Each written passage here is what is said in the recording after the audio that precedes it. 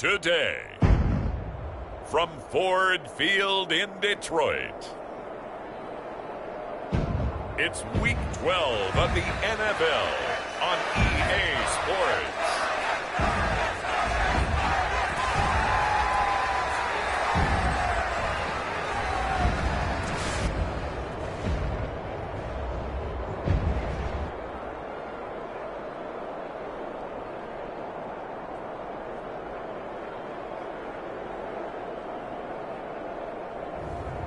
It's the Detroit Lions taking on the New York Jets. First opened in 2002, there's a look inside Ford Field here in downtown Detroit, the Motor City. Today, Week 12 of the NFL season is upon us, and we've got a good one in store, as it'll be the New York Jets taking on the Detroit Lions.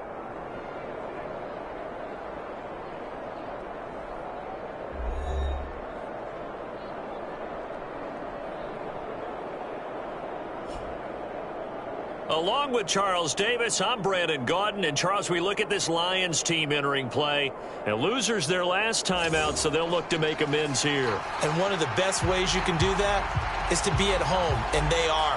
They're going to try and ride that home crowd and that wave of emotion to a victory in this one. Meanwhile, for the visiting Jets, they've certainly found their groove of late, winners of 5 in a row. And I think the sky's the limit for this team. They're playing the best football that they've played in a long time.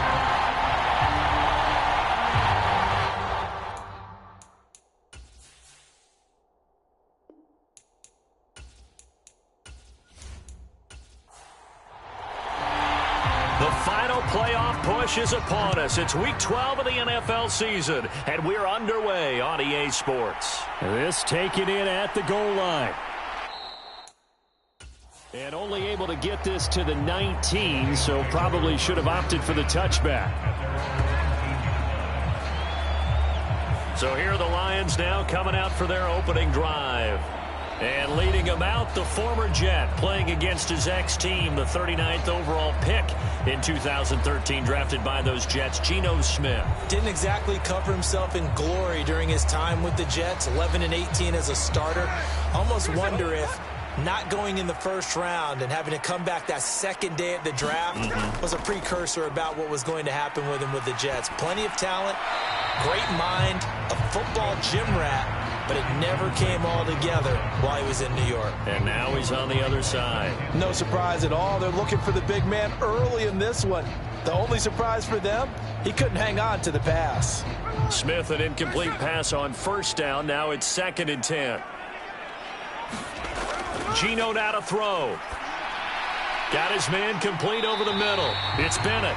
He'll be dropped at the 25 after a gain of 6. And they'll look to avoid an early 3 and out here on 3rd and 4. Throwing is Smith. Over the middle, complete. That's Bennett. And he'll be taken down, but he does have first down yardage. It's a gain of 4 there, and it gives him a new set of downs. Another catch for him there on this drive, Brandon, and it looks like they're going to utilize him out of the backfield any way they can. And that time they pick up a first down. So now on defense, do you assign a man to him and try and cover him before he gets going?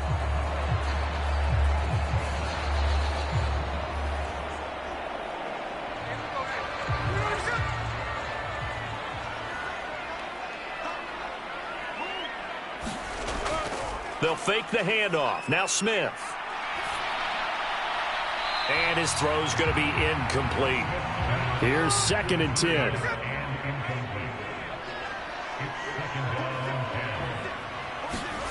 Now Geno. Now a quick throw there, but it's going to be incomplete. They've given him some different looks here defensively in the early going. He's only hit 2 of his first 5 passes. With a big 3rd down coming up, he's hoping he's got a play dialed up that can take advantage of whatever the defense throws at him. So back-to-back incompletions, and that has him staring at a 3rd and 10. Again, Smith. Got his man complete over the middle. That's Bennett. And he stopped up short of the first as they tackle him down at about the 36. Their opening drive here is going to result in a punt. They got 7 yards there, but not enough. We can make this one pretty simple. Locked up all of his progressions downfield, forced to get it to his running back. But how about the way they ran to the football and knocked him down to force a 4th down?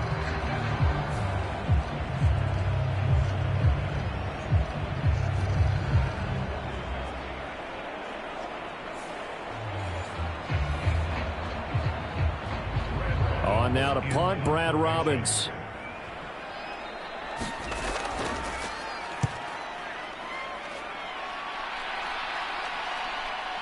Fielded just inside the 20.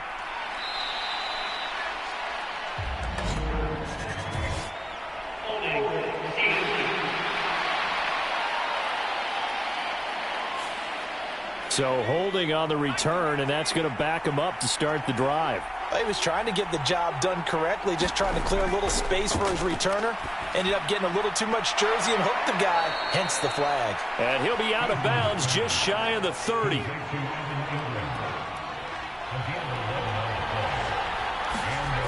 On 1st down, Jacob Eason able to shake him off. Gets past one man. And brought down, but not before reaching the 45-yard line. A nice job there on the escape and scramble. A 1st down, a 16-yard gain.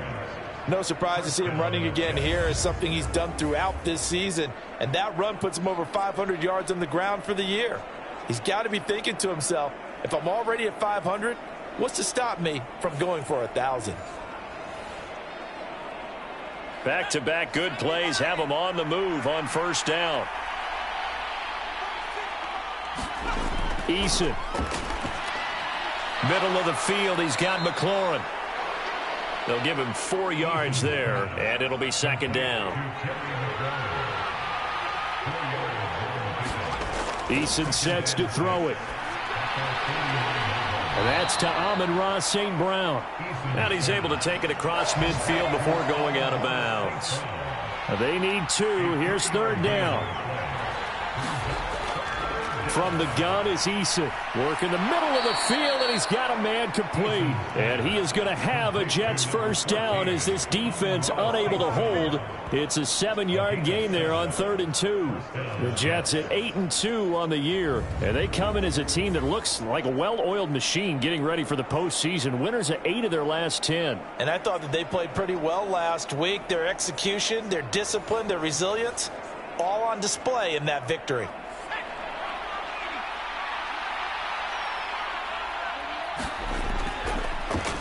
First carry of the game now for the Texas superstar, Bijan Robinson. And he ran right through one tackle as he fights forward for a gain of 7. In a word, I would say productive, finding the end zone 3 different times. Is it possible that you're really underselling it? 3 touchdowns, just going to call him productive? Right. What do you want? This guy had a nose for the end zone. He was good. Had a snoot full, didn't he? How about that? Big-time game. And brought down, but not before they're inside the 25. 10 yards is the pickup. Good enough for a Jet 1st down. A couple of nice carries back-to-back here, establishing the ground game a bit. Yeah, these aren't bare-bones runs now. I mean, they're getting substantial yardage, the kind of yards you're looking for, right? Let's go ahead and use a cliche. Stay ahead of the change, right? 5 or more yards each time. That's what you're looking for in setting a tone and getting your offensive line going. Good sign on the opening drive.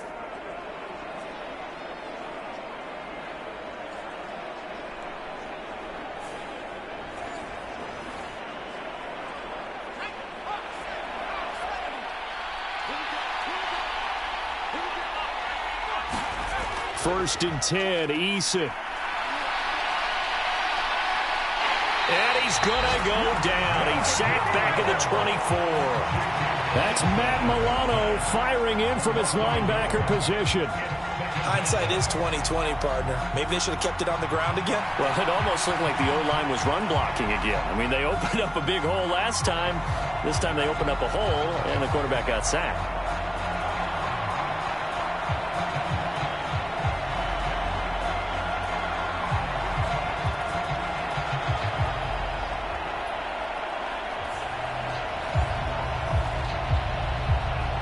The sack cost him only a yard. It's 2nd and 11. Play action. It's Eason. He completes this one to Terry McLaurin. And he gets it inside the 10 to the 9. It's a really nice 15-yard pickup, and now it's 1st and goal. Well, no question, this is exactly how they wanted to start this football game. And nice pass there. And now they're set up beautifully, Charles, to finish this off with a touchdown. Yeah, but they've still got to finish it off, partner, and that means they've got to execute at this stage of the field. So we've seen many teams march it right to the goal line and not cash in. They've got something dialed up here that puts it in the end zone. Throwing is Eason. And that is incomplete here. Another shot from the 9 on 2nd and goal.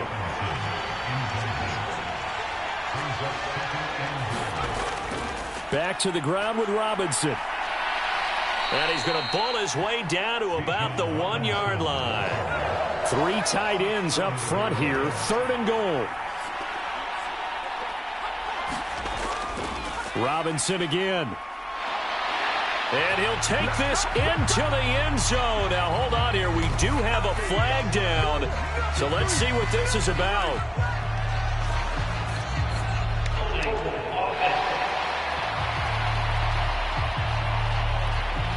So reverse the celebration. We'll see if they have something else in their bag of tricks. And isn't that always tough to watch when they score and you see the excitement, and then when they realize those points aren't going to count? Can they get it back together and find their way back to the end zone? Being chased out left. And he's going to take it in for a Jets touchdown. Jacob Eason taking it in from 11 yards out. And the Jets are on the board first here this afternoon. Well, they were backed up on 3rd and goal, and when you saw him start to scramble, my thought process was he'll get what he can and maybe get out of bounds. But he got a little bit greedy there. And in this case, greed was good as he got into the end zone. Extra point attempt to follow here.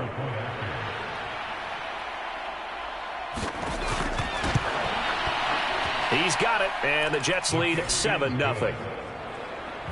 That one in the books as a 12-play drive. And in the end, the finishing touch, an 11-yard run.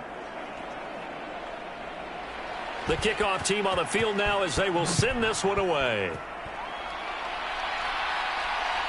From a couple yards deep, he'll bring it out of the end zone. And ultimately cannot get this out to the 25-yard line as he's dropped at the 23. Back onto the field come the Lions for their 2nd overall drive. Defense got the better of them last series, forcing a punt. See if they make a few changes in the game plan here and try to get points out of this drive. 1st and 10.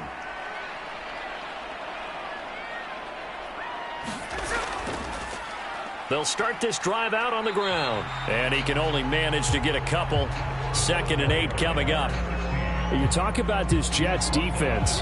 They were terrific last week in the victory over Kansas City. And what I saw on film was nearly an unstoppable pass rush. They had 5 sacks last week, plenty of hurries.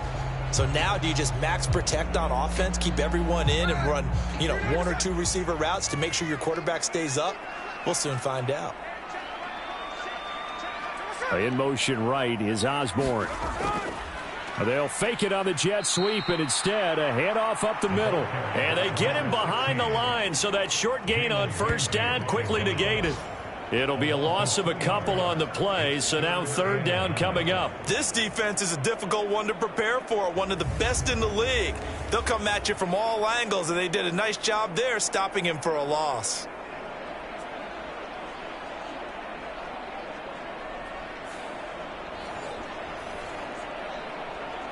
The Jets will bring in a nickel set as they try to stop this 3rd down. Throwing now is Geno. Able to find the open man. That's complete. And he is going to have a Lions 1st down as they're able to get the 3rd down conversion. Well, this is where reading defenses and practice time comes into play. Got to know what you're running versus zone versus man and how to run the proper route. And they just executed that one pretty well.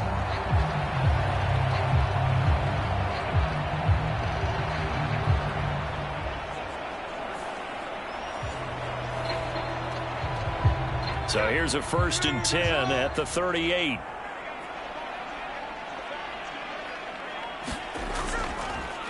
Up the middle they go.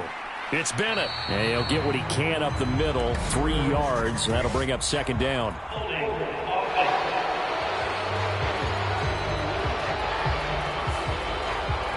So they cite the right guard this time with a holding penalty. And so many different assignments you could have at that position, and sometimes you might just be a step too late and have to grab and hold on. And he is met in his tracks behind the line of scrimmage. It's a loss of 2 there, bringing up second down. This defense for the Jets, they were terrific last week in the victory over Kansas City. And what I saw on film was a nearly unstoppable pass rush. 5 sacks last week, plenty of hurries given up. So now what do you do on offense? You just max protect, keep everyone in and run the ball, or maybe just 1 or 2 receiver routes in order to try and keep your quarterback upright. On second down, it's Bennett. He'll be dropped at the 30. The first broken tackle was there but couldn't bust free. They need 18 yards here on third down. Smith. A little short pass here taken in by Laporta. And he'll be out of bounds across the 30-yard line. And just 3 yards on the catch there. He couldn't get away. And that's going to make it fourth down. And here's Brad Robbins now.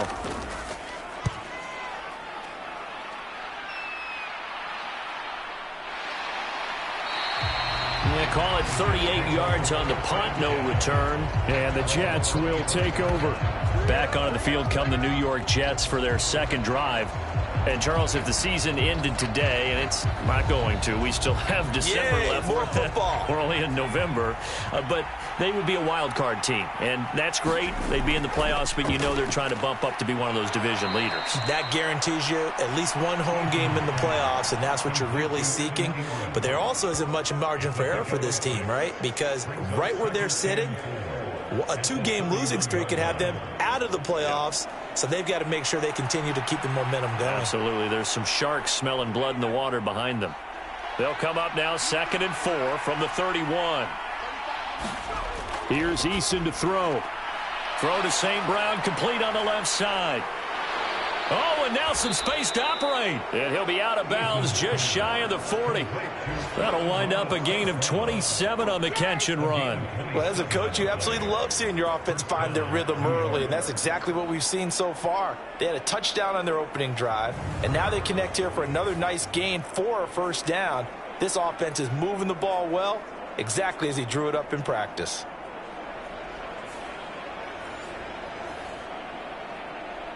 So the ball moves into Lion territory now. Here's 1st and 10 at the 42-yard line. Now Eason.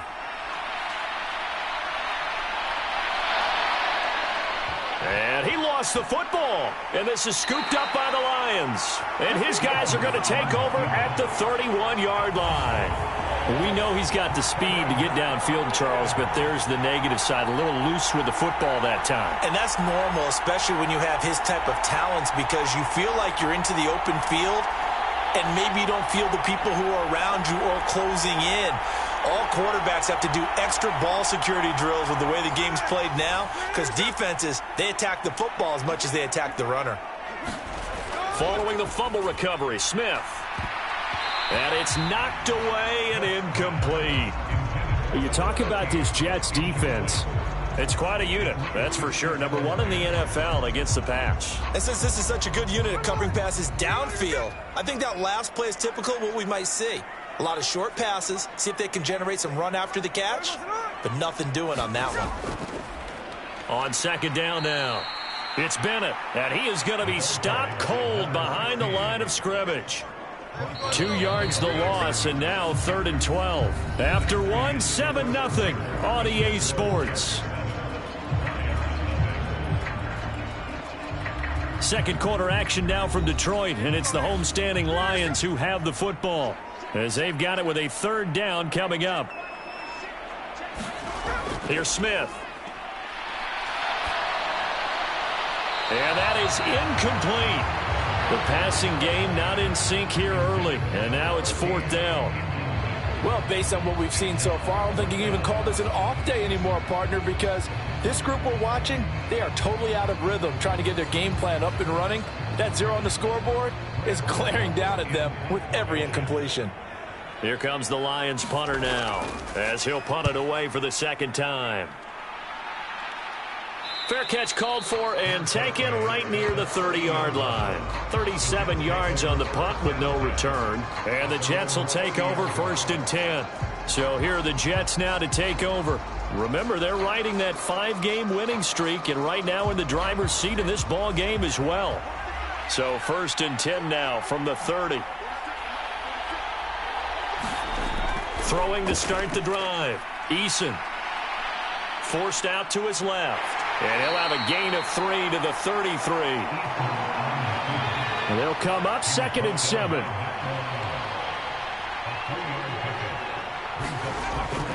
Looking to throw. Eason. Now that'll be caught by St. Brown. And he'll lose yardage. Brought down at the 32. Now they're staring at a 3rd and 8. That last play backwards a yard. And that was a heck of a play there on the outside. Partner, sometimes I think on a play like this as a corner, you've got to think to yourself, all I've got to do is slow him down so others can come over and support. But in this case, he said, forget that. I've got this. Sorry you had to make the run for nothing, fellas.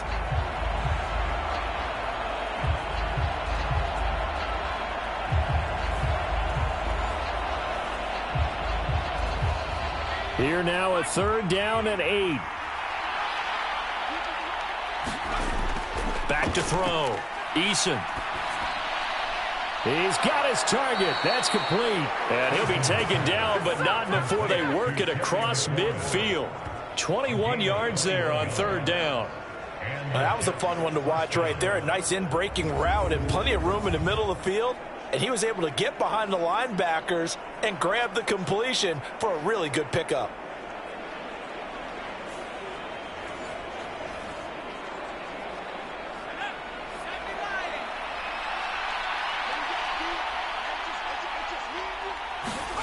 They'll throw on 1st down with Eason.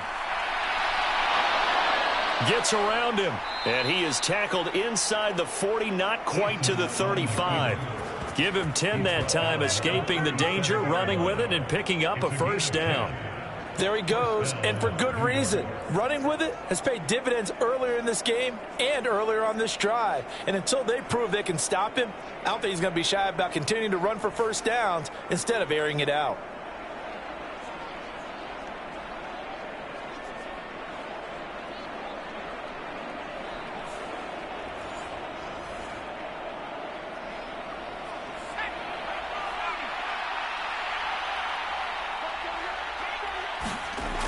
Throwing on 1st down. Eason.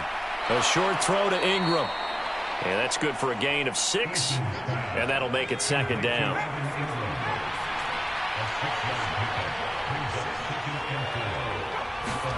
Eason going to throw it out of the shotgun. And he will slide to a stop. He does have the 1st down. It's a gain of 11 yards that time, and it produces a new set of downs. No shortage of impressive moments from him thus far. Now he's halfway to the century mark, and we're still in the 1st half. There's been no answer for his running ability so far by the defense. I can't wait to see what adjustments they'll have to make during the halftime break.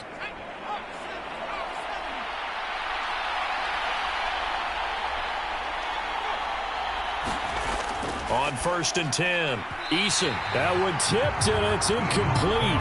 But good hands there defensively at 2nd down. Looking to throw. Eason finds his tight end Ingram. And they'll work this down to the 15 for a pickup of 4. Not a big window to throw. Coverage wasn't too bad there. Yeah, they had him under wraps pretty well, but somehow able to muscle his way open and catch the ball. And they'll be in search of 6 yards here on 3rd down. This is now the 9th play of the drive. Out of the gun, they'll look to throw. That is caught. And I think the ball's out.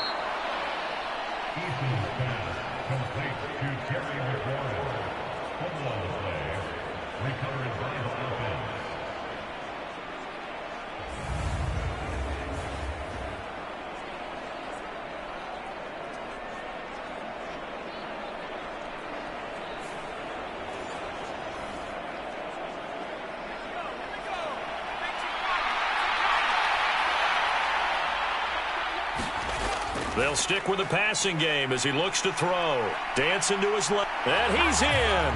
Touchdown, Jets.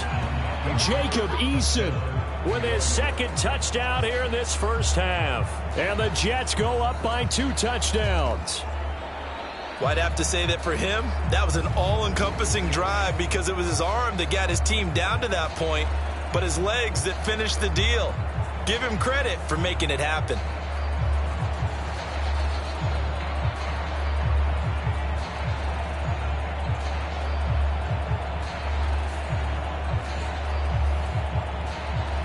Now Younghoe Koo for the extra point.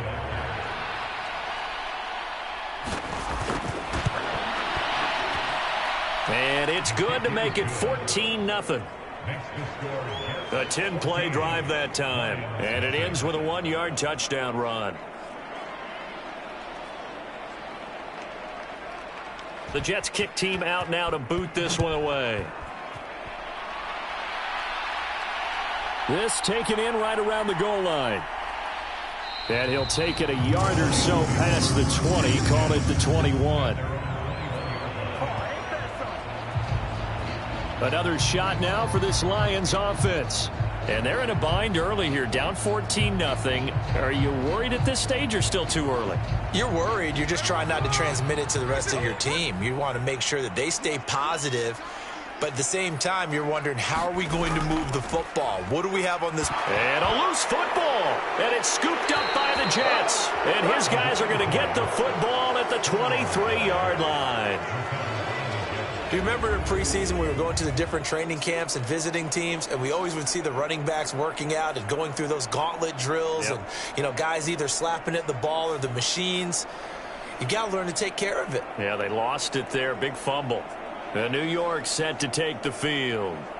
It's been a good first half so far. They're up 14-0. Points here, they could really put them in command before intermission. Yeah, and it's all well and good what they're seeing and how they're feeling right now.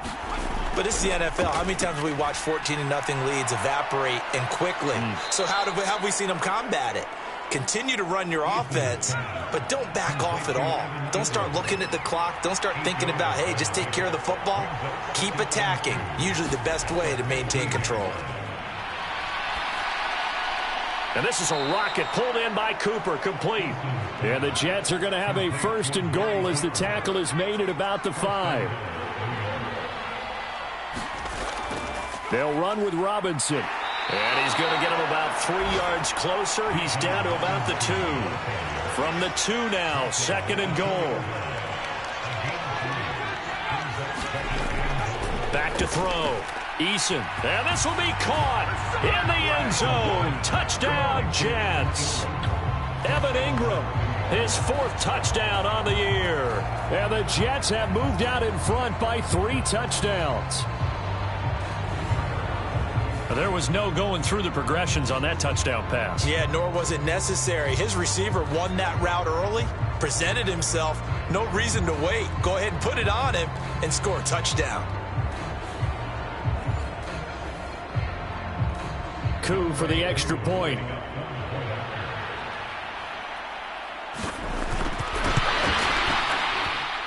And it is now 21-0.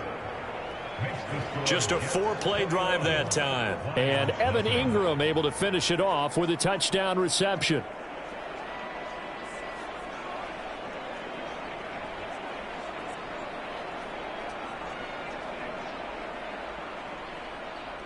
The kickoff unit is out on the field, and they will send this one away. Taken at the goal line. And he won't quite make it to the 25.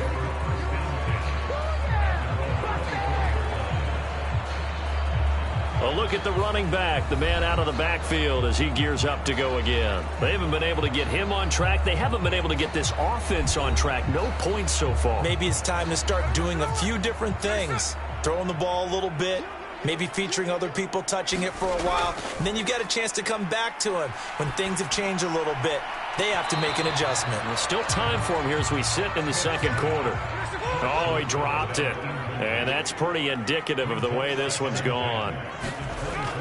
On 2nd and 10, Smith. Over the middle, complete. That's Bennett. 5 yards. Now it's 3rd and 5. They'll need 5 on this play to move the sticks. Smith. Oh, had his hands on it, couldn't bring it in. Pretty symptomatic of how this game's been going. The passing game not in sync here early, and now it's 4th down. I know this offense was expecting to do big things, but it certainly hasn't turned out that way, at least not through the first 3 drives. They're definitely going to have to put their heads together and start concocting some offense that'll move the ball downfield. Here comes the Lions punter now, as he'll come on to kick this one away. He's been a busy man here in this first half as he gets it away. It's a return of 5 following a punt of 42 yards. And it will be 1st and 10 as they take over. And now out come the Jets. This drive here beginning probably with a pair of motivated groups. Remember, the offense scored a touchdown on their last time out, looking to repeat that in Charles's defense. They were very frustrated after giving up 6 the last time on the field. And frankly, it's just a battle of wills in a lot of ways, because you know they're both motivated. They both game plan for this drive, and they both have specific outcomes in mind. To me, it just comes down to who can execute better and which side can step up and assert its will over the other. Too far downfield, something those linemen have to watch out for, and that time it costs them.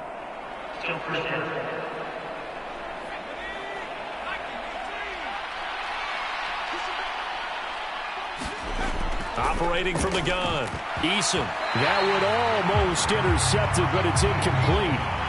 Not a good throw there, and it'll be 2nd down.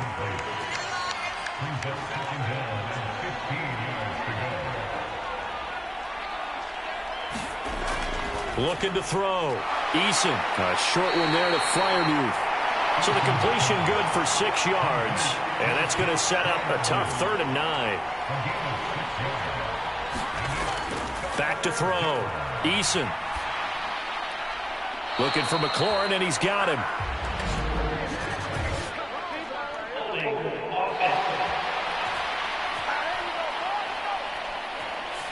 So instead of giving them another 3rd down, they'll decline it, brings up 4. Now, that's smart football right there. You don't even have to really spend a lot of time considering it. Just know that you're probably going to get the ball back. Good job declining that penalty. This will be a 41-yard punt, 3 on the return, and the Lions will take over. Here's the Detroit offense now as they head back out onto the field. And this, you'd hate to say that a drive in the first half must end in points, but you're down 21-0. They're going to have to get something going fairly quickly. I would agree totally with that, because if you're going to mount the comeback, it's going to have to come in bits and pieces. It doesn't just all come at one time, right? We haven't seen anything more than a 6-point touchdown ever in this game, right? So that's how it has to be done. Get points on the board now. Start your comeback. But you're exactly right. Let's get it going right here in this spot. They'll come up now 2nd and 4 from the 31. Now Smith. Quick hitter here. It's complete. His first catch, good for 8 and a 1st down. It's been a very one-sided game so far. They got to change what they're doing right now, don't they? You can't wait till the halftime speech to make an adjustment. No, you can't, because if you're doing it right, you're adjusting from series to series, and they need a big adjustment here to try and put some points on the board. And he takes this up right near the 45-yard line. Ball placed at the 45 for 2nd and 5. Here's Smith. A little short pass here taken in by Laporta. And that's going to be another 1st down as the tackle made at the Jets' 45-yard line. They picked up 5 yards last time. Now they double it and get 10 here. This offense finding its legs now. Here's another 1st and 10. Now it's Smith. He finds his man. And he loses the football a 2nd time.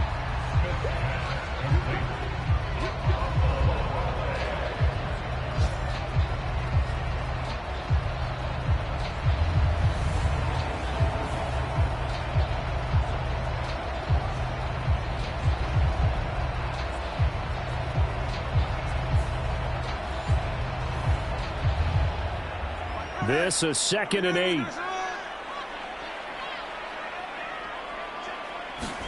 Back to throw, Smith. He finds his man, complete. It's Bennett. So 5 yards here, 5 on the play. And now it's 3rd and 3. And he's got his man on the out route. And he is going to have a Lions first down, and he was able to get it by plenty. A gain of 8 on 3rd and 3. As an unbiased observer, I think it would have been interesting to see what they would have done if they hadn't gotten the first down there.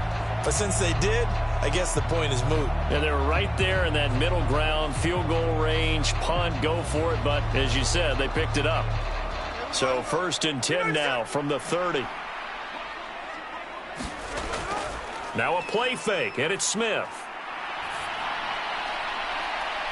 Oh, into a sea of defenders and intercepted.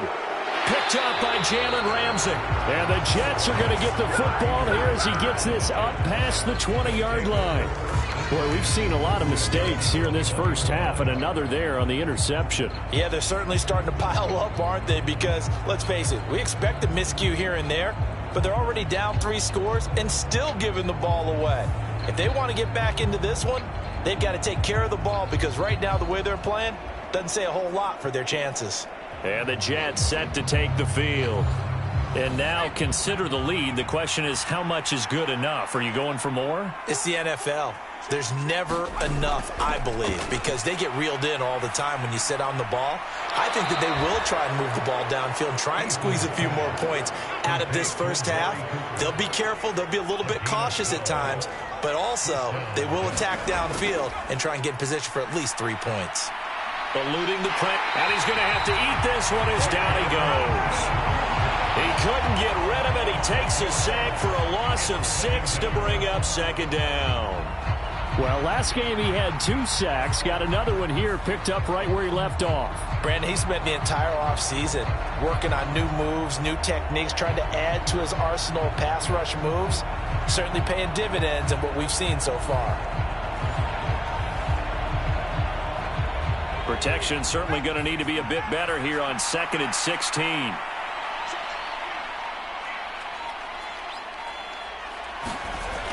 They don't want to repeat a first down. They'll keep it on the ground. And he'll just keep 2 hands on the football as he'll be taken down after a short pickup. So here's a 3rd and 14. Once again, they'll keep it on the ground. And they will bottle him up behind the line, and now will they use a timeout? And they're going to take a timeout defensively. So with 4th down coming up, they go ahead and burn it and say we'll see what happens. On 4th down, A.J. Cole comes on to punt. 44 on his first punt, and this is a good kick as well. This is taken at the 23. It'll be a 47-yard punt with a net of 40 following a 7-yard return. And there'll be time for maybe one final play before halftime. The final shot here before break. Smith. Oh, and that is incomplete. So we reach halftime in what's been a fairly one-sided game so far. As we send you down to Orlando, where Jonathan Coachman has our EA Sports halftime report. Coach. All right, Brandon, thanks very much. Things starting to get interesting in this final weekend before Thanksgiving. So let's see what's going on around the NFL.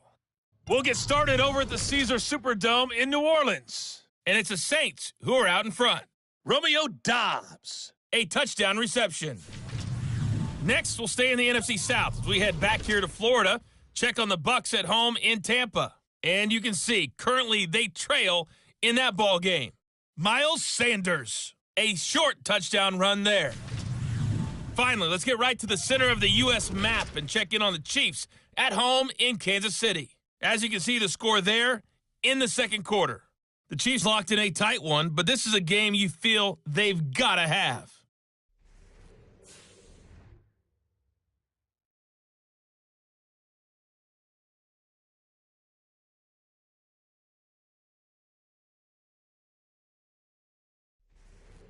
All right, Coach, thank you, and we welcome everyone back for quarter number 3. And the Jets set to receive this third quarter kickoff, and they have the lead as well as we are underway in the second half. No run back here to begin the half, and we will start at the 25-yard line. Here's the Jets offense now getting set to start off this third quarter.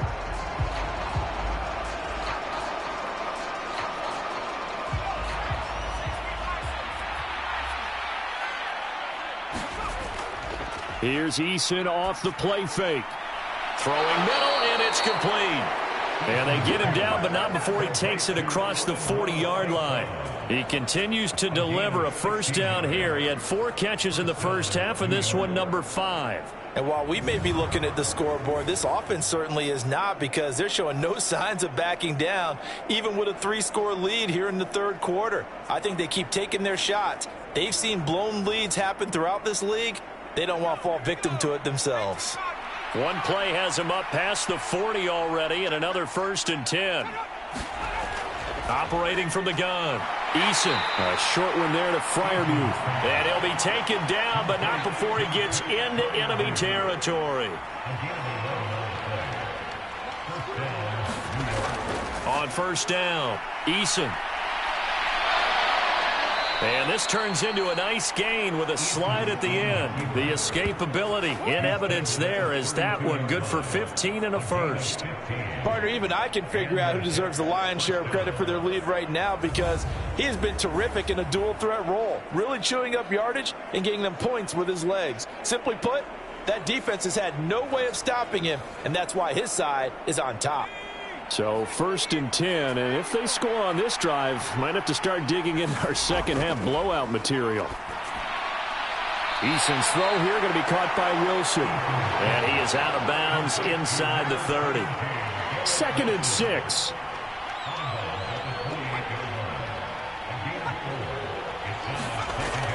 Looking to throw. Eason. And he can't find anywhere to go with it, and he goes down. It'll go as a loss of 3 on the sack, and it brings up 3rd down. That time, finally, a measure of revenge as they get him down behind the line. It almost felt like relief, didn't it? Because with the success he's had throughout this game, you'd almost expect him to get free and pick up 10 to 15 every time he takes off. Not in that case. That has to feel good for the defense. The 22 is the line to gain here on 3rd down. Back to throw. Eason. And he'll protect himself at the end here as he winds up getting pretty decent yardage. Decent gain on the scramble to 6, but now it's 4th. That was a good effort there, trying to do it on his own, but as a defender, you're in a tough spot because you have coverage responsibilities behind you, and if you take off too quick to try and get him down, he might loft it over your head. So better to track with your man defensively than try to go up and make a stop on the quarterback. Exactly right. What you're hoping is that your guys in the front 7 can get him down. Koo knocks this one through the post, and the route is on. It's 24-0.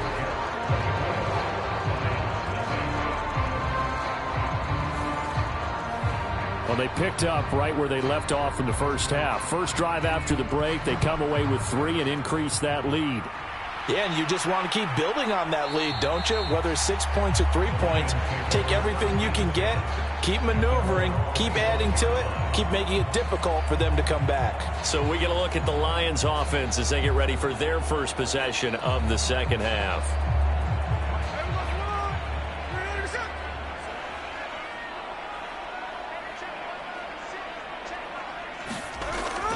They'll start on the ground here on first down. He'll be dropped after a gain of about 6 across the 30 to the 31. They'll come up now 2nd and 4 from the 31. Now Smith. Flushed out right. 8 yards that time, able to take off, and the result is a first down. He's been patient this entire game, waiting for the perfect moment to surprise them with a quarterback keeper. There he catches him off guard and converts his first rush of the game into a first down. Gotta love that efficiency.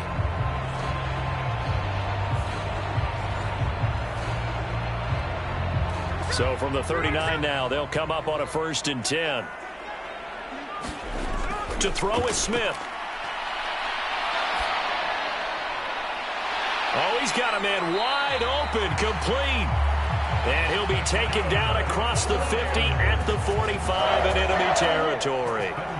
15 yards for the Lions there on a first down. Well, we talk all the time about playing situational football. And right now, I think the scoreboard is dictating what they need to do. Where they are in this game, they've got to push the ball downfield, take their shots, try and get big chunks of yardage in a short amount of time. That was a nice play there. Still in search of their first touchdown of the game, but they're on the move. 1st and 10. Now a handoff up the middle. Bennett down to the 42, second down.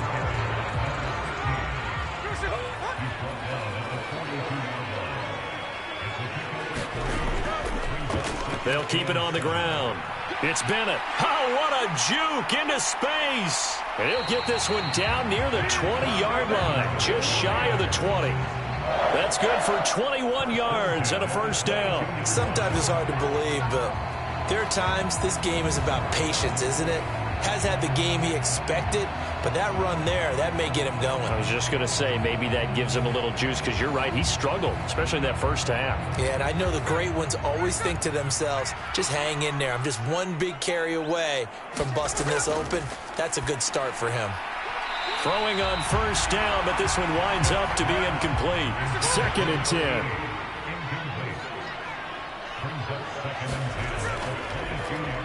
Now it's the first involvement on the ground for the backup running back. And he'll be taken down at the 20 after a gain of just 1. Not too many offenses want to turn down long drives, but when you're down what they are, they've got to pay it off with some points. Throwing on 3rd down, Smith. Oh, it's intercepted. A drive killer there. And the Jets are going to have great field position here as this is returned just shy of midfield.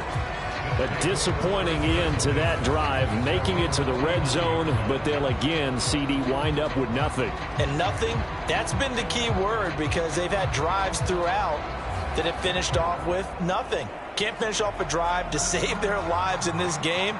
And this one winds up again, giving them, dare I say it, nothing. Good starting position for the Jets as they come up 1st and 10, just shy of midfield at the 49. Throwing to start the drive. Eason flush to his right. And he's got this down to the 35. A nice job there on the escape and scramble. A first down, a 16-yard gain. That's multiple times now he's tagged them with a big gain with his legs. Really showing off some nice awareness and the ability to correctly realize when he's got a chance to tuck it and go himself.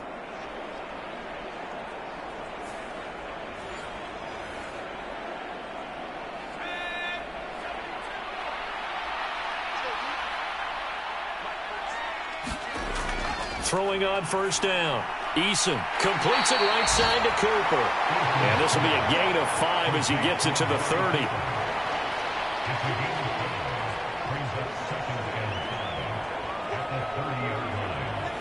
Ball on the 30 now. Here's a 2nd and 5. Now a shotgun snap as they'll look to throw. Looking for and finding Amari Cooper again. And it's going to be another first down as they'll get him to the ground at the Lions' 14. That one good for 16, and the drive will continue. This is just more of the same. This defense has had no answer on a lot of these throws. They've let these receivers run wild, and here's another completion for good yardage. Here's a 1st and 10 at the 14-yard line.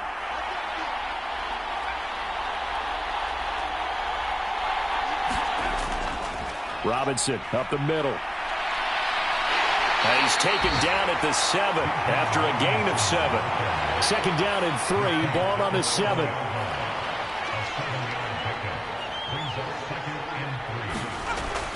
Looking to throw. Eason. Got a man, it's caught. Touchdown, Jets. Evan Ingram with his 2nd touchdown of the game and 5th on the year. And the Jets have opened the lead up to 30. A familiar refrain, a turnover leads to a touchdown, and that lead grows even wider now here in this 3rd quarter. Yeah, partner, I'd say there are a lot of grins breaking out on that sideline because, let's face it, They came in thinking they were in for a real fight in this game, but this one's been about as one-sided as we've seen in a while. In addition, if you're a backup, time to start stretching and loosening up. You may get some playing time in this one. Coup now for the point after. And the lead grows even larger here in the third quarter. 5 plays there on that drive. And Evan Ingram able to finish it off with a touchdown reception.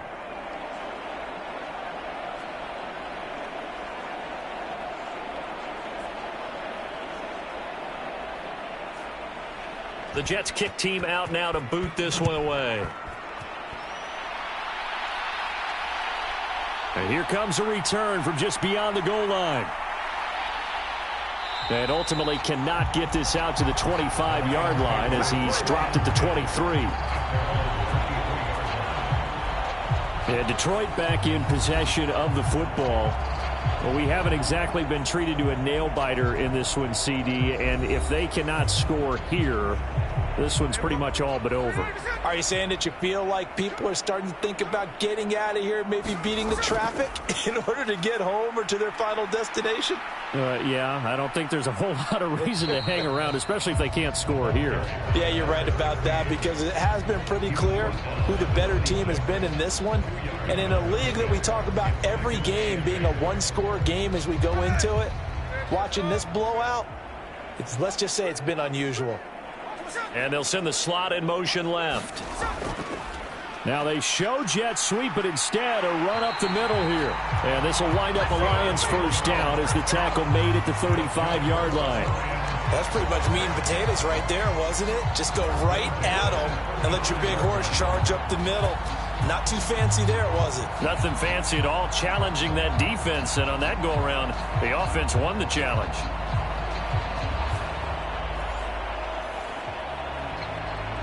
Ball up to the 35 now as they come up on 1st and 10.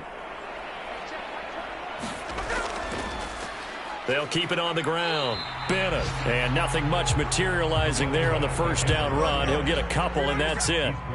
So from the 37, here's 2nd down and 8. Up the middle they go. It's Bennett. And this winds up a pickup of 2, maybe 2.5 to about the 39. Just not a whole lot of room to operate there on that carry.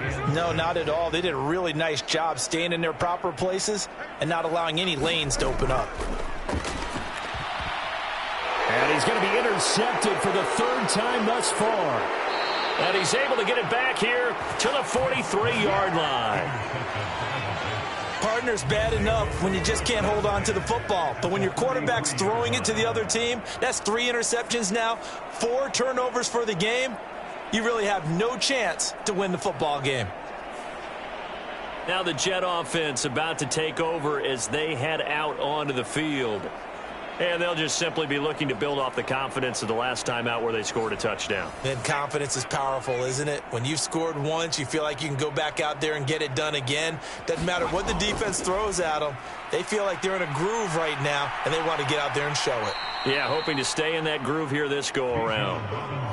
5 yards on the carry. Good pickup on 1st down. You know what really fires up offensive linemen?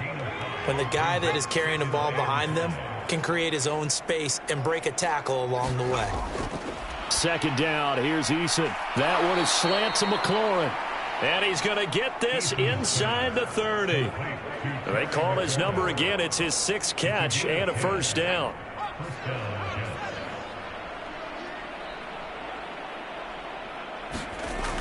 Back to throw. Eason. And this is going to be intercepted. Picked off by Alontae Taylor. And the Lions are going to get the football back as time will run out in this 3rd quarter of play. Back now at Ford Field. And this is a blowout so far as we get set for the 4th quarter. A very one-sided affair. The Lions offense ready to kick off their next drive. Well, I think that the folks here had hoped that maybe this home atmosphere would carry their guys to a surprise victory, but it does not appear that that's going to be the case. There's too much to handle on the other side in this one. Throwing is Smith. And he drops it incomplete, and their struggles continue here. This offense so far on third down, they've converted a third of their opportunities, 3 for 9. This is 3rd and 10. Going up top, and his pass is intercepted for the 4th time today. And the Jets are going to take over here up near the 40. Well, they've got the huge lead. Now they have another interception on the defensive side. Seems like everything they touch in this one, Charles, turns to gold. And they have to be awfully happy right there to get what appears to be one more for the road. It helps seal away one of their best efforts of the season. Now the Jets offense gets ready to head back on the field.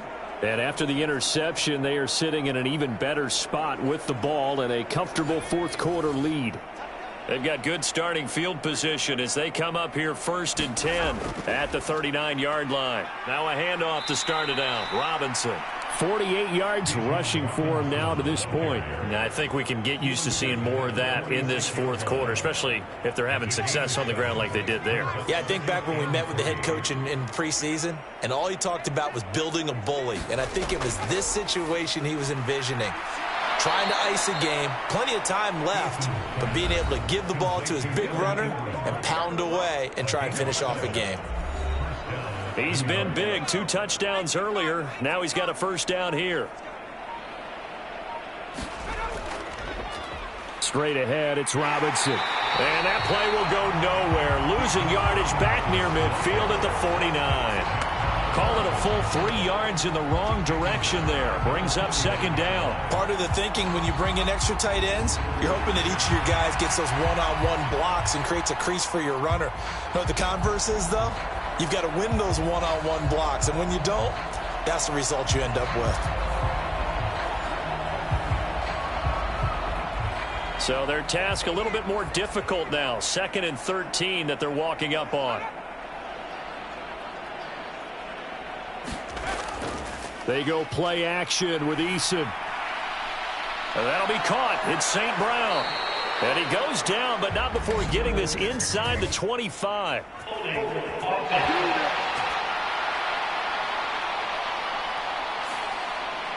They'll come up now on a 2nd and long after the hold. Looking to throw. Eason firing quickly here, and that's complete.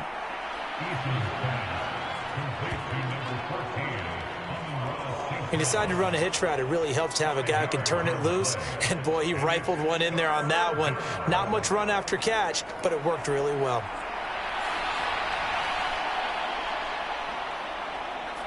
For the Lions, an extra DB in the game now here on 3rd down. Off the play fake. Eason. Robinson's got it. And he'll be brought down at the 48-yard line. They do get 7 out of that, but not enough to prevent a 4th down. How about that strategy there, Brandon? 3rd down. They just said, we've got faith in our tacklers. We'll give you the short stuff, and just decided to protect the sticks. So every time I hear fans telling me tackling's not a part of the game anymore, plays like that, I can clip and save and show them you have to tackle well if you want to be a good defense. Here's A.J. Cole now as he's on to punt for New York.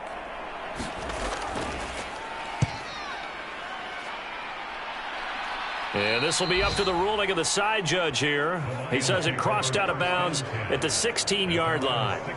So here come the Lions now. Facing a big 4th quarter deficit here, things not looking good. You know, this offense, though, they've been in the top half of the NFL so far this season, but in this one, well, their defense has really struggled. Trying to shake off the interception from the last drive. He'll look to throw. Buying time to his left. He'll wind up getting right about 4 there on the scramble, and it's 2nd down.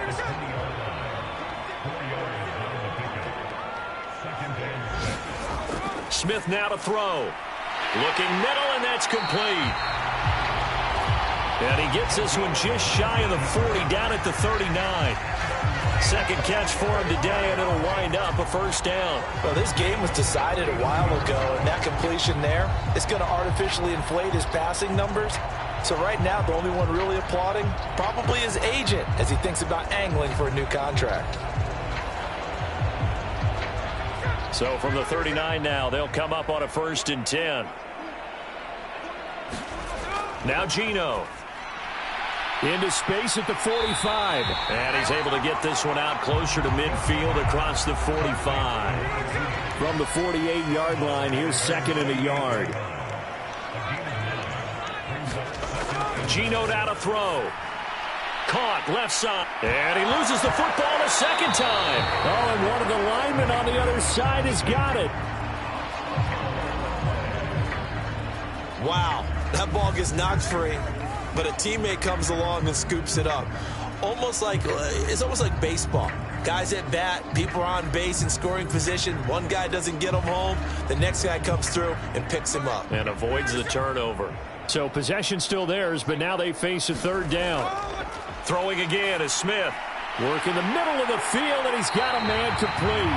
And he is going to have the Lions first down as they're able to convert by plenty there on 3rd and 1. They certainly had success throughout this contest getting him the ball in the passing game, and there he picks up another first down. Whatever they saw going into this one, they've been able to capitalize on it, and no adjustment has been made to take it away. So in Jet territory now. Here's 1st and 10 at the 45-yard line. Again, he'll drop to throw. And a quick throw here, that's complete. Call it a gain of a yard, and that'll bring up 2nd down.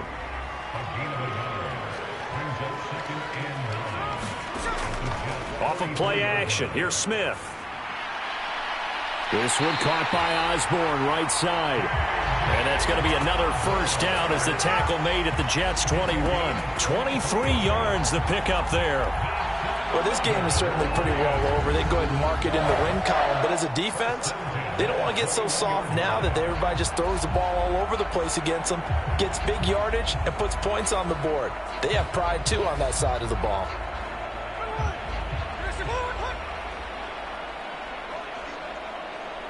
They'll send a receiver in motion to the left. And they're going to give it to him on the jet sweep.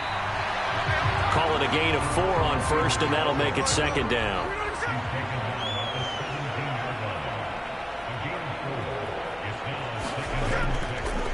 And they'll run on the inside handoff. And he's able to work it here to the 8-yard line. 9 yards on the play there, and it'll set him up 1st and goal. What a game this defense continues to play, huh? Yeah, they've been aggressive from the first snap, and they've controlled this ball game. But right now, if you're on the other side of the ball, you've got to match that aggressiveness. No points so far in this game. Moving the football, got to be that way to go against them and try and get some points on the board. And I'm curious on the defensive side if they stay aggressive, because you know they want to pitch this shutout. Yeah, they have to be aggressive, but they also have to be smart about it as well, because one mistake can turn into 6 points. Right back to him on 1st down. Trying to turn the corner, but he's going to be stopped right near the line of scrimmage. Nothing on 1st down, so the ball remains at the 8-yard line, 2nd and goal. One back in the backfield, he'll get the carry. And once again, he'll get possibly back to the line of scrimmage, but no more than that. 3rd and goal, try to make that scoreboard at least a little more respectable. Quick hitter here, it's complete. A gain of 5, but not enough. Leads to a 4th and goal. Completed pass brings up a 4th down situation. Do you play analytics on this one? Well, you know, what do your analytics tell you about going for it here? I wonder what they would say. They tell me you're down by this margin, 4th quarter, you're going.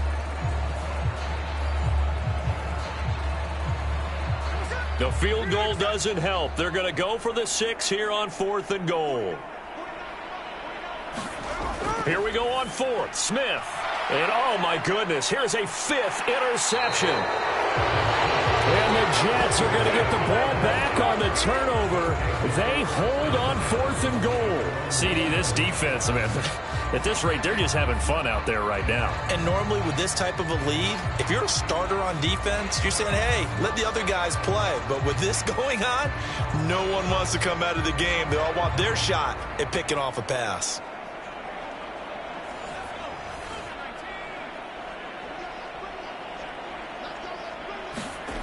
From deep in their own territory, they look to throw. Looking left side, it's complete. He's got it. And able to get it across the 10 to the 15. Trying to find some space to operate, and now they'll have it. A gain of 12, a big first down to get away from the end zone.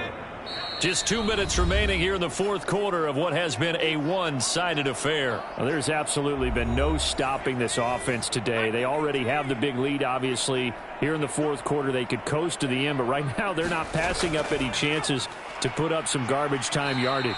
And, partner, why would they? Because who knows the next time you'll be playing as well as you have today. When you're in that zone, you go ahead and take full advantage of it. You don't worry about your opponent. You just worry about what you're doing. On second down, another shot for Robinson.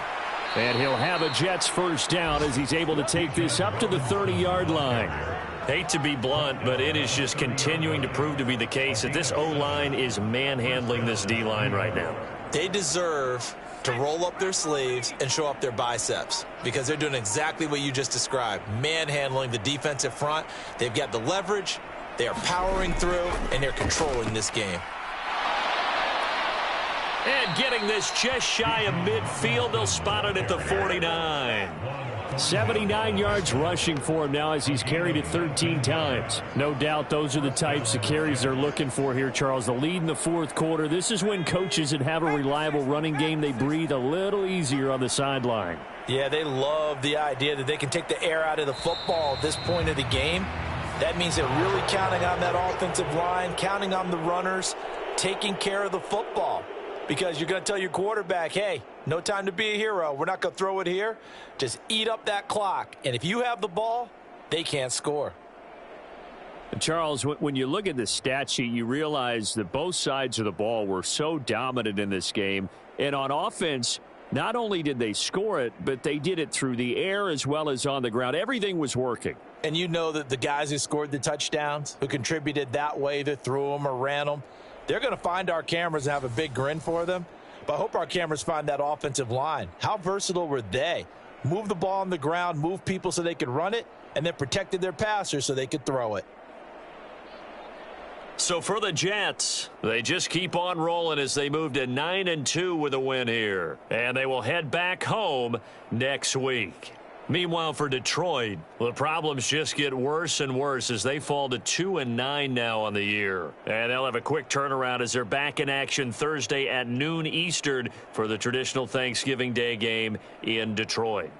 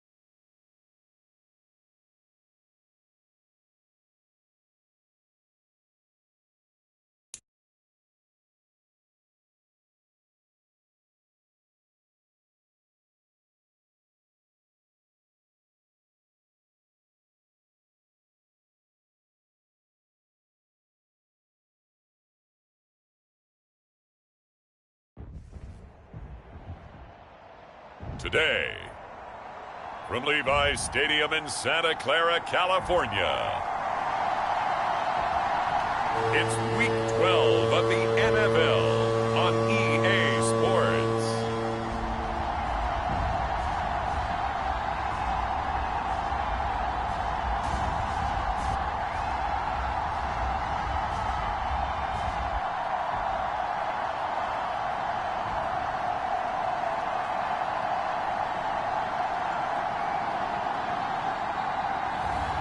It's the San Francisco 49ers taking on the Denver Broncos. From the host to Super Bowl 50 back in February of 2016, there's a look at the home of the 49ers, Levi's Stadium in Santa Clara. Today, Week 12 of the NFL season is upon us, and we've got a good one in store, as it'll be the Denver Broncos taking on the San Francisco 49ers.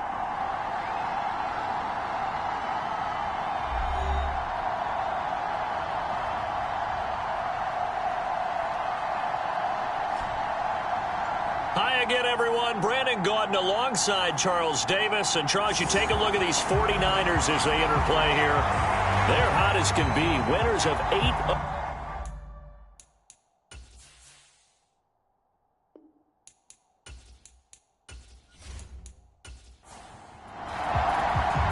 The final playoff push is upon us. It's Week 12 of the NFL season, and we're underway on EA Sports. And the opening kickoff will not be returned, as that will be a touchback. So here are the Broncos now for their opening drive. They're led onto the field by the former Cal Bear and the #1 overall pick in 2016, Jared Goff. And it would be interesting to see pretty early in this one exactly where his head is, because the best quarterback shake off performances like he had last week. Way too many interceptions. Didn't throw a touchdown pass. Team lost the game. Let's see if he can bounce back and get things going in the right direction. He'll be trying to forget those 3 picks, as you noted. And he's upended after a gain of 2 out to the 27. You look at this Niner defense. They were excellent a week ago in the victory over Arizona. Have to admit, I was extremely impressed by what I saw. They ended up getting 4 sacks in the game, stayed in the face of the quarterback the entire time, made it difficult for him to step up and find receivers downfield. And that's what they told us this week, that pressure on the QB is key. An early tough test on the opening drive. This is 3rd and 8. Here's Goff. And this pass broken up. Excellent coverage there on 3rd down, as that was not an easy one to hold on to. Brandon, we saw these defenders flying to the football in their win last week, and nothing has changed. They're still moving around quickly and forcing incompletions.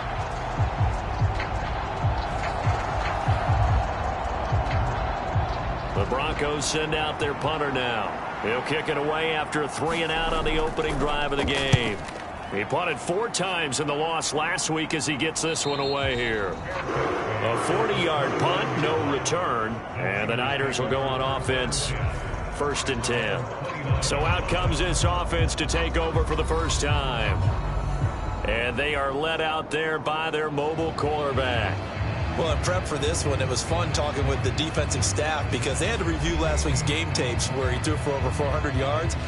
And they started ho-humming that performance. And finally, you said he threw for over 400. That's got to be significant. That's why he won the NFC Offensive Player of the Week. They better be careful what they wish for, ho-humming. He might do it again here in this one. A short throw, and that's hauled in by Mayer. And he'll be out of bounds across the 30-yard line. The result, only 4 yards there on the play. And that will bring up 2nd down. That was a nice throw out there to the flat, but they defended that pretty well. The hope is to go ahead and put it on him so he can turn and get upfield and gain additional yardage. There just wasn't anywhere to go on that play. 2nd and 6. And this one incomplete. Too much contact to hold on to that one, and it's 3rd down. One thing that you're going to see from this offense is that they love the matchup with their wide receivers against this secondary. That one wasn't successful, but don't expect them to back away from attacking all game long. On third down, he'll drop to throw. Able to find the open man. That's complete. And he has a big gain inside the 40 before being dropped. A first down and then some. Give him 29 yards. Well, I think when they look at their offense, they think to themselves, weapons everywhere, and they want to move the ball around. They want to spread it to different people. But you absolutely know they want to get this man involved as well, and that's what they just did on that play. So a 1st and 10 now in Denver territory at the 38. Back to throw again. That throw taken in by Jamison Williams. Touchdown, 49ers. Jamison Williams, his 2nd touchdown on the season. And the 49ers get the upper hand as they're on the board first here this afternoon. Well, you've got to like that start on both sides of the football. You force the 3 and out, and then you score on your first drive. Well, I know someone who doesn't like that start. Well, yeah, the other side. Yeah, they don't like that at all, right? This is not the way it's supposed to be. But what you just described, that's team football, all right? When you get a 3 and out, you're supposed to take advantage of it on the offensive side of the ball. You said, thank you very much for getting us the rock. Let's put it in the end zone, and they did exactly that. Moody good with the extra point, and it's now a 7-0 game. So that drive of 4 plays. And it was Jamison Williams wrapping things up with a touchdown. So following the touchdown, here's Moody back out to send it away. This fielded right at the goal line. And ultimately cannot get this out to the 25-yard line as he's dropped at the 23. So now the 2nd drive offensively coming up for the Denver Broncos. And they'll certainly be trying to do better than that first drive where they went 3 and out. And sometimes the first drive is just simply to settle nerves. You know what it's like at the start of a game with the emotion. Guys a little bit jumpy. But you do. Oh, you understand the same way. Just like us calling one, right? Making sure we ease into the game, let it come to us. Well, you went and 3 now and they out. have that opportunity.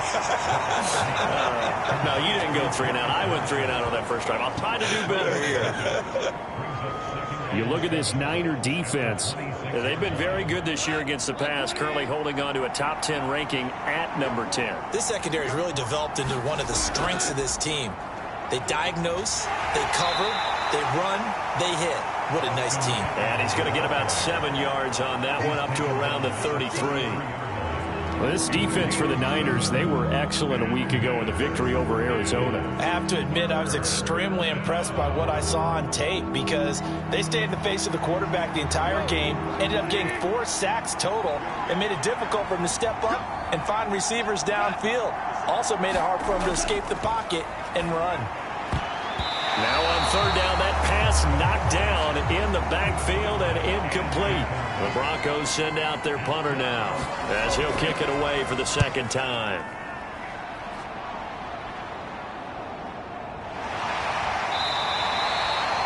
Yards on the punt, 2 on the return, and out will come the offense as they take over. Back out there comes the 49ers offense ready for their 2nd drive. And, you know, it's certainly a lot of football left to play. We're not into December yet, but right now where we stand, they're in first place in their division, looking really good and looking to be a threat come January. And are you one of those early holiday shoppers, partner? Are you one of those guys get your list done? Because I think about what every team has on their holiday shopping list right now. What's the #1 goal? Make the playoffs. #2, win your division. #3, and I think the biggest goal of all, try to get the #1 seed so you get that first-round bye and ensure. And that is caught one-handed. Oh, my, he pulled it in. A big play there for the Niners. 45 yards.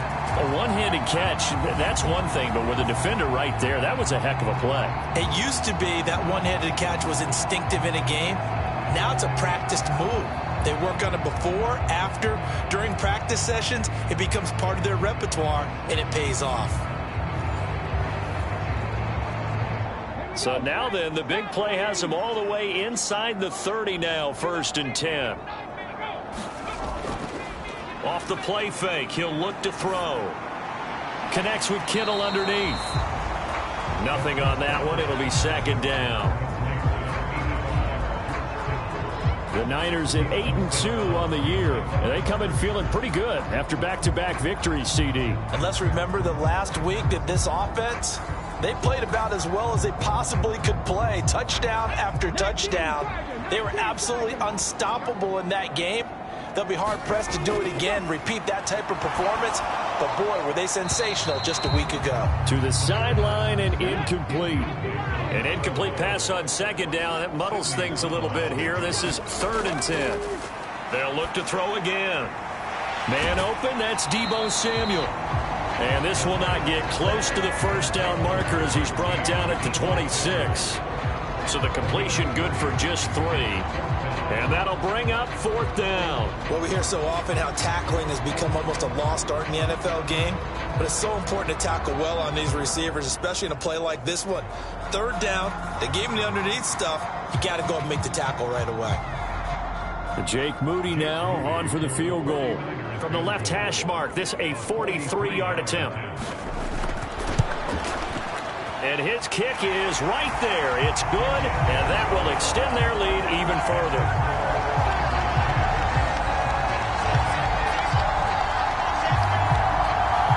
So another scoring drive there, Charles, and an early 2-score lead.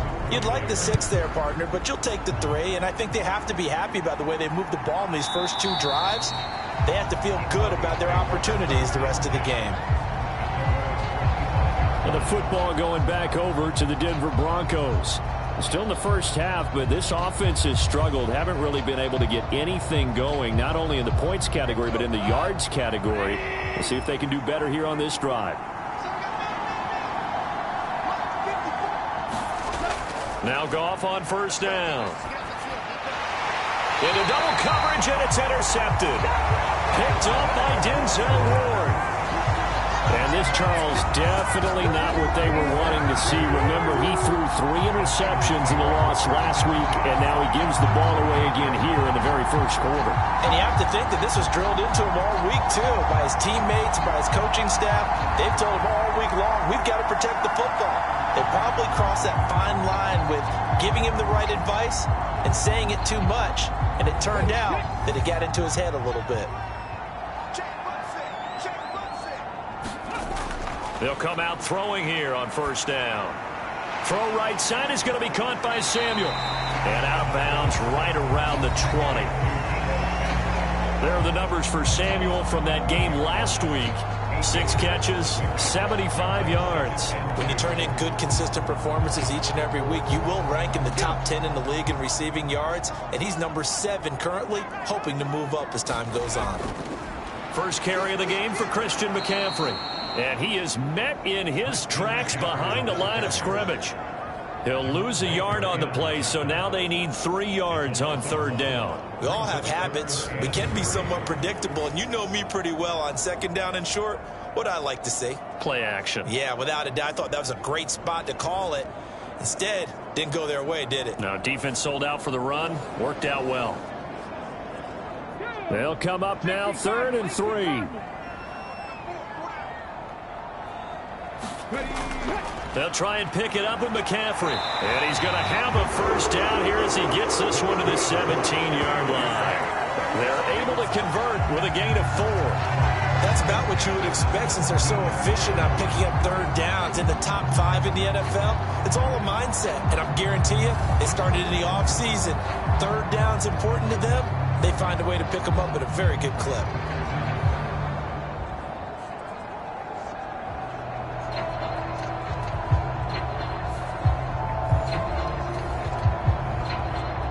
So from the 17 now, here's a 1st and 10.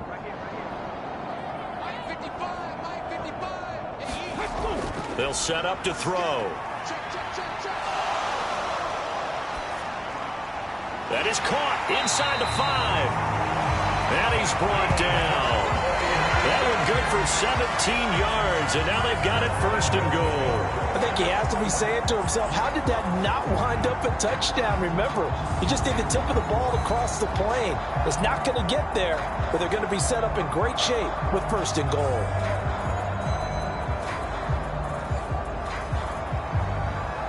And they've got 3 tight ends here on 1st and goal to add some extra mass.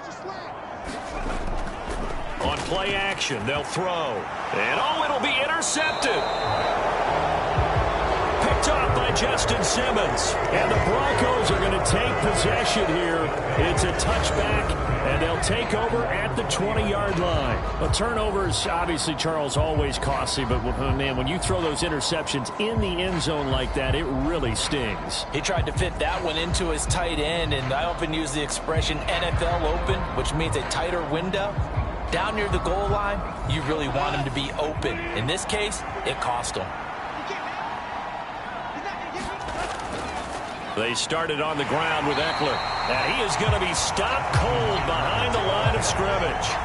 A loss of a full 3 yards, and now it's second down. Part of their struggles last week was getting these negative plays on first and second down. That's something they have to be wary of as this game continues.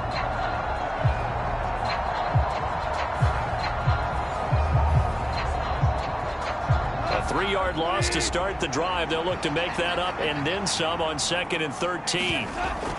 Once more, here's Eckler. And he roams across the 20 to the 24-yard line. 3rd down and 6.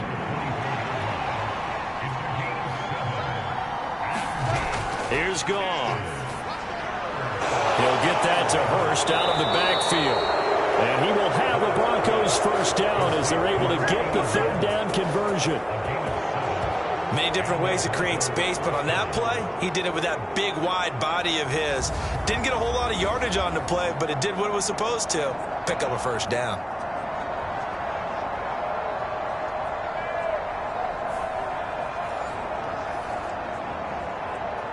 Line of scrimmage, the 31 now on 1st and 10.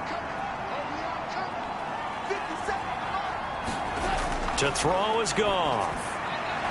It's a short one here, complete to the tight end. He's brought down at the 34. Call it a gain of 4. Line of scrimmage, the 24. This is 2nd and 6. Eckler now between the tackles. And he's going to have a Broncos first down. His good running gets him to about the 44. Well, you're down early. How do you get back in the game, maybe establish the run? I think they're trying to do that. Now, I'm with you on that one, and what I like about the message is that there's no panic from the head coach. He's already told his offensive coordinator, let's run the football, let's get things settled down a little bit and find our way back into this game. A pair of first downs gives him a 1st and 10 up at the 44.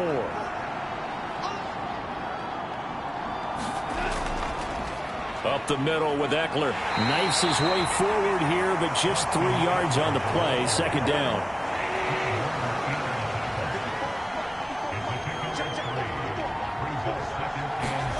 There's Goff. And that'll fall incomplete. He was hit just as he let that go. And now it's 3rd down.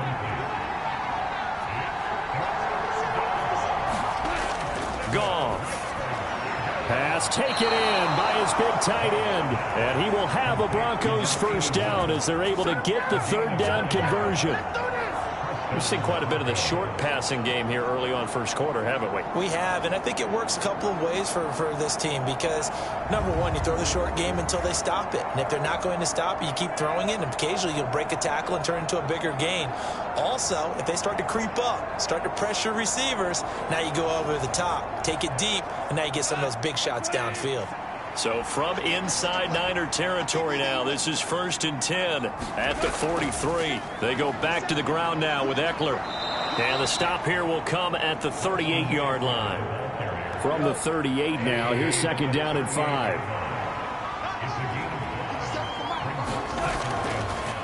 Now a first carry for the former Tar Heel, Javonte Williams.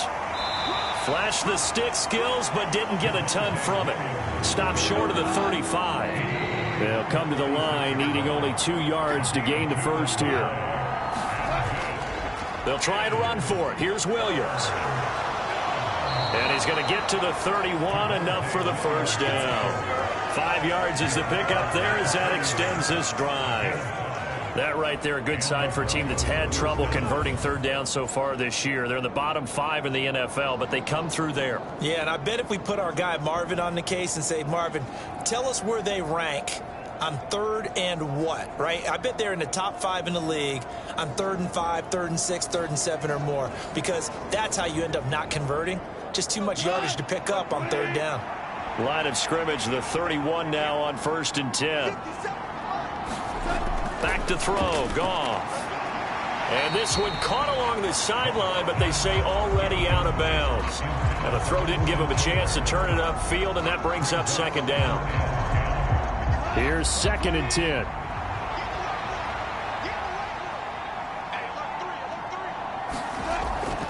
Draw play, it's Eckler. And nowhere for him to go again. He'll get back to the line of scrimmage. That's it.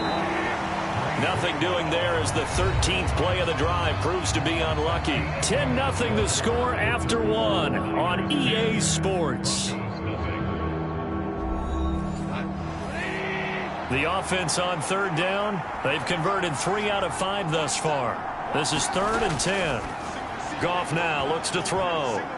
And a high throw there as this is knocked away, down to the ground and incomplete.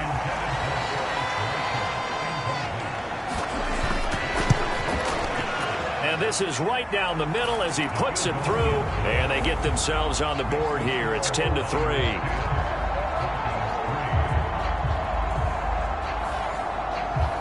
So, Charles, they get to them with their first turnover of the game and then make it hurt a little bit extra with a field goal. And anytime you give the ball up, what's the first thing a coach tells his defense? Don't let them score off of this. You've got to put out the fire. In fact, in 2021, that's what one NFL coach termed his defense. The firemen. Go out there, guys, and don't let them put some points on the board. So here are the Niners to take over on offense. They've won 2 straight, and they lead this one as well as they come up on 1st and 10.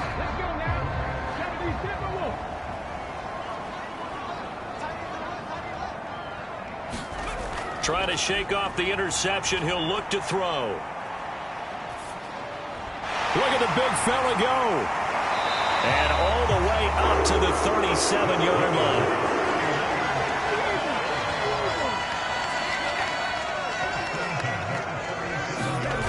Now on 1st down, he'll drop to throw it. They'll find Ayuk open right side. And he'll be out of bounds up near the 45 at the 44. Here's a play fake as they set up to throw. Steps away to his left. And taking it across midfield and inside the 45. Good coverage downfield led to him taking off, picking up the 1st down on a 13-yard run. Well, here's your first example of how this guy can beat you in more ways than one, because they took away his arm, but he was more than happy to dissect them with his legs for that 1st down pickup. So a 1st and 10 now in Denver territory at the 43. The play action fake. They'll look to throw.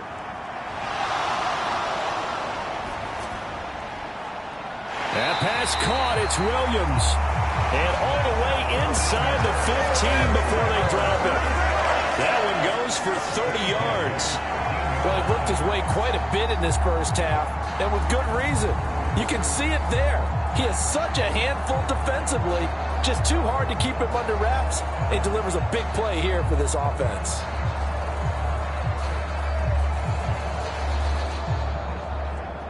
So how about this for field position after the big play? Inside the 15 now as they come up on 1st and 10. Out of the pistol, McCaffrey. And they'll go backwards here, losing yardage to the 14. He'll lose a yard there, and it's 2nd and 11. Sometimes in the run game, you can make the argument that quickness beats size. And how about the example right here?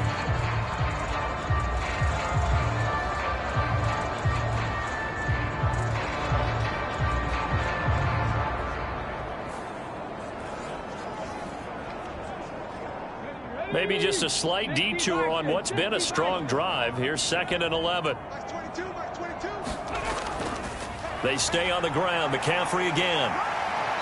And effective running here. He'll take it down inside the 10. Play number 7 now coming up on the drive. 3rd and 5.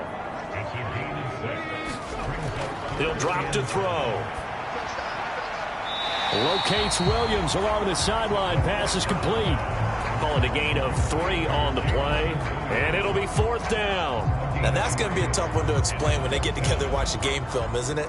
I mean, they had the right call, had the out route. He's got to know where the first down sticks are, yet he steps out of bounds that close. Not their best play.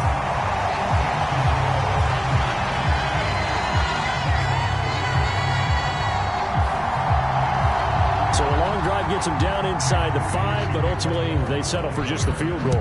And I have to think that if maybe they were a yard closer, that would have made their decision tougher, and I think they likely would have gone for it. But in this situation, they just decided to take the 3, and I think it was a smart move. And coming out now, the Broncos. They trail by 10, 13-3 as they come up on a 1st and 10.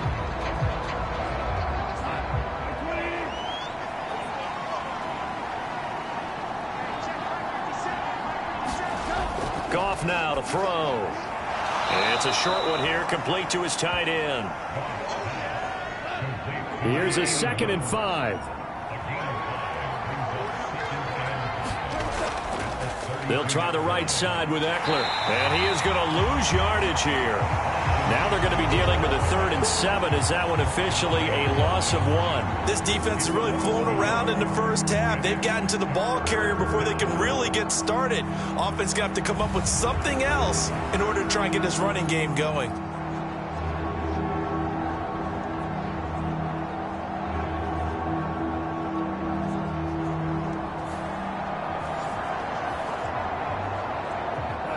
Now 3rd down and 7. Goff now looking to throw. And it's a short one here, complete to the tight end. And a good job on the tackle there as they get him down shy of the 1st on the 35-yard stripe. Excellent job there defensively. Gave up the underneath to the tight end on 3rd down, and they made sure that they did their job. Got him on the ground and prevented him picking up a 1st down.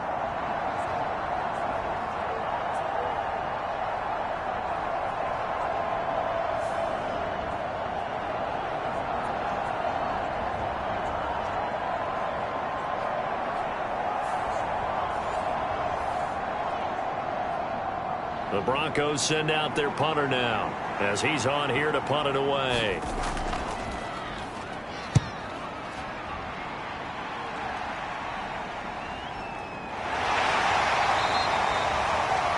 So a change of possession here on the punt. And they will take over 1st and 10. The 49ers settling in for their next drive. Their drive last time, it stalled out. They were forced to take the short field goal. And the key phrase, you nailed it, forced to, because you know coaches look at these short field goals as a last resort, right? To them, that's not how drives are supposed to end. You're supposed to put 6 on the board. That's a consolation prize. Like going to the county fair, you don't get the big stuffed animal on that one, do you? No, you don't go top shelf. That's bottom shelf material. Give him a gain of 5 on the completion, and it'll be 2nd down.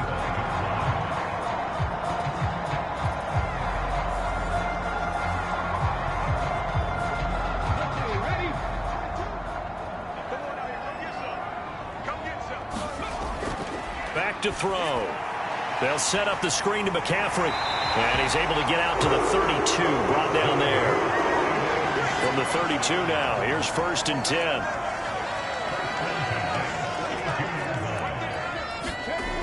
They're going to look to throw. That's caught. It's McCaffrey again.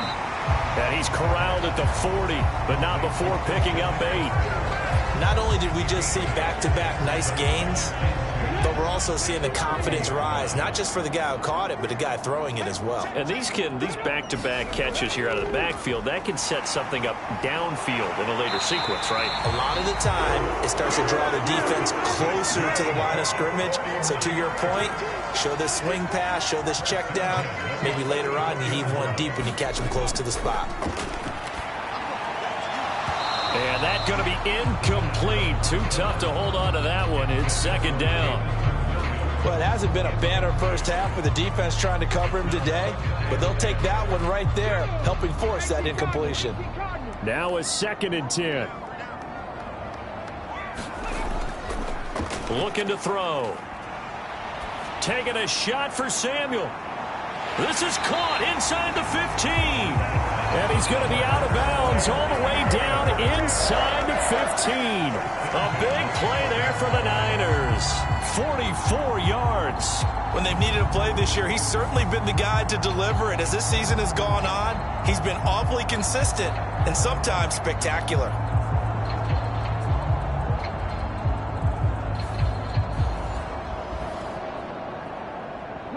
So how about this for field position after the big play? Inside the 15 now as they come up on 1st and 10. Back to the ground attack here. It's McCaffrey. And he'll get this one down to about the 10-yard line. They're looking at a 2nd and 8 now from the 10. They'll look to throw. They're unable to connect, but a late flag comes in. And the contact may have come too early.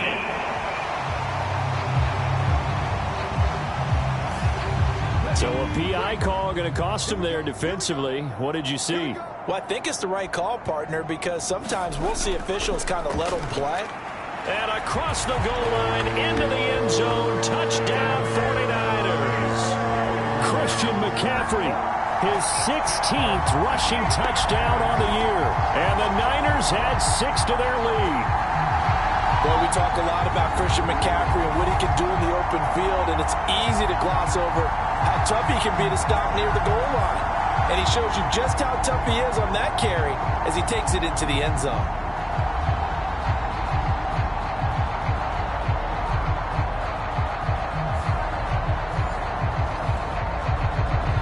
Extra point try now for Moody.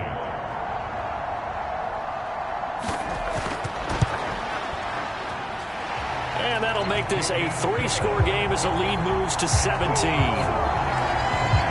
So that drive goes 8 plays. And the last play on the drive, the touchdown run from Christian McCaffrey.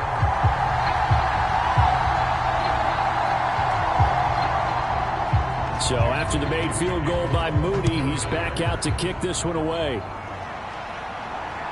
This taken in at the goal line. Fights off the tackle at the 20. And not much happening on the return as he'll get this to about the 23. Here's the Denver offense now as they get set to take over here. Charles, a very uninspired effort. The last time we saw them out there was a quick 3-and-out, and they punted the football. Yeah, and you never want to get stopped so soundly during a series, but what would be even worse now is letting it happen again right here. They've got to get going. Oh, this one incomplete. The pressure got to him as he released it, and it's 2nd down. Quarterbacks work all the time on manipulating the defense with their eyes and their head movement. In this case, he just stared the receiver down. That allowed for excellent coverage, able to knock that one away. Goff's throw pulled in by Marshall. 9 yards, and that leaves him just short, so it'll be 3rd and less than a yard. They'll try to pick up the first with Eckler. And he's going to run into a brick wall right in the middle of the field, and I don't think he got there.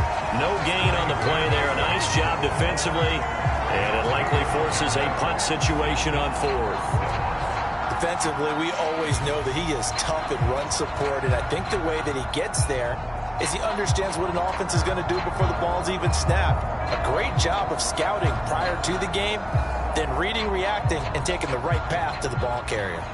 The Broncos send out their punter now, as he'll punt it away for the 4th time today. Oh, fighting off the defender. It'll go as a 42, make it a 43-yard punt. 6 on the return. Deebo Samuel trotting out with his offense to start this next drive. He's doing what he's capable of, having a solid game. Not the most amazing game. He's not over 100 yards, but a good game so far. And you just know that mentally, he feels like he's one catch away from turning it into a great game and starting on that road. And the defenders are well aware of that, too. They've got to figure out a way to not let that escalate. Keep him right in this zone here and call it a day, because otherwise he can really decimate them. Better believe they are well aware of his playmaking ability. 2nd down and a yard.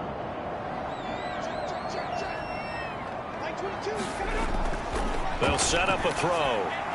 He'll get this out right here to McCaffrey. And he'll bring it up here to right at the 40-yard line. They'll look to throw here on first down. Connects with Kittle underneath. And he's going to get a solid gain of 9 before being brought down. Second and right at a yard. Nice rhythm throw there on first down. He located his tight end, made a nice easy pitch and catch. Hoping he can break a tackle or two. Wasn't able to do that there, but still good yardage.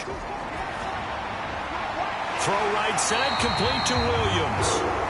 And this is going to be another first down as they'll make the tackle at the Broncos 35. Now a timeout called for by the offense as they'll stop it with just over a minute to go before halftime. They'll stick with the passing game as he looks to throw. And that throw behind his man. He missed him. Incomplete. So now 2nd and 10 after the incompletion on first down. He'll look to throw. Now they set up the screen. That's complete. And brought down, but not before they're inside the 25. Now San Francisco going to call their second timeout as they get the stoppage with a little over 50 seconds to go in the first half. Again, he'll drop to throw. And the throw left sideline here is caught, but I believe they buzzed down. They're going to take another look at this play with all reviews coming from the replay official here in the final 2 minutes of the half. Did he keep those feet in bounds? That's the question they've got to decide. And I got to say, watching it in real time, it was awfully close. Yeah, it certainly looked like a heck of a catch because he didn't appear to bobble it, which could complicate things. But even with the benefit of replay, that's pretty tight. Well, here's the call. Here's 2nd and 7.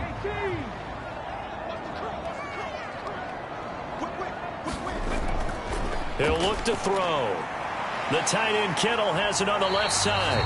And able to get this down inside the 15, either the 13 or 14 before he's out of bounds. They just keep marching right along. First down on a pickup of 8 there. I know the halftime's approaching, but I don't think he's going to want to take a break. That's his 5th catch. Yeah, they've really been targeting the tight end. From the 13 now, they work on 1st and 10. Back to throw here. And that is incomplete. Oh, the coverage a little too good there, and it's 2nd down.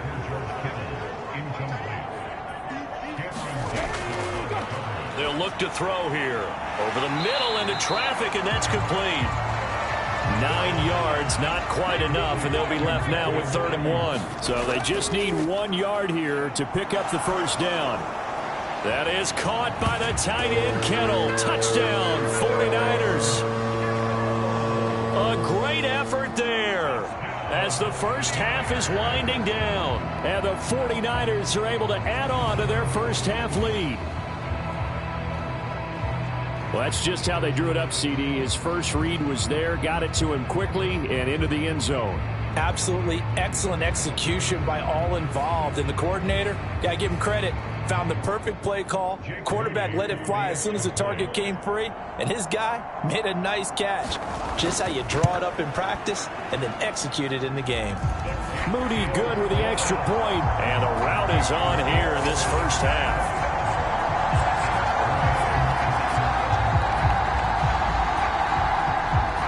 So not much time to speak of remaining in this first half as the kick's away. Washington now brings this out. And he returns this to the 22. Denver offense at the line, ready to go. And with time quickly fading here in the second quarter, not sure how aggressively, offensively they want to play this. I think we'll find out just how much they trust their guys in this situation if they decide to take a shot. They'll keep it on the ground again here. And he's going to have a first down, but not sure it'll matter as the clock will continue to run. And this offense going to elect to burn a timeout with 5 seconds remaining in quarter number 2. The final shot before break here. Goff. And he knocks the ball away, and it falls incomplete. So we've come to halftime after a very one-sided beginning to this one. As we'll send you eastward to Orlando. Standing by with that EA Sports halftime report now is Jonathan Coachman. Take it away, Coach. All right, Brandon, thanks very much. Things starting to get interesting in this final weekend before Thanksgiving. So let's see what's going on around the NFL. We'll get started out at GEHA Field at Arrowhead Stadium in Kansas City, where it was definitely a game with some intrigue, as you can see by the scoreline.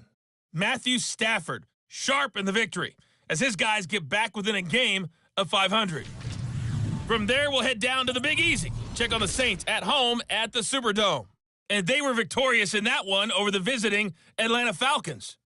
Romeo Doubs, 2 touchdown catches in the victory. Lastly, let's get you to MetLife Stadium to see what's happening with the Giants at home in East Rutherford. And they were losers in that one as they fall to the visiting Seattle Seahawks. Zach Charbonnet, 2 touchdown runs to lead the way.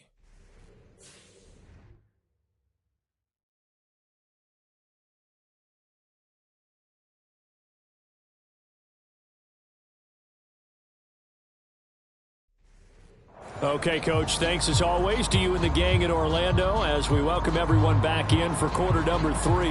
It's the 49ers out in front, and they will get the football first as well as we are back and started in the second half. And a decent return out to the 27-yard line.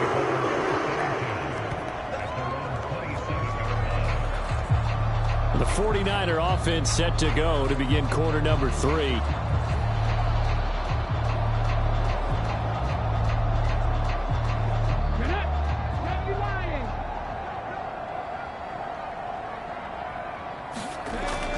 Starting the second half with a run by McCaffrey. And he's going to be down at the 35. Gain of 7. From the 35, here's 2nd and 3. Now back to throw. This one into the hands of Kittle, the tight end. And Kittle going to have a 49ers first down as he's up to the 43. They'll drop to throw. The same target, same result. It's Kittle. Now 2nd and 3.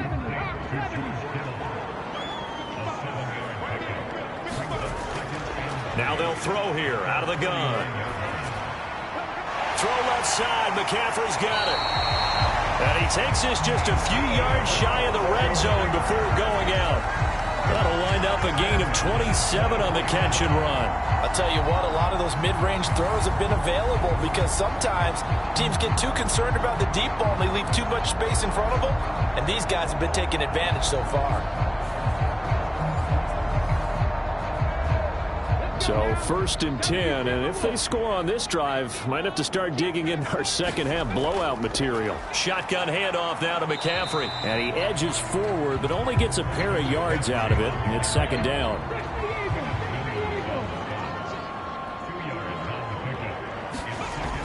From the shotgun, he'll look to throw. Being chased out left. Give him 10 that time, escaping the danger, running with it, and picking up a first down. He's starting to fall into the category of not fair, because when he's on target throwing the ball, he's dangerous. But when you add in his ability to make plays with his feet, almost impossible. Well, yeah, exactly. They've had trouble stopping him in the secondary. This time they've got the great coverage. Oh, he can run too. Now a 1st and 10 at the 11.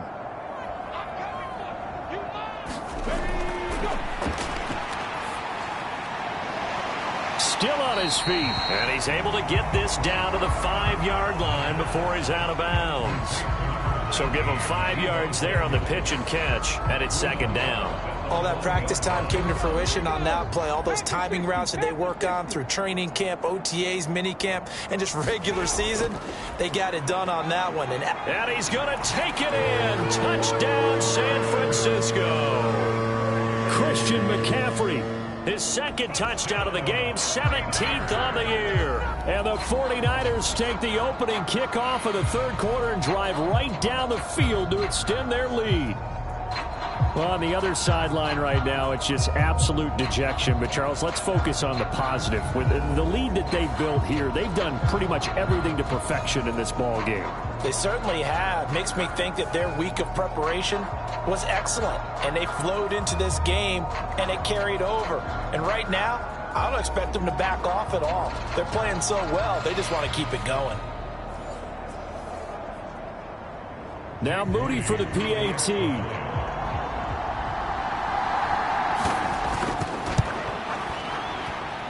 And the lead grows even larger here in the third quarter. So that drive in total 8 plays. And the last play on the drive, the touchdown run from Christian McCaffrey. So here's Moody back out there now to send this one away. Taken at the goal line. And makes it across the 20 as his guys will set up shop at the 23-yard line. So now a look at the Broncos as they head back out there for their first possession of the second half. CD, they certainly know the hole that they face as they begin the second half. They have to do what precious few teams have done in NFL history, and that's try to come back from a 4-possession deficit. Hey, partner, you know as that team gathers, they're saying to each other, you never say never, right? Because if you're on an NFL roster, that's how you have to think. You can always come back and win a ball game. And let's face it, we saw a certain Super Bowl, a 25-point lead late, that wasn't enough to put someone away. But that being said, this task is near impossible. Let's face it. And bottom line is, it officially becomes impossible if this possession is an empty one. Going jet sweep. Here's Campbell. Oh, and this one may need to go back to the drawing board. He's going to be swallowed up right away. Here's 2nd and 3.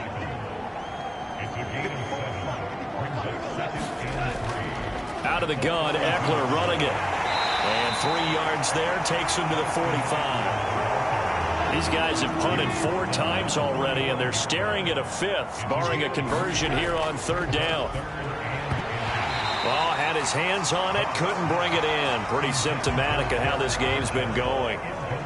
The Broncos send out their punter now, as he's on for the 5th time here today. And no return here. Where will they spot it? They say just outside the 20-yard line. The 49er offense now making their way out onto the field. Well, this offense, this team, they are rolling right now, Charles. They've scored on 3 straight possessions. You look at the scoreboard, and they pretty much right now got this thing on cruise control. Yeah, and this is that time of game where you and I have to be prepared, right? Isn't this kind of like that empty the bucket time where you have to go into your blowout material and make sure we have some different things? That's what we're staring at right now, the way this one is going. 42 yards rushing for him now with a couple of touchdown runs to boot. All right, I got to ask you, with these RPOs, essentially the quarterback has 3 options, right? So what's different from that versus the triple option that we see the service academies run at the college level? As a general rule, the triple option at the college level, most things are called outside of the quarterback faking it to the runner and then keeping it himself and maybe having a trail back. What I mean is, in the NFL, that option to throw the football all comes about organically. It's a natural deal based on reads. In college, if you're going to throw the football off a triple option, you've actually called that play. 13 yards there and a Niner first.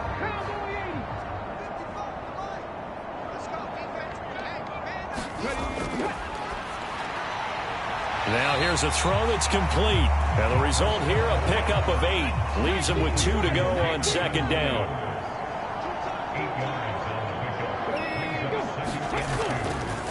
Off the play fake, he'll look to throw. This one caught by Kittle. And this is going to be another 1st down as he'll make the tackle at the Broncos' 26. A good pickup there of 20 yards. Well, I certainly don't want to pile on, but this defense has just not been up to the challenge in this game, and this continues as we see here. Coverage, not been very good, soft in spots. There's an easy throw and catch for another 1st down.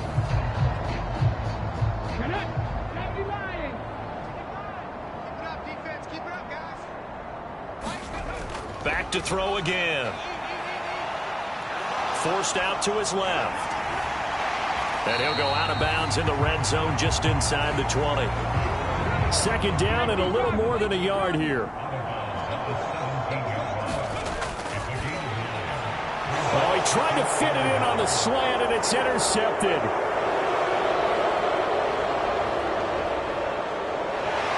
And a great return as he gets this all the way down close to the 30-yard line. Well, to be blunt, not a whole lot has gone right for this defense in this ball game, but that's something right there. Still in the third quarter, it would take something around miracle territory for a comeback, but maybe that's a start, Charles. It certainly is, and they're definitely showing that there's some fight still left in them. Hasn't been a banner day, but they're trying their best to put that disappointment behind them and find ways to make plays. From the 32 now, here's 1st and 10.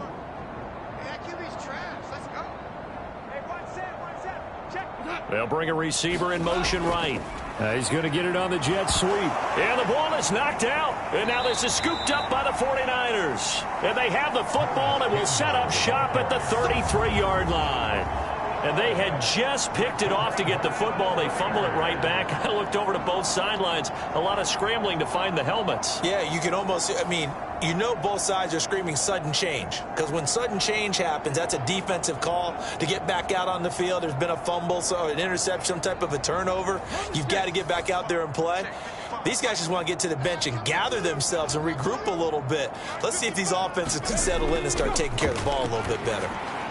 They go over the middle, and it's complete to start the drive. And they'll get it up just short of the 45 at the 44. A gain of 11 to kick off the drive, and it's a quick first down. This offensive game plan has just been sensational. I mean, when you think about all the different ways they've gotten their receivers open so far, it's really been impressive. Scheme, design, execution.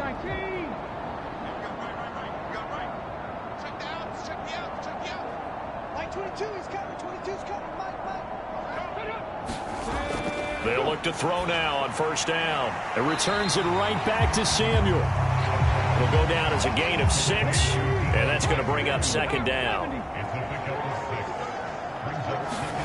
From the midfield stripe, they'll look to throw. Throw over the middle, he finds Williams. 8th catch for him now. He's been a big factor, and it's a 1st down. They'll look to throw again.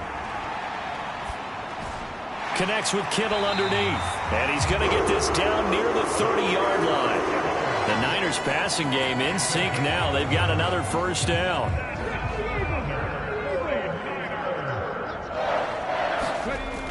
They'll set up to throw. Caught by Mayer. And they'll get this one down to about the 20-yard line. 10 more there and another 1st down. He's certainly done a nice job spreading the field on this drive, and here he finds his big tight end for good yardage, and that's what you have to do. Keep defenses guessing about where you're going to go with the football. And this is caught at the 8. And the Niners are going to have a 1st and goal as he'll be taken down at the 7-yard line. They'll try to run with McCaffrey, and he'll be stopped just outside the 5 at the 6. The 6-yard line, the line of scrimmage on 2nd and goal. In motion right, Debo. Again, McCaffrey. And he's going to be met at the line of scrimmage and taken down.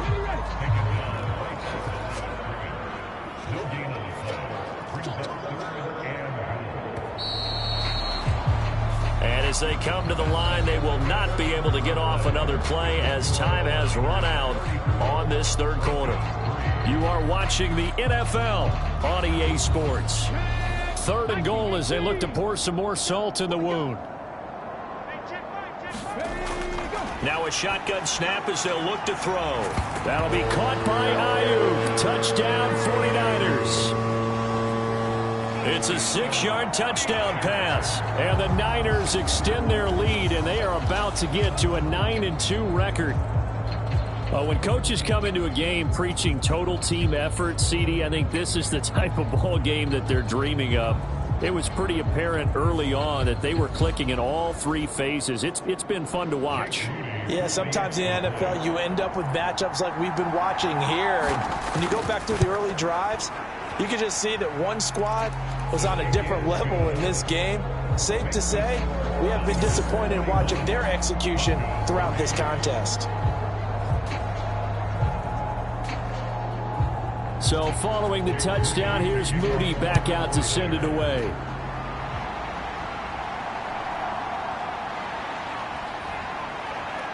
And he'll go down as this drive will start at the 25-yard line.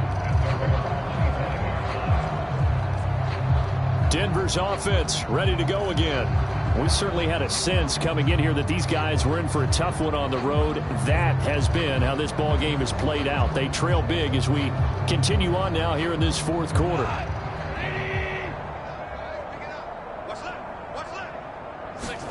Now Goff on first down. Looking left side, and he's got a man. That's Marshall. Only able to gain a couple there, and it'll be second down.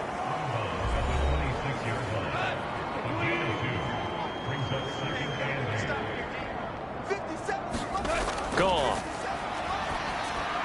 That's complete. Again, he's got Marshall. Call it a gain of 6 on the play, and now that sets up 3rd and 2. One thing I think that's safe to say defensively, the tackling's been really good. And because of that, it's been very, very hard for them to move the ball because you're not getting the benefits of run after catch. They're tackling them almost on the spot. That means you have to run extra plays. All right, rifles one, and that's going to be intercepted. Picked off by Fred Warner. And they will be set up now as he brings this thing all the way back inside the 20. But with this advantage, this defense knew that passes were coming, and they stayed in position, Charles, and picked one off here in the fourth quarter. Yeah, what a way to cap things off, huh? Because I think this is part of the game within the game. They see the scoreboard, they see what they can accomplish, and they went for it. The 49ers offense making its way back out there. We find ourselves here in the midst of a one-sided affair. A lot of fill time down the stretch, Mr. Davis.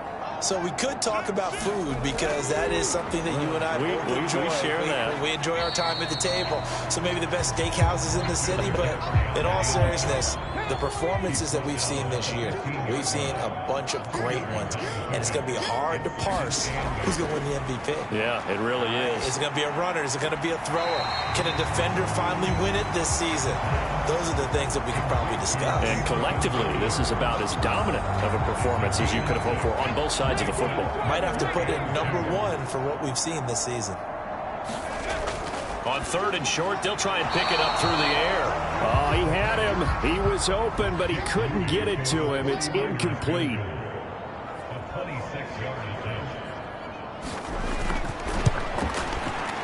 And his kick is good. And that will extend their lead even further.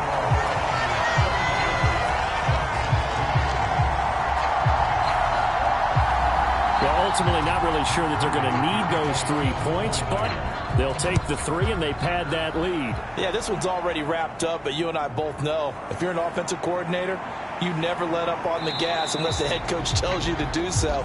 And maybe you've actually clicked him off in your headset so you can keep calling plays and trying to add to this lead. So the Broncos coming out now. And you see a lot of frustrated faces as they are inching closer to a 4th straight loss.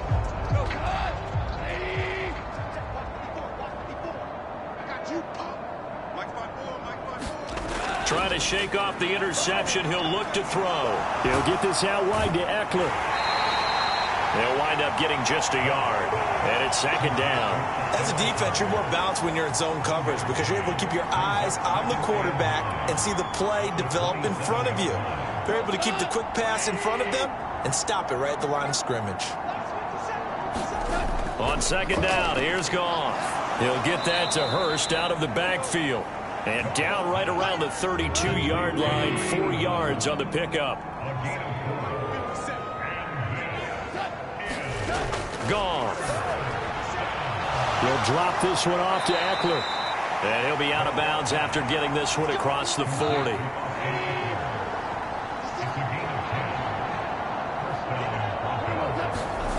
Throwing again is Goff. And he's going to be intercepted a 3rd time. Picked up by Denzel Ward. And the Niners will take over here as they get it up to the 43-yard line. Another great play defensively. They've been sharp on both sides of the ball, Charles, but that interception means that this defense very well keep them down to single digits on the scoreboard in this game. And that's certainly something to smile about, isn't it, partner, if you're on defense? Because your goal every game is to pitch a shutout, but you and I both know that's pretty unrealistic. But to hold a team below double figures in a game, in an NFL game, that's certainly something to take pride in.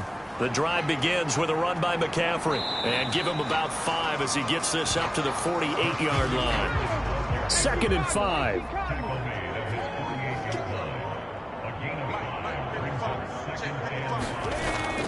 Again, they run. Again, it's McCaffrey. And he's got it across midfield and into Denver territory. The offense on 3rd down tonight, they've hit 4 of 7. They're looking at 3rd in the nose of the football. They'll try and pick it up with McCaffrey. They'll be marked inches short. No gain on the play, and that's going to lead them to 4th down.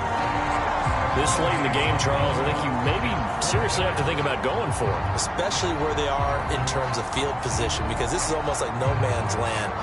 Might hurt your punter because there might not be enough space, maybe too far for your field goal kicker.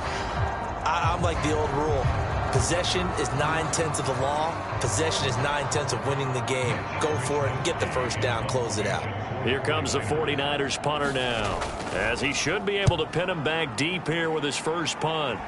And this will carry out of bounds. Where are they going to spot it now? At about the 18-yard line, it looks like. Denver's offense now set to go. Where we stand right now in the 4th quarter, this one pretty much out of reach. And, Charles, I know they're going to be disappointed about several things with this ball game, but the self-inflicted wounds, they've had several turnovers. You would have to think that's going to be something they're going to discuss heavily in the film session in the coming days. You're absolutely right about that, partner, because they're going to have to sit in that film room and watch every error that they made and figure out how to not do it in the future. And mentally, I think a lot of the guys are already starting to think about, okay, how do we put this behind us and get better for the next time out? This, they'll use as motivation for the rest of the time that they play to hopefully never be in this type of situation again. 5th catch of the afternoon, and that gives him a first down. I think that's a big pickup for a first down, because when you run a drag route against zone, you're sometimes asking for trouble because you might run into a defender. Yeah, well, there they ran into a first down, executed it to perfection. So just 3 yards on the completion there, and it'll be 2nd down.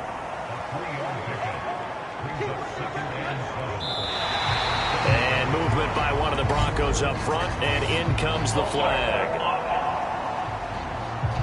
Not easy being a rookie left tackle in this league, and there they got it for the penalty. Not easy at all. Think about what you're dealing with every game you play. Ostensibly, the best pass rusher is over you on every snap. I'd be a little jumpy myself. Now a dump off here complete, and able to get this one across the 45 before he's brought down. 17 yards on the catch and run. It's a first down. Well, a touchdown here on this drive, it wouldn't really put much of a dent in the score, the deficit right now, but as you mentioned in the past, CD, their coach is probably just hoping to see something executed correctly on this drive before we close out the ball game. Yeah, and I think that every guy who's on the field has to feel exactly the same way, because if not, they might be looking for replacements. Treat every drive as if it's your last and make it a successful one in some small way. Oh, he dropped it. And that's pretty indicative of the way this one's gone. On 2nd and 10, Goff. It's a short one here, complete to his tight end. 4 yards the gain, and it'll bring up a 3rd down. They are in need of 6 yards here if they hope to move the chains. And his pass is intercepted for the 4th time today.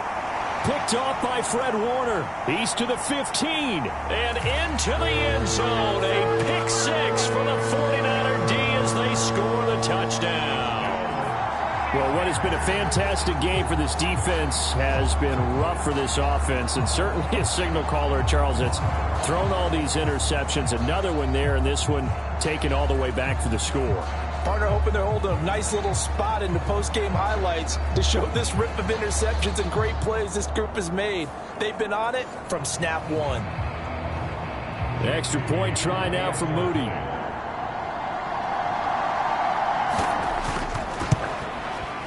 And this one was over a while ago as they just add on to their big lead. So the defense creating some points, not only getting the interception, but then returning it to the end zone for the pick six. So they throw the pick six. They'll get another shot at it now as this one's in the air.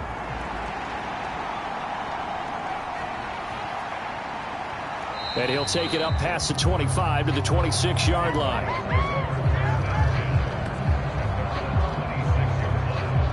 And Denver getting set to take the field. And you can sort of sense their dejection. That last pick six put the icing on the cake, so to speak, in what has been a rough go for them.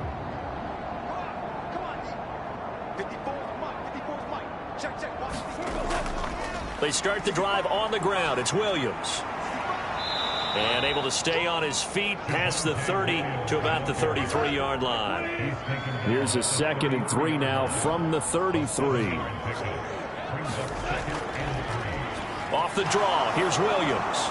And he'll get it out near the 40 to the 39. So from the 39 now, they'll come up on a 1st and 10. Goff now looks to throw. On the screen, this is Eckler. And that play went nowhere. Losing yardage. It'll be back at the 36. Heck of a play there to get to him quickly and get him down for a loss. I think they did a really nice job getting ready for this game, scouting, watching film, and understanding defensively what the play design was.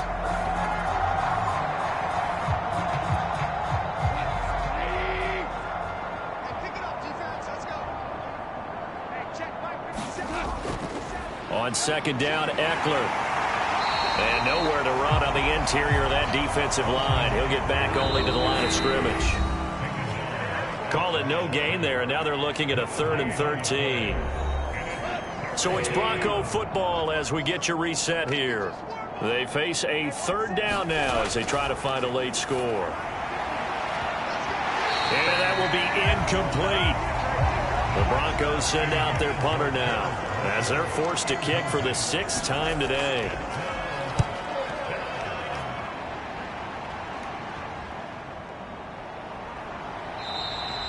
It's a 44-yard punt, just 3 on the return. And it will be 1st and 10 as they take over. The 49ers offense now, they get set to head back on the field. They're looking at a 3rd straight win here if they can hold on. Come on, set. Cougar 19.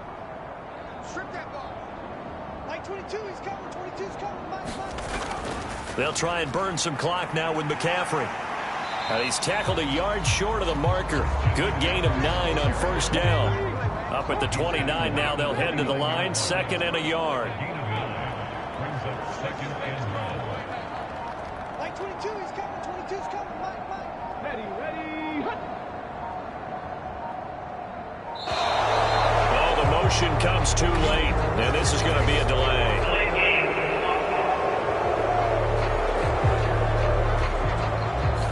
So they accept the penalty, of course, and push the offense backwards a bit. Doesn't look to be any confusion here as they come up now on a 2nd and 6 following the delay of game. McCaffrey following the penalty, and he is going to lose yardage here. It'll go down as a 2-yard loss, and it brings up a 3rd down. When this offense gathers to watch the tape, they're going to like a lot of what they saw. They put up big numbers, but they might fast forward through that last play. Oh, there won't be any fast forwarding, partner. I've sat in those sessions before. You end up spending more time on the bad plays than you do on the good ones. It's just the nature of coaches. But I know sitting in that room, when you've had a big game, the night that they've had, you don't want to hear that. You just want to focus on the good stuff. They'll be in search of 8 yards here as they hope to convert the 1st down. 36. On 3rd down, he'll drop to throw. He's got his running back out of the backfield. And he is going to have a 49ers 1st down as they're able to get the 3rd down conversion.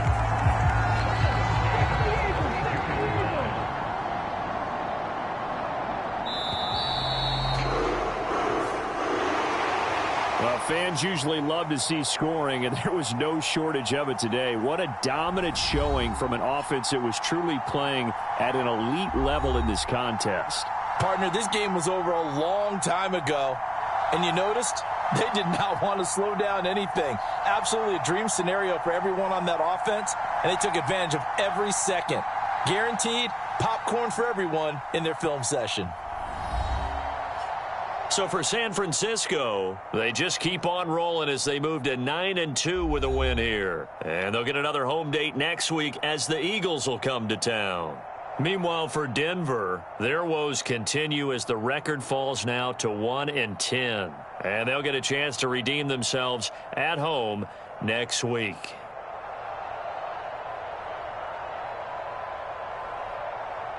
So that'll do it for my partner, Charles Davis, and the best darn crew in the industry. I'm Brandon Gaudin. This has been a presentation of the NFL on EA Sports. The 49ers get the win here at home as we say so long from Santa Clara.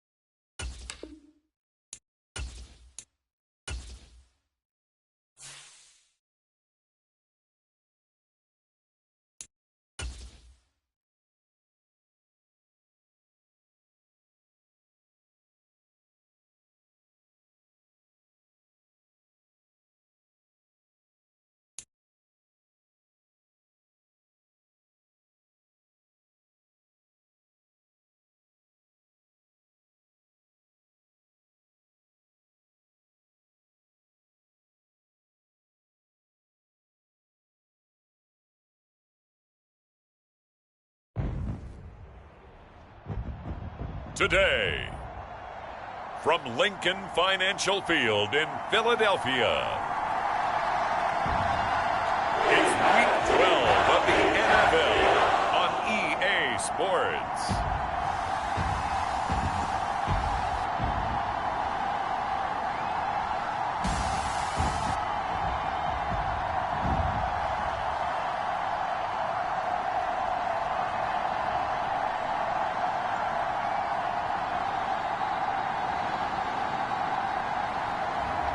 We'll see Jalen Hurts and the Philadelphia Eagles taking on Kyler Murray and the Arizona Cardinals.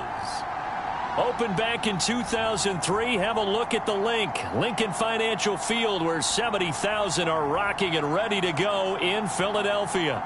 Today, Week 12 of the NFL season is upon us, and we've got a good one in store, as it'll be the Arizona Cardinals taking on the Philadelphia Eagles.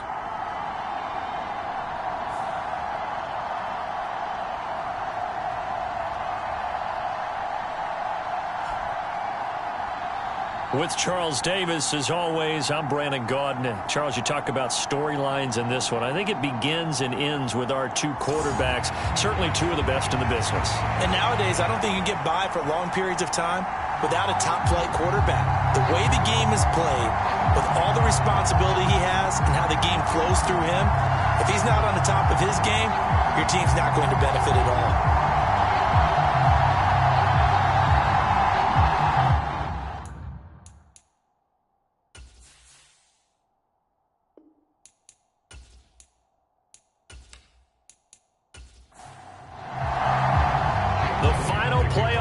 Is upon us. It's Week 12 of the NFL season, and we're underway on EA Sports. And this will go as a touchback, and they will begin things at the 25. The Cardinals now getting set to go offensively, and it'll be the dual-threat quarterback Kyler Murray leading the way. He had the numbers of a game last week that if you win, you talk about him being a gritty guy, managing the game, getting it done. But they lost. So obviously 2 interceptions, 1 touchdown pass, that's not going to be good enough. Got to get that changed around.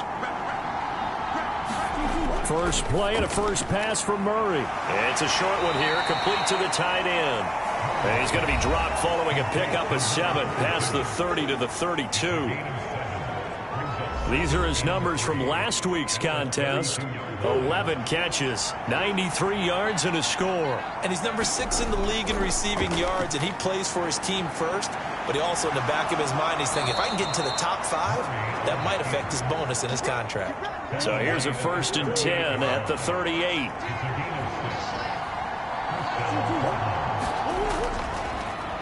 They'll fake it on the jet sweep, and instead a handoff up the middle. And he takes this up right near the 45-yard line. Ball spotted at the 45. Here's 2nd and 3. They run again with Ware. And he'll be brought down just shy of midfield at the 49-yard line.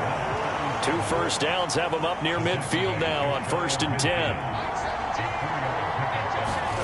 And now Murray's going to set up to throw. And he's got his big wide receiver complete.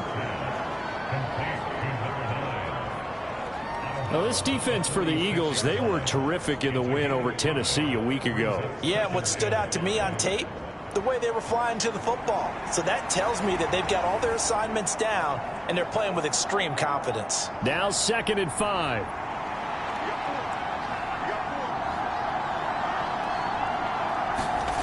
Here's Murray. And that one off the mark behind him, incomplete. Play number 7 now coming up on the drive. 3rd and 5. Murray now. It's a short one here, complete to his tight end. And he is going to have a Cardinals first down. They needed 5 there on 3rd down. He winds up getting 7.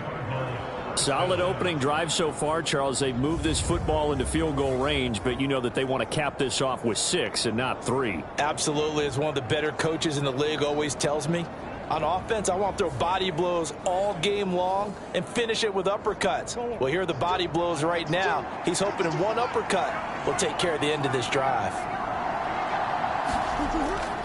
Running on first down with Ware. And he'll maneuver his way forward for about 4. 2nd and 6.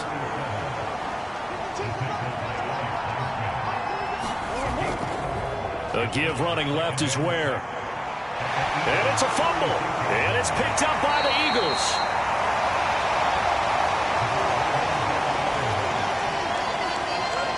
And without a doubt, not the way they pictured that opening drive unfolded. No, they were making progress. They weren't exactly in high gear, but they were making a few yards along the way. And now that they've coughed it up, you got to go back to the sidelines and regroup a little bit. Philly's offense getting ready, and Jalen Hurts ready to lead them. The second-round pick who started his career at Alabama, then finished with an electric senior season at Oklahoma. It was fun getting ready for this game, wasn't it? Because normally we talk to the coaches and the players. I think you and I asked to talk to the trainer to see how his arm is going to be. A lot of ice after last week. After last week's game, boy, what a performance that was. And you know who else is having fun? Receivers. Because they get a chance to do what they do best, which is go out and catch the ball. Yeah, and that last week effort, he threw for well over 400 yards. Open man, that's Devontae Smith. And he'll be taken down, but not before he works it past the 50. Hurts finding Smith for the Philly first. A bit of a catch for him to remember. That's number 400 for his NFL career. Not a bad number at all.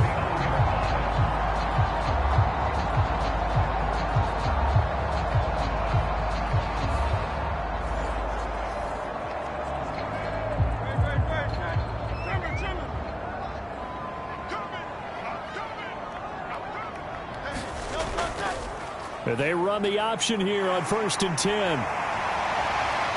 And he'll go down, but not before getting this inside the 30.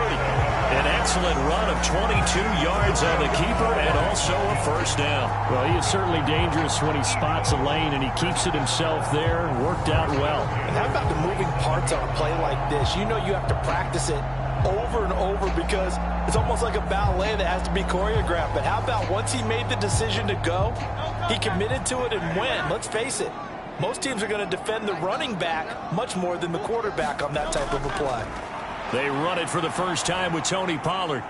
He'll take it inside the 25. 2nd and 7.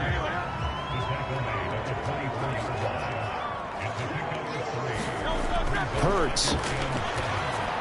And this throw a bit late as he couldn't reach back for it. They head to the line facing a 3rd and 7 following the incompletion on 2nd down. Hurts sets up to throw it. Oh, that's into a sea of bodies, and it's intercepted. And the Cards are going to take over once again at their own 25-yard line. And, Charles, that's now 4 interceptions over his last 3 halves of football because, remember, he threw 3 picks last week. Starting to wonder if maybe defenses and those coordinators have identified something on tape with what he's doing. Maybe a movement, maybe the way he's moving his shoulders. Who knows what it could be? He could have a few tells out there that they're keying in on and allowing defenses to get to the football a little bit faster. People steal signals. Maybe sometimes they can figure out what the quarterback's doing just by his movements. Meanwhile, Murray's throw taken in by Green here. And they'll get it up just short of the 45 at the 44. The drive starting play, a good one. Give him 19. Certainly no settling into the drive there. They came right out on the first play and attacked the middle of the field for a big gainer and a first down.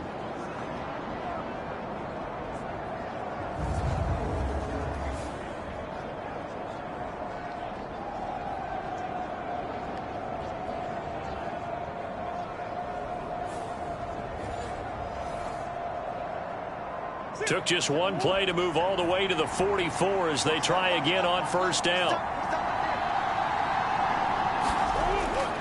Play fake. Murray. And the reception made by Green.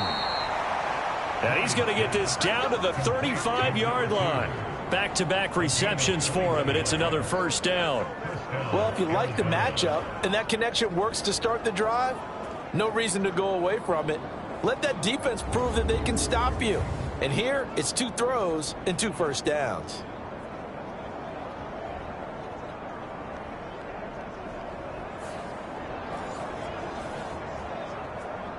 Back-to-back good plays have them on the move on first down. Murray going to throw. That's going to wind up a loss of a full 3 yards on first down.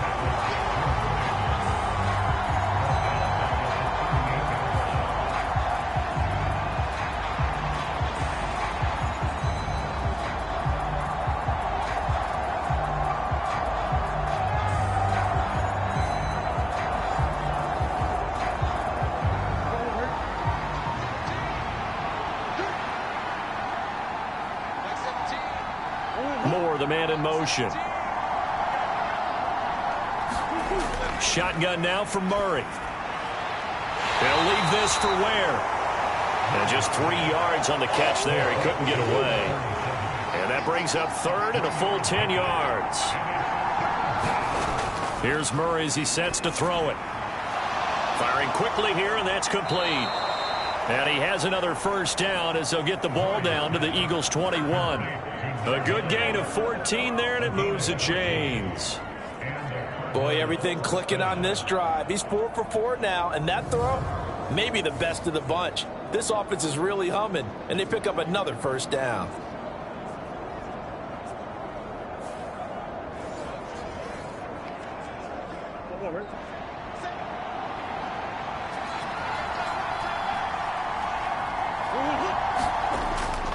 They'll run straight ahead with Ware, and he can only manage to get a couple. 2nd and 8 coming up.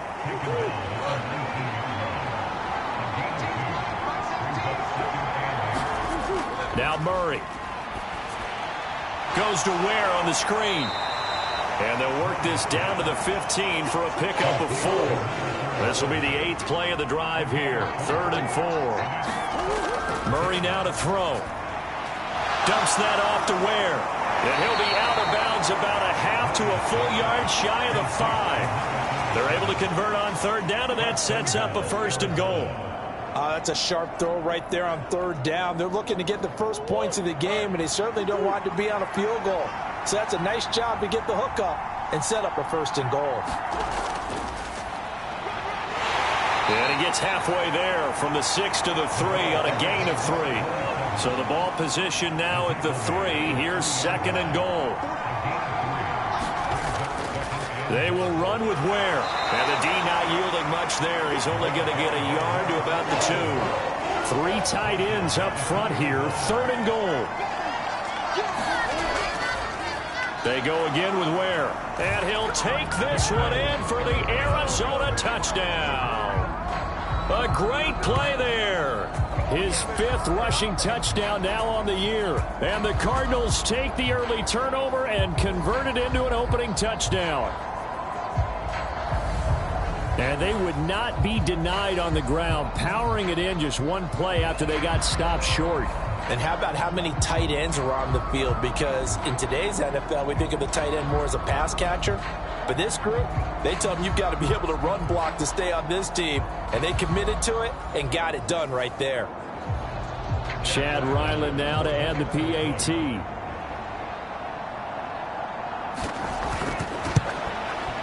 And the Cardinals will go up 7-0. A pretty long drive that time. 11 plays all told. And it's culminated by a 2-yard touchdown run.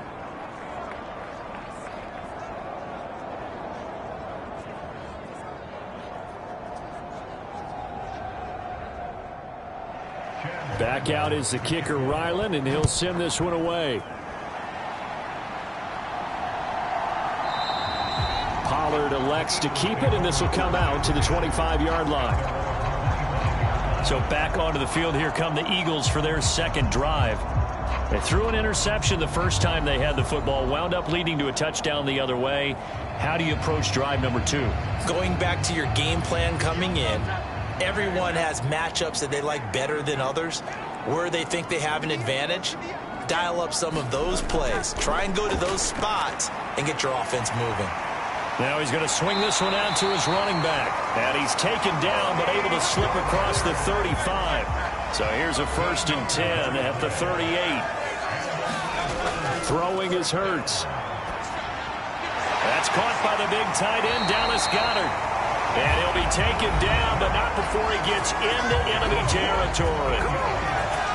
The numbers for him from a week ago: 12 catches, 128 yards, and a touchdown. And he's able to pull that last pass in, but this is usually a pretty tough unit to try and maneuver against. They're in the top 10 in the league against the pass, and you and I both know there's not much difference between 1 and 10. From the 48-yard line, here's the 2nd and 9. Hurts going to keep it on the draw. Gets by him, and now a little daylight. And he's going to be brought down on what will be the final play of this first quarter. After one, 7-0 on EA Sports. Now second quarter action from Philadelphia, and it's the Eagles in possession as they've got it with a 1st and 10. Here's Hurts to throw. This one complete to Jerry Jeudy. And inside the 20 before he's brought down.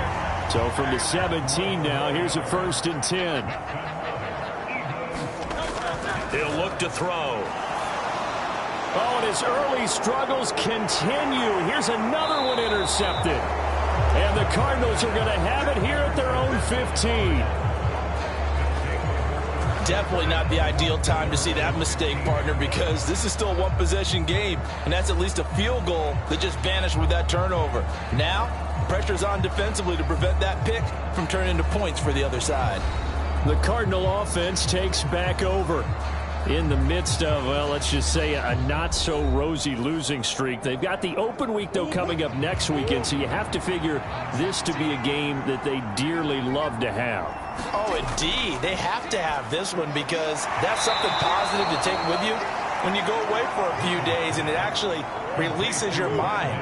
If they lose this one, that mind stays cluttered the entire time they're away, and they've got to scramble to get back in sync when they start playing again.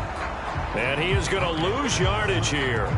Call that a loss of a yard, and things get a little more difficult here, 3rd and 5. But looked like the defense, they were ready for that one. Really left him almost no room to work after catching the ball. He could throw every move in the book at him. They were there, and they tackle him for a loss.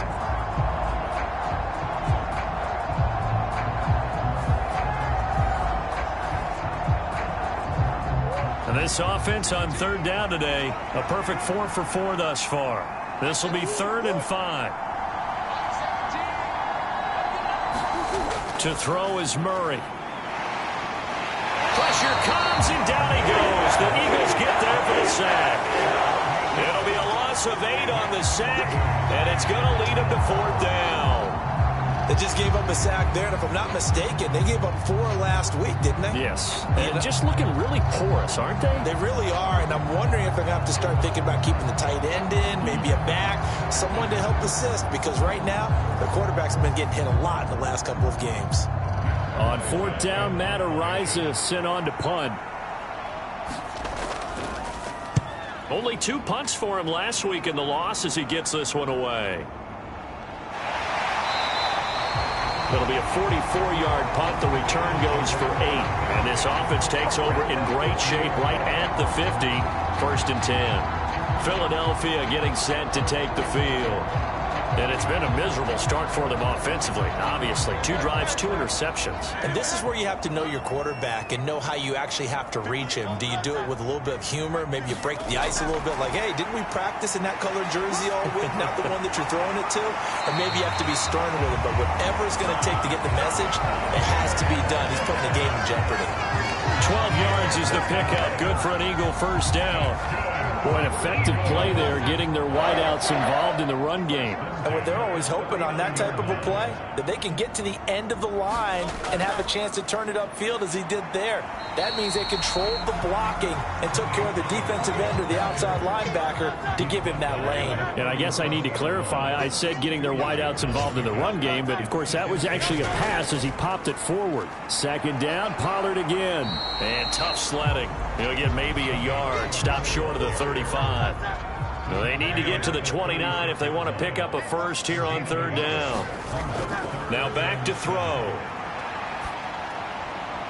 That is caught, and all the way inside the 15 before they drop it. They convert on third with a gain of 22.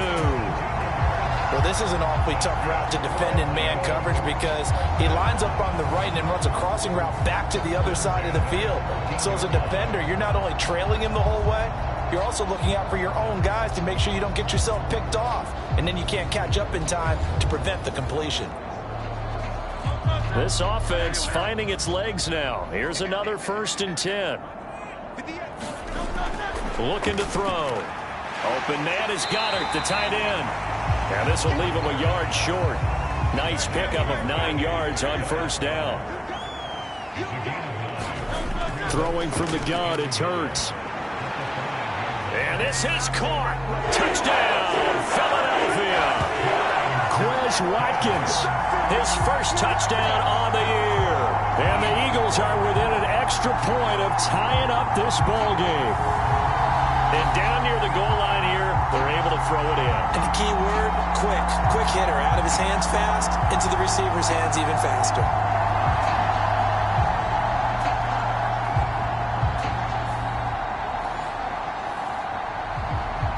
On for the extra point, Jake Elliott.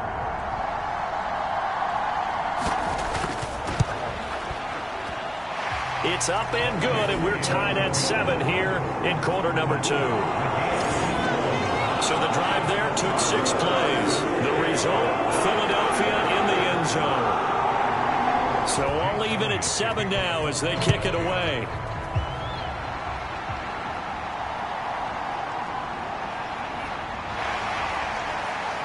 And able to take it past the 25 and up to the 28-yard line. Arizona getting ready to go as they take the field. And they have the game here followed by the open date on their calendar next weekend. And Charles, this is a crew that you have to think really is relishing the opportunity to be on the couch for a few days. Yeah, they certainly are, but let's face it, partner. They can't get caught looking ahead to that couch time while they're playing this one. They've got to take care of business first. And he'll work this forward for about 3 at 2nd down.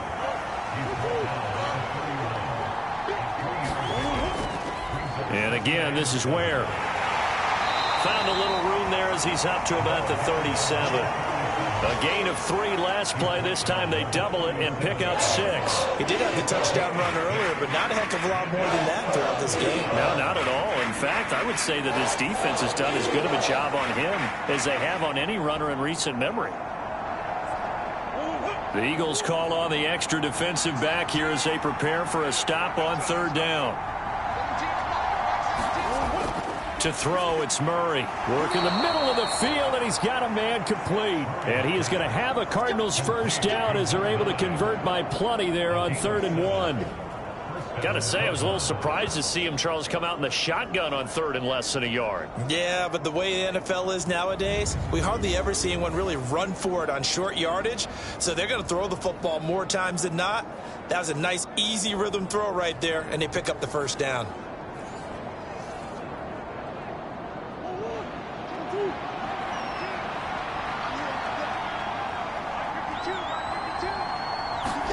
Throwing on 1st down is Murray. They'll try and set up the screen. It's complete. They'll get 4 there out of the screen, and it's 2nd down. Good reactions there defensively. That screen was a little slow in developing, and they shut that one down with little gain.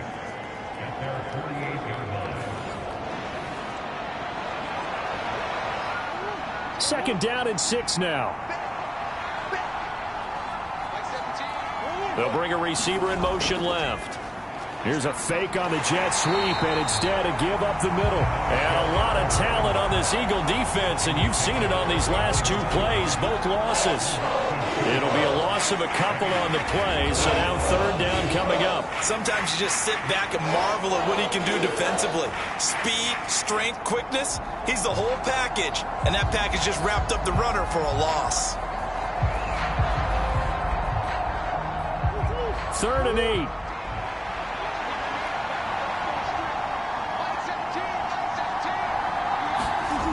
Throwing now is Murray. Out to the flat. That's complete to his running back.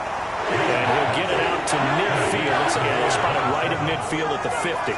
He did his best to just get 4 out of that, but not enough. And now 4th down. So much about this game is just understanding situations and then having to execute, isn't it? Guard the first down sticks. Don't let them get there. And they rallied and made the tackle.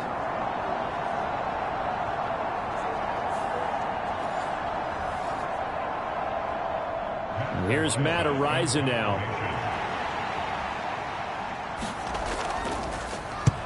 And the kick's away as he angles this one for the sideline. And they'll play keep away from the returner as this one will be marked out of bounds at the 13-yard line. Pretty good spot. The Eagles and Jalen Hurts heading back to work. And after starting the game with 2 INTs, you remember, he got back on the beam with a touchdown pass on their previous drive. They'll come out throwing here to start the drive. It's caught on the right side at Smith. It'll be a gain of 5, and that'll make it 2nd down. They'll set up to throw. Drops this underneath for Pollard, and they'll bring him down at the 27-yard line. That one a first down pickup of 8.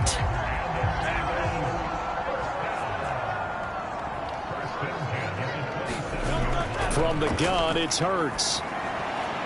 Pass complete to Judy on the out route. And able to get this one across the 45 before he's brought down. The Eagle passing game looking good on this drive. It's a first down. Well, with the problems they've had giving away the football in this first half, they've got to be over the moon that this is still a tie ball game. So here's where a quarterback has to move the turnovers to the back of his mind and focus on the present. And that's a good throw there to pick up a first down.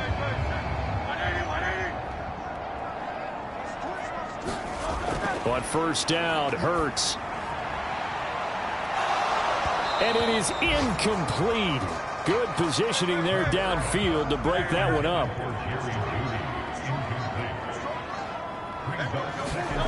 Second down, here's Hurts. That's going to be caught by Judy. And a gain of 4 gets him right to the midfield stripe. 4 yards the gain, and it'll bring up a 3rd down. Second quarter, 2 minutes to go. Tie ball game. Coming up at halftime, I'll go from one personality, that's you, Charles Davis, to another one in Orlando, the coach. He'll have stats and scores from around the NFL. You and Jonathan Coachman both larger than life. No doubt about it. But you're stuck with me in this booth, yes, and he's miles away and smiling. And happy. They just keep marching right along. First down on a pickup of 8 there. I don't care how many times we see it. I still get a kick out of watching quarterbacks and receivers do the pass tree in pregame warm-up. But I always remember that when we go to practices, we see that after practices as well. They really tune it up, don't they? They tune it up. They know why they do it for these situations. First down. And they build that trust, and that's why they're able to find him in this type of a situation. And he's got this down almost to the 20 before he's dropped. The Eagle passing game looking good on this drive. It's a first down. That's the 3rd time on this drive that these two have connected with each other. They've got a real rapport going. And right now, it's paying off with big chunks of yardage, as shown by that last play.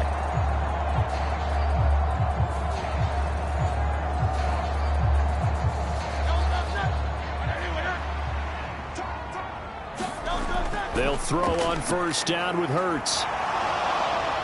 Dancing to his left. He'll head out of bounds inside the 10. Mark him down at the 9. Good coverage downfield led to him taking off, picking up the first down on a 13-yard run. Partner, there's a downside to everything, and the danger of man coverage is if you're locking down your target, you often turn your back to the quarterback and you don't see him. Sometimes you open up a big lane for him to hit you for big yardage, and that was an astute play by him to scramble out, see that lane, and burn them for a first down. And a quick throw here, that's complete. That's good for a gain of 6, 2nd and goal. The Eagles going to take the first of their timeouts as the clock shows 50 seconds to play here in half number 1. 2 of their 3 red zone trips so far they've come up empty on. They'll look to reverse that trend on 2nd and goal. And that's going to be caught for an Eagles touchdown. Jerry Jeudy, his 2nd touchdown on the season. And the Eagles will take the lead here in the final minute of the first half. And that touchdown gives them a touchdown lead before they attempt the extra point. What a great way to end the half. Yeah, great job to put themselves in front. And now, see on the sideline, special teams defense scrambling, saying we want to preserve this for the final moments of this second quarter. Elliott on for the extra point.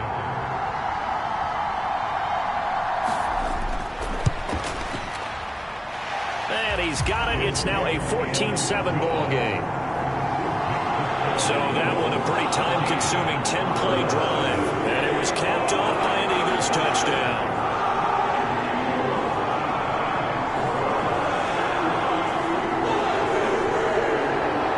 Now after the touchdown, here's Elliott on to kick it away. The return man down to a knee, and this will come out to the 25-yard line. Well, the Cardinal offense going to take over late in this first half. And with them trailing, there is still enough time to try to string a few plays together, maybe get into field goal range.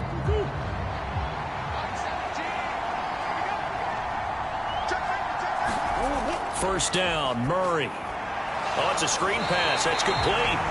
The Cardinals going to use the first of their timeouts as they'll stop it with just over 40 seconds to go in the first half. On second down, here's Murray. And that is incomplete. A lot of force bearing down on him there. He could not hang on. It's third down. It's another zone defense. It looks like it's open for possibilities, but they did a nice job patrolling the middle of the field and forcing an incompletion. They come up to the line now facing a 3rd and 10 after the incompletion. They run it here. Ware. And he gets this one just shy of the 40. They'll mark him down at the 39. Now the Cards going to call another timeout, their second, as the clock will stop with 35 seconds to go in quarter number 2. Throwing on first down, but this one winds up to be incomplete. 2nd and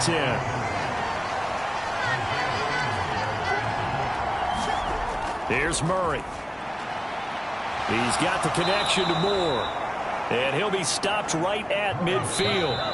The Cardinals forced to burn their 3rd and final timeout. And with halftime on the horizon, they'll be out of timeouts from here forward. Here's Murray from midfield. Looking left side, that's caught by Moore. And he's able to take it across midfield before going out of bounds. 2nd down, Murray sets to throw. He's got a man. It's his tight end. That's complete. And he has another first down as they'll get the ball down to the Eagles' 33. So we've come to halftime here in Philly with the Eagles on top.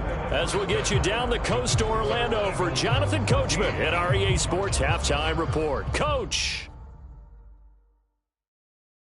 All right, Brandon, thanks very much. Things starting to get interesting in this final weekend before Thanksgiving. So let's see what's going on around the NFL. We'll begin up north at MetLife Stadium over in New Jersey, where you see the final score there. Zach Charbonnet, 2 touchdown runs to lead the way. From there, we head to the Big Easy to check on the Saints at home in the Superdome. And they were victorious in that one over the visiting Atlanta Falcons. Romeo Doubs, 2 touchdown catches in the victory. Lastly, we head to the Gulf Coast and check on the Bucs at home in Tampa. And they were winners in that one over the visiting Carolina Panthers. Cam Akers, a touchdown run in the victory. We just watched a fine first half out of the mobile quarterback, that's Jalen Hurts. He came on after a slow start to fire 2 second-quarter touchdown passes and give his guys the lead at the intermission. Okay, Coach, yeah, adjustments likely going to play a big role in this third quarter in what's been a tight contest so far. And he'll be tackled just shy of the 25.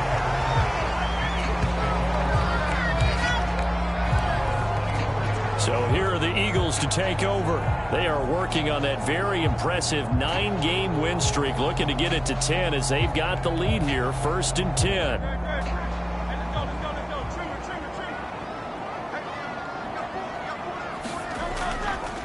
They'll start by running the option to the right. And he probably should have given that one off as he's going to get hit and taken down behind the line.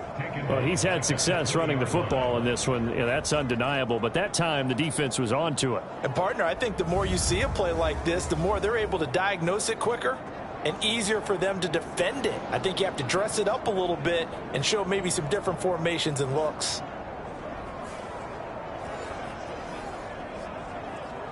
So now they have to contend with 2nd and 13 after the first down run goes backwards. He'll look to throw. Smith catches left side. And he'll get this up past the 25 before he's out of bounds. Here's 3rd and 7. They'll drop the throw. Pass to the sideline and pulled in. And he'll be out of bounds. And now hold everything here as the challenge flag is out. And we're going to get a review of that last play. Did he keep those feet in bounds? That's the question they've got to decide. And I got to say, watching it in real time, it was awfully close. Yeah, it certainly looked like a heck of a catch because he didn't appear to bobble it, which could complicate things. But even with the benefit of replay, that's pretty tight. Now here's the call. Winds up a very good call there defensively to challenge that one, as that now will wind up an incomplete pass. On is the punter man as he boots this one away. We'll call that a 43-yard punt, 2 on the return. And the Cards will take over, 1st and 10.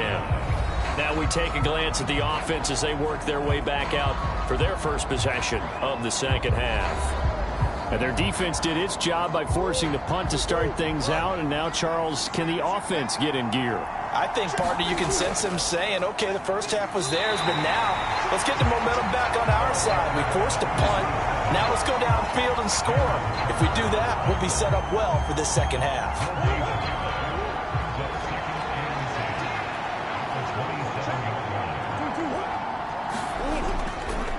A give to Ware. And he'll take this up near the 35, maybe the 34. 2 yards still to go. 3rd down now. They fake the handoff. Now Murray. He's got his target. That's complete. And he is going to have a Cardinals first down as they're able to get the 3rd down conversion. And it's pretty evident that this passing game has been frustrated so far. They haven't really moved the ball the way we might have expected, but this is a good pickup here for the first down.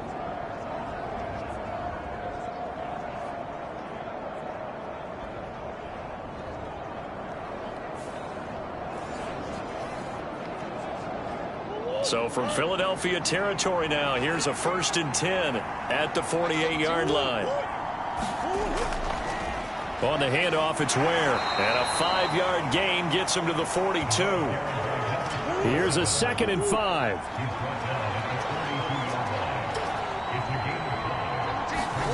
Here's Murray. That's caught by Ware. Oh, he breaks a tackle, and he's got an alley. And he takes this just a few yards shy of the red zone before going out.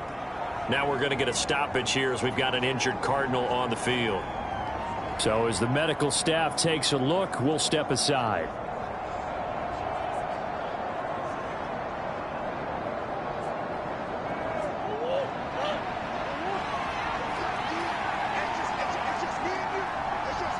Moore, the man in motion. Now Murray off play action. Oh, now he's stripped. He lost the football. And it's picked up by the Eagles. And a big turnover there as his guys will get the football back. A disappointing end of the sequence there. He was starting to turn nothing into something, and then he lost the football. And sometimes things get lost in the transition. And what I mean by that is you go from being a passer to a runner. And at a certain point, once you cross the line of scrimmage, you're strictly a runner now. There's no more downfield threat. Make sure you take care of the football while you're traversing downfield. Hurts and the Eagles come up here 1st and 10 at their own 17-yard line. From the gun, he'll set up to throw. He's got Dallas Goedert, his tight end, over the middle. And he's going to get this one across the 30-yard line. Line of scrimmage, the 31 now on 1st and 10.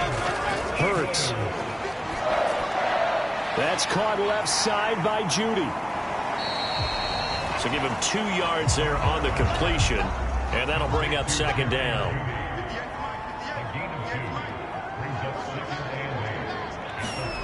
Hurts sets up to throw it.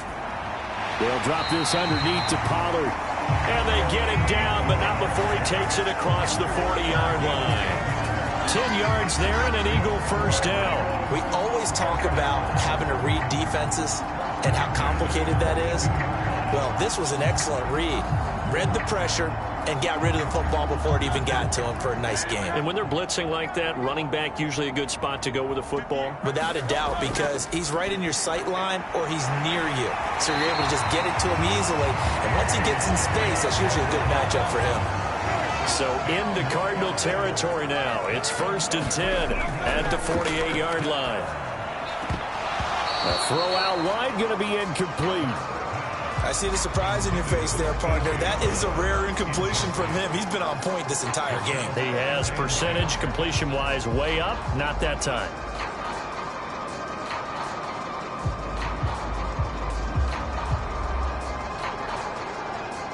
Here's 2nd and 10.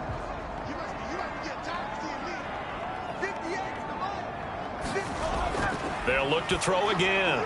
Swinging this out for Pollard. And he's corralled at the 40, but not before picking up 8. Trying to keep the drive going here. This is play number 7 on 3rd and 2. Back to throw again. Able to find the open man. That's complete. And they're going to have another 1st down as the tackle's made here at the Cardinals' 22-yard line. A gain of 18 and a new set of downs. That's a play that will likely be forgotten when you talk about big moments in this game. But plays like this are critical to keep drives going. And if points result, we'll call this play significant.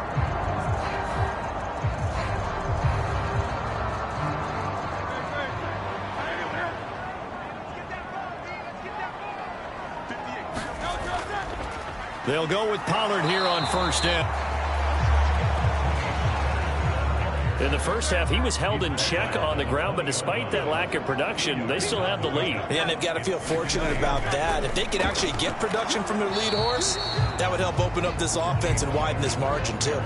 A yard in the wrong direction makes 3rd down tougher. 3rd down and 9. That was well played there defensively. 2 tight ends in the formation, which essentially gave them 7 blockers up front.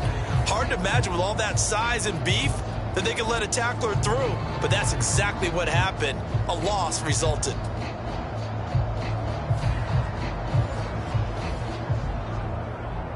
Third and 9 here.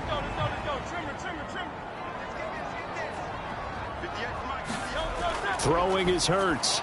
He finds his tight end Goedert. That's complete. And he's going to be taken down short of the 1st, right around the 15-yard line. And that's good for a gain of 6. And that's going to bring up a 4th down. I thought they might take a shot down the field, but instead they ran a little drag route there. I think they were hoping he could catch it and run away from the defender. But a really good job keeping the play in front of them, and they force a 4th down.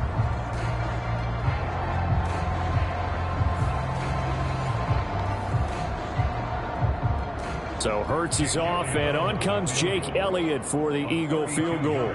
From the left hash, just a 32-yard attempt.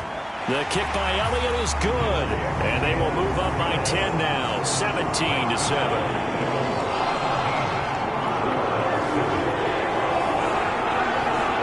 Some complimentary football there. One side, your defense forces the fumble, and then they drive it down the field. Now, obviously, Charles, they wanted the touchdown, but at least they were able to drive it down and get 3 out of that. Yeah, now we'll have to see how the other sideline responds, because they had plenty of time during that field goal to think about that fumble and how they were going to react. What are they going to do when they get the ball back and try and make things a little bit better for their team? Murray and the Cardinals with a 1st and 10 at their own 25-yard line.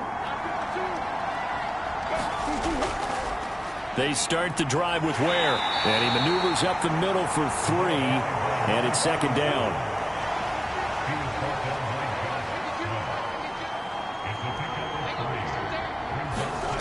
Now Murray. Quick hitter here. It's complete. And they get him down, but not before he takes it across the 40-yard line.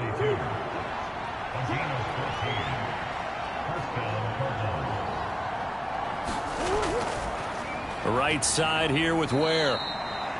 Just a yard on the first down carry, so it's 2nd and 9.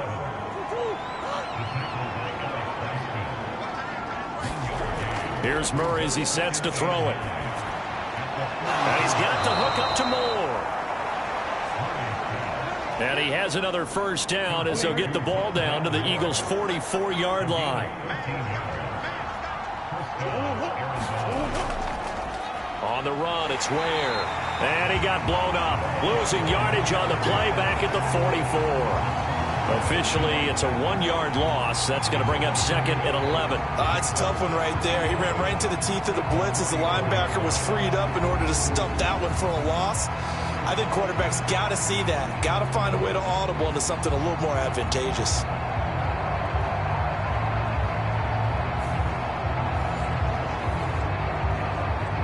So after the loss of a yard, they'll look to push forward here on 2nd down and 11.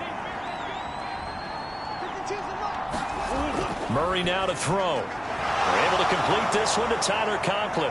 And to the 36-yard line, taken down there after getting 8 yards. This offense in desperate need of a conversion as they come up on 3rd down. They'll try and run with Ware. And he's going to be a yard short. A 2-yard pickup leads to 4th and 1. Well done to sniff that out defensively. He had it diagnosed pretty quickly. I love that description because diagnosed is perfect on that one. Read his keys, made the play, and he couldn't even get going moving the football.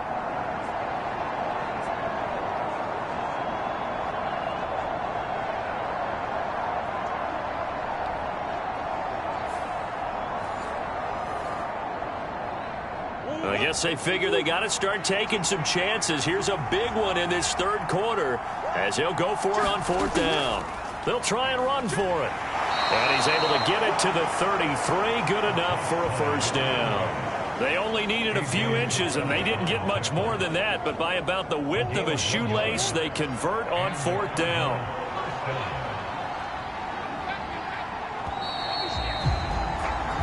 So a moment to catch our collective breath after the 4th down conversion. This is the National Football League on EA Sports.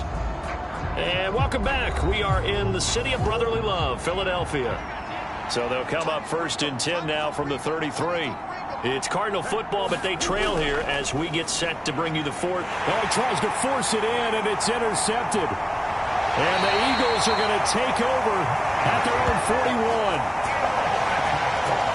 But here in the 4th quarter, defensively, you know that you're just going to blanket the field with defensive backs and say, okay, take your best shot. And that time, it's intercepted. And we've often seen teams go into the prevent early, way too early, and sometimes they get too soft in their coverages. But not in this case.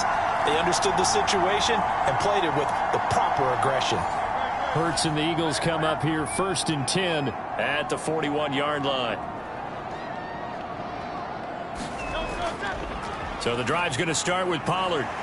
Breaks a tackle. And he'll go out of bounds. It appears right at the 45. 2nd and 6.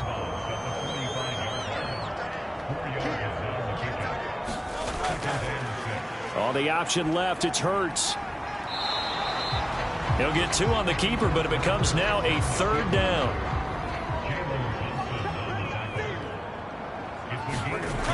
Here's Hurts to throw. Pass taken in by his big tight end. And he takes this one down almost all the way to the 30. Give him 22 there on the 3rd down conversion. And Charles, with that completion, I'm told that puts him now over 3,000 yards passing on the campaign. And Brandon, I think we have to start to think about where we are in the season, because right now, 4,000 is not out of the question. I think a big game or two, he's certainly capable of getting that done.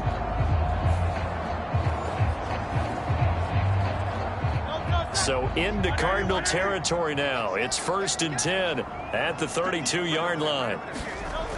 They'll set up a throw. Throw right side is going to be caught by Judy. So the completion good for 7 there. And that will bring up second down. Out of the gun to give to Pollard. Looking for a crease, can't find one. Stopped at the line of scrimmage. This offense so far on third down, they've converted 4 times out of 6. Not bad. This time they face a 3rd and 2. Trying to run for it with Pollard. And he will be very close to a first down, but I see the closed fist of the referee, and that means 4th down. Seems pretty obvious defensively a key was stopping the run game. How have they done it so successfully? To me, it seems that these guys really did a nice job of paying attention during the scouting report meeting. And you know, Brandon, when they do those, they talk about the top plays that these guys like to run. The best runs for the top running back, those are the ones you focus on and want to take away. And they've done that pretty successfully in this game.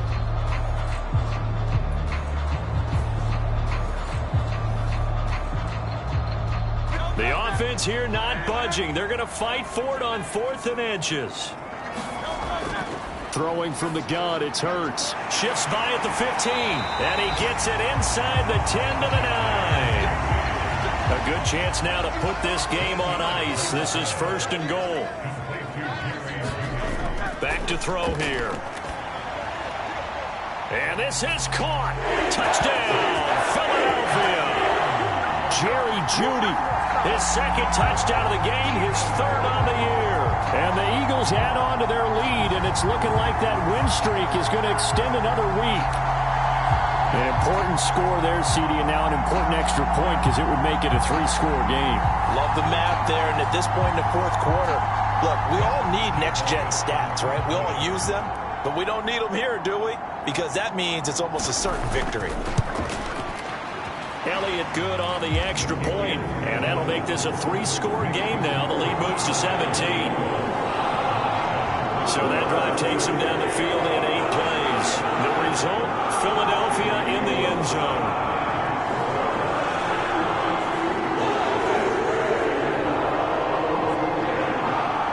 Now after the touchdown, here's Elliott on to kick it away. From a yard or 2 deep, here comes a return. And he'll be brought down at the 28-yard line, so the decision to bring it out of the end zone gets him 3 more. Here's the Arizona offense now as they get set to take over. And just looking ahead, it would appear that that bye week is coming at the right time. They'll have 2 weeks to chew on this one, though probably not one that they want to chew on. A poor performance from start to finish. Trying to shake off the interception from the last drive. He'll look to throw. And he's going to lose yards. They take him down at the 26. Despite the completion, they're going to wind up losing 3 there. 2nd down. Boy, how good has his defense been seemingly all game long? I really think right from the first snap, I think you're really onto something there. In this passing game, it just can't get off the ground. And that play, it wound up losing yardage.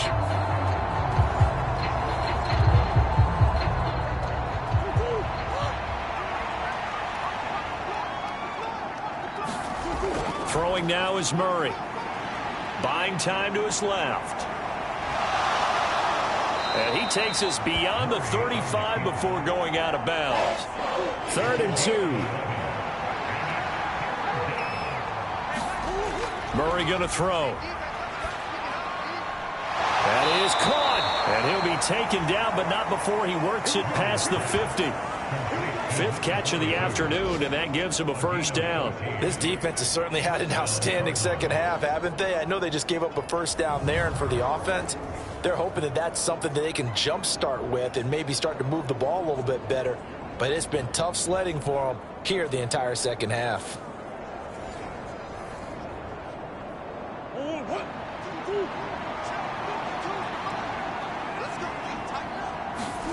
Murray now on 1st down. And he slides and covers up at the end as he's going to be able to pick up decent yardage.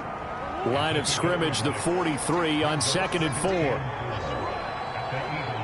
4. Moore, the man in motion. Now Murray throwing on 2nd down. And brought down, but able to get it to their 30-yard line. Opted to run for it. The decision a good one. Picking up the 1st, getting 14 yards on the scramble. This is where the NFL is headed year by year, partner. A league where just about everyone has someone under center who can get you with their legs as well as their arm. And we've certainly had a nice display of that from both QBs in this game, and that continued with that first down run.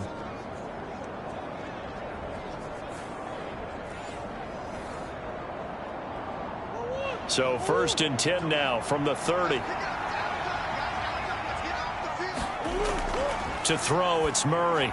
Goes to Ware on the screen. No gain on the screen there. It's 2nd down. Well, that was a simple throw and catch, but even with that completion, 0 yards gained, so they're behind schedule on down and distance. I think they were hoping to get it to him. He could make a man or two miss, but that window closed quickly. Here's a throw to his running back. It's complete. They get 6. That'll leave them with 3rd and 4. In search of 4 yards here to pick up the first down. Murray now. Now they go screen. It's complete.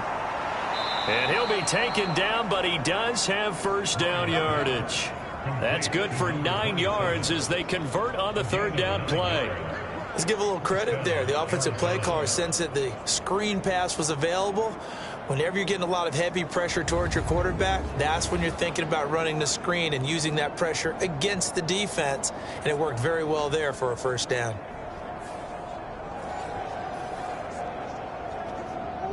Line of scrimmage, the 15. It's 1st and 10. Now a handoff up the middle. Phelps. And they get to him quickly here as he's stopped right around the 13. 2nd down and 8.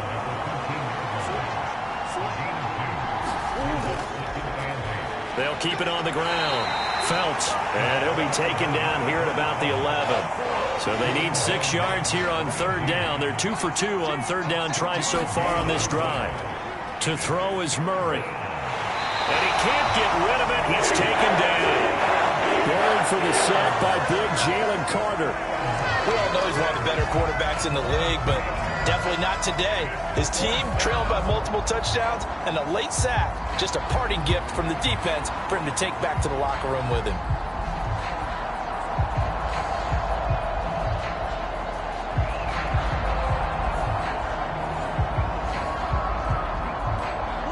And they're indeed going to go for it here on 4th down. So trailing here in the last quarter. Let's see how this plays out. Now Murray's got to have this one. And it's incomplete. They cannot convert, and they turn it over. The Cardinals unable to convert there on 4th down. And this long drive is going to wind up yielding nothing. Well, their first 4th down attempt earlier was successful. This one backfires for a turnover on downs. I like their aggressiveness. I like what they're doing. They got it the first time they went for it. Why not a second time? I don't think they'll be daunted from attempting it again. If you're on the defensive side of the ball, though, any 4th down stop is a big momentum play. Hurts and the Eagles come up here 1st and 10 at their own 13. They'll run with Pollard to begin the drive. And he'll manage to pick up about 4 at 2nd down.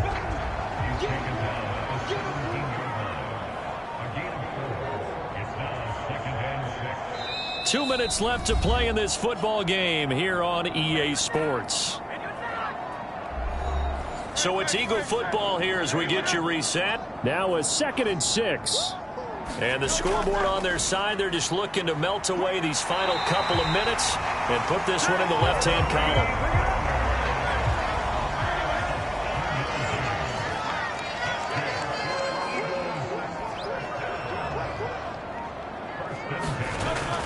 Here's Pollard again. And nothing much materializing there on the first down run. He'll get a couple, and that's it. Here's a 2nd and 8.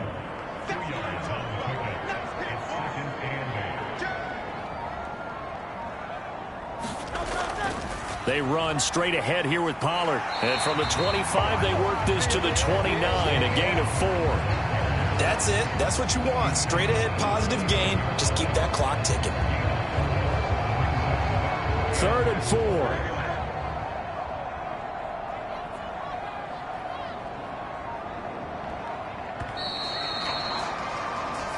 So flying Eagles fly. say, it's a victory for Philadelphia. Well, on one side of this, Charles, an impressive victory. On the other, I mean, you think about it, they scored in the first quarter, but then they didn't score in quarters 2, 3, or 4. They're going to have a lot of work to do before stepping back on the field. Yeah, it'll be an interesting tape to analyze, won't it? Because why did it work in the first quarter, but nothing in quarters 2, 3, and 4? So we always talk about adjustments. You don't just wait till halftime. You do it series to series. They'll be working on that in preparation for their next game. So for Philadelphia, they get win number 10 on the year as they move to 10-1. And they will hit the road next week for a date with the San Francisco 49ers. Meanwhile, for the Cardinals, not much more to say. They dropped to 1-11, and they'll get the extra week to think about this one as they return to action in 2 weeks' time. So for Charles Davis and our entire crew, I'm Brandon Gaudin. Next game, guess what? Charles and I will be here again. It's the NFL on EA Sports.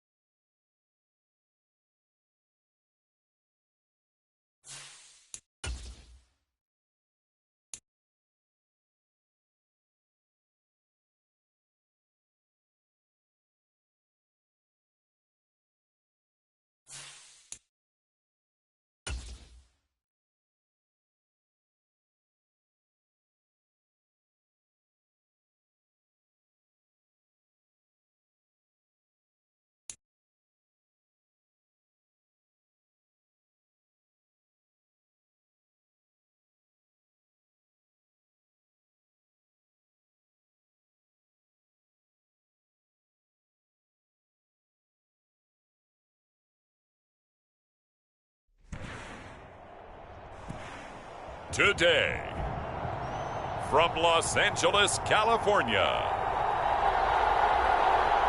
it's Week 12 of the NFL on EA Sports.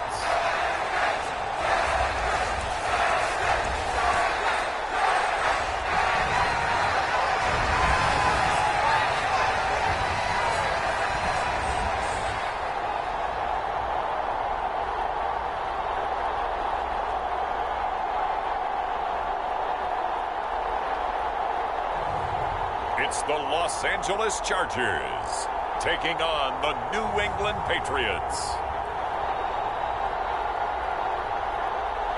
EA Sports coverage of the NFL brings us to the City of Angels, Los Angeles, California. Today, Week 12 of the NFL season is upon us, and we've got a good one in store, as it'll be the New England Patriots taking on the LA Chargers.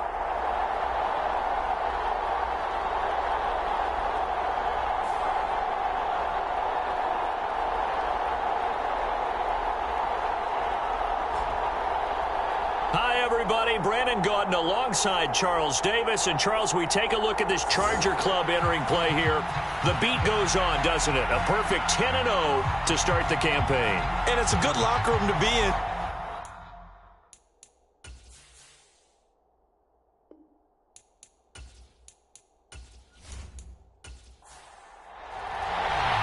The final playoff push is upon us. It's Week 12 of the NFL season, and we're underway on EA Sports. From a couple yards deep, he'll bring it out of the end zone.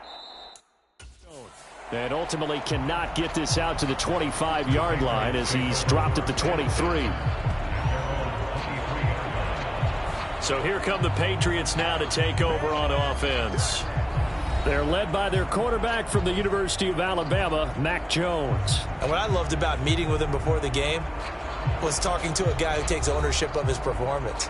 2 touchdowns, 2 interceptions last week, but all he focused on was the loss, okay? And he did say, if I change my stats a little bit, not necessarily for me to look better, but that'll help my team. And he's able to plow forward up to about the 29, just shy of the 30. Here's 2nd and 3. On the counter, it's Stevenson. And he'll scratch out a yard up to the 30, and that's all. Third play of this opening drive as they're looking at a 3rd and 3.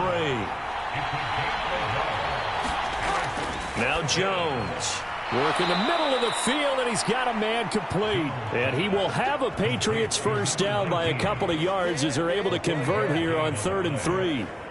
Well, they kept it simple there, CD, only needing the short gain to move the chain, so they didn't want to go with a deep throw. They just go with that safer, shorter throw and able to convert.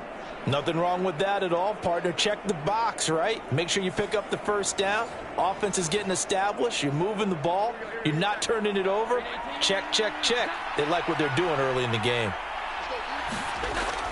Stevenson now on 1st and 10. And he went nowhere. Well, he went backwards, back to the 33. 2 yards the loss, 2nd and 12. With his size, he's a tough man to bring down, but they do a nice job there stopping his progress and not allowing him to get back to the line of scrimmage.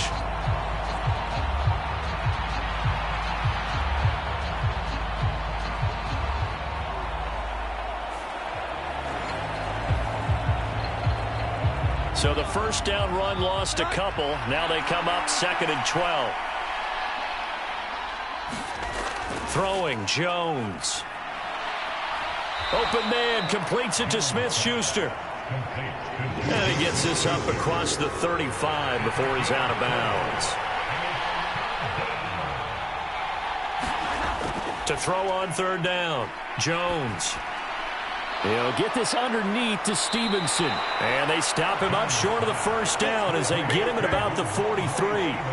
It's a gain of 6, but not enough, as they'll be forced to punt on their first drive of the game. And they're getting him involved early. You feel like they saw something on tape, or they just have a sense with him because he's had a good week of practice or something in that area that they want him involved. Just as you said, they want him to touch it either in the running game or the passing game, but they must like the matchups they're getting.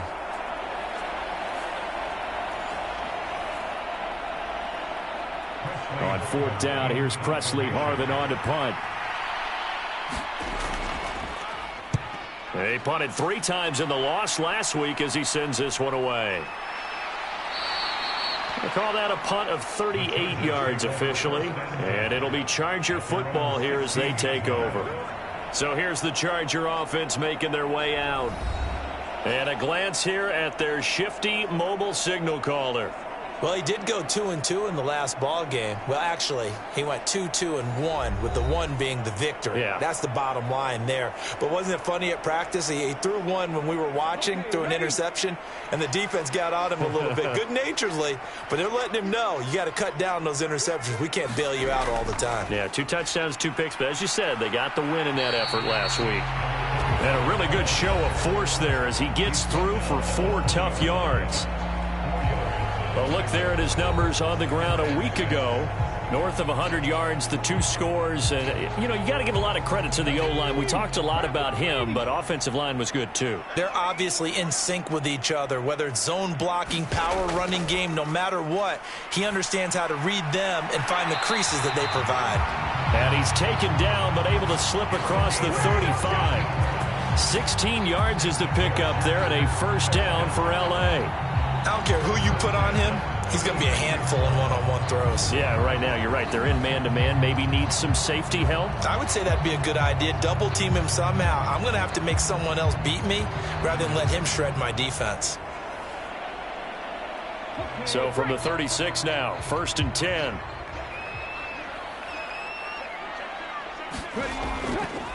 Up the middle they go. It's Porter. And they bring him to the ground just shy of midfield. Another nice gain, 13 yards that time, and another first down. He was solid last week, over 100 yards in their victory on the ground. They want to get that going again. Absolutely. What they also understand is that from week to week, it's not necessarily the same, but they want it to be, right? What they saw last week on the ground, they want to see in this game as well.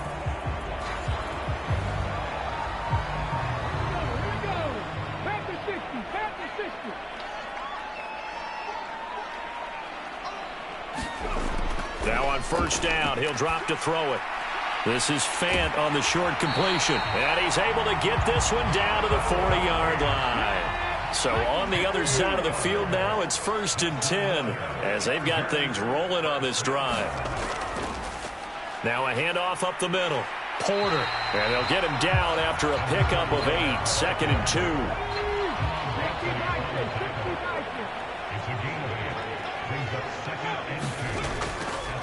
They'll keep it on the ground.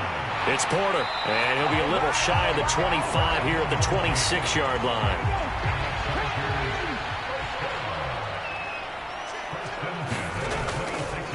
On first down, Porter. This will be stopped about 2 yards shy of the marker. 8-yard gain, 2nd and 2.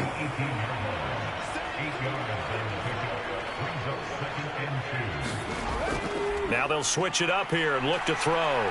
And he can't find a receiver, and he's brought down. It'll go as a loss of 3 on the sack, and it brings up 3rd down.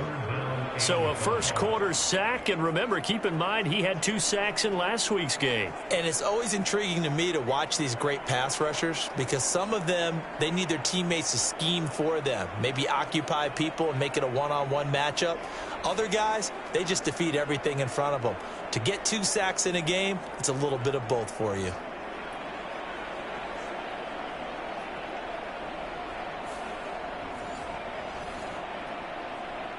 They'll break the huddle and come up on the 9th play of this drive, needing 5 yards on 3rd down.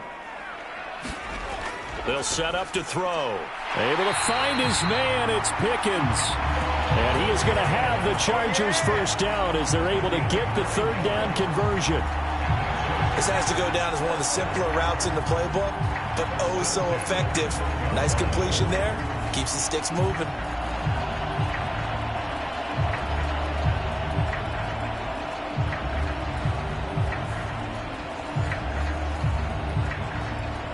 From down at the 12, it's 1st and 10.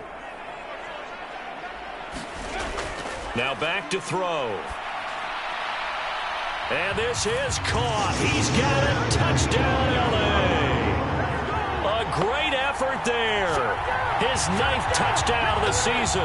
And the Chargers are on the board first here this afternoon. One of the keys to their long winning streak has been scoring first. An ideal drive right there, getting the first 6 points of the ball game.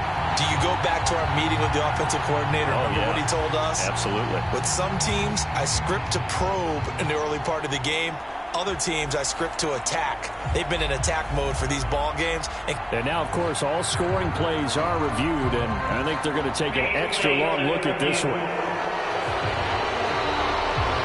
They're taking a peek at whether or not those feet were in bounds, and obviously a big call here in the end zone.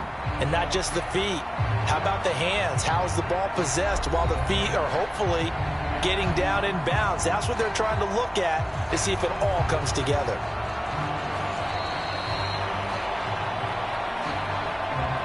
So they called it a touchdown originally, and this will stay a touchdown after the video review, so they had it right.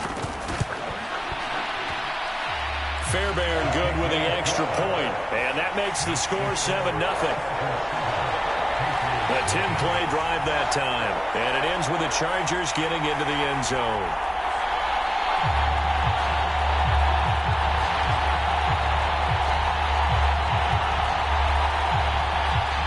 After the touchdown, Cook now to kick this one away.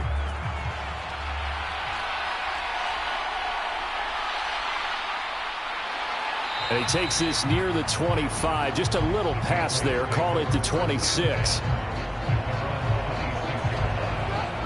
So back onto the field come the Pats for their second drive. The last series for them, a little disappointing. Forced to punt.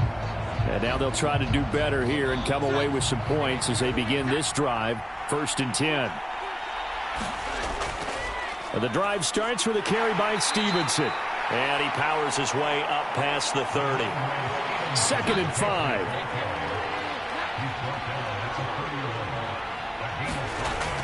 Back to throw. Jones. He's across midfield. Now inside the 25. Touchdown. A big play there. 69 yards. And the Patriots are able to strike quickly here as they are in for 6. And nothing too crazy there. A quick slant, and then he just had a seam. He found a seam. And when you hit it on the run like that, and I mean the pass right to the receiver who's already in motion and moving, sometimes he just takes it and runs away from everyone else. And he ran it into the end zone. And the defense, they've got to adjust there quickly. That's tough on them. That's really tough because everything was executed well. Ball was out of his hands quickly, into the hands of the receiver, and then he was gone. Point after, right down the middle. And we are tied at 7. Pretty clean and simple there. Just 2 plays. The long pass resulting in the touchdown on play number 2. So all even at 7 now as they kick it away.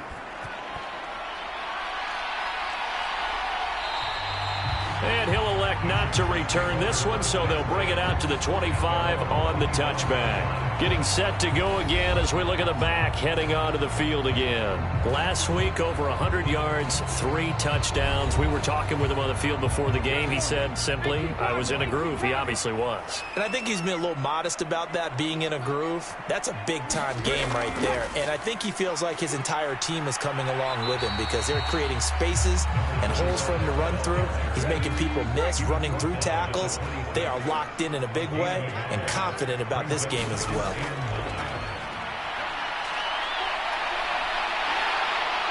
And they get him down, but not before he takes it across the 40-yard line. A nice job there on the escape and scramble. A first down, a 16-yard gain. That's the first time he's called his own number, but he's got to be overjoyed with the results. He wasn't just going to settle for a modest gain. To me, he was determined to come through with a big message to a defense that slept on him in the pocket.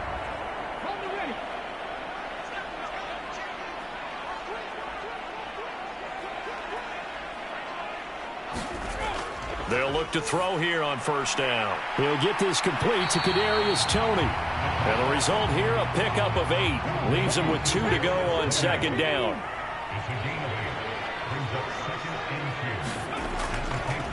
Up the middle they go. It's Porter. And he'll get it down to the 47 here.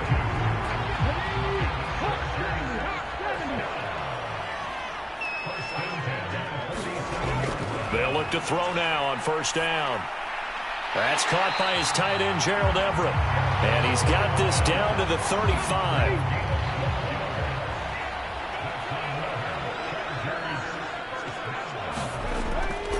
They'll run on first down. Porter. And he's going to get a solid gain of 9 before being brought down. Second and right at a yard.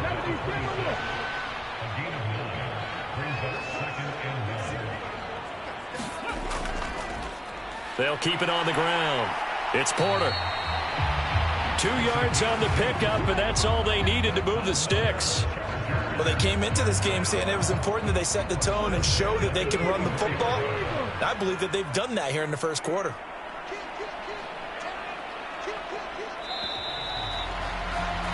"7-7", our score after 1.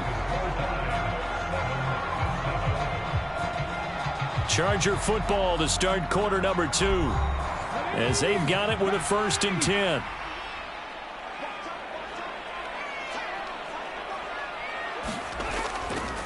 Here's a play fake as they set up to throw.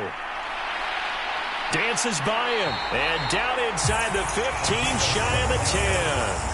A nifty bit of scrambling there. 12 yards, first down. I can't be sure how much of that was planned pre-snap, but it certainly opens up some avenues for their offense. And if he can stay a threat to break off those kind of runs, it'll pull defenders away from coverage and open up some choice throwing lanes for him moving forward.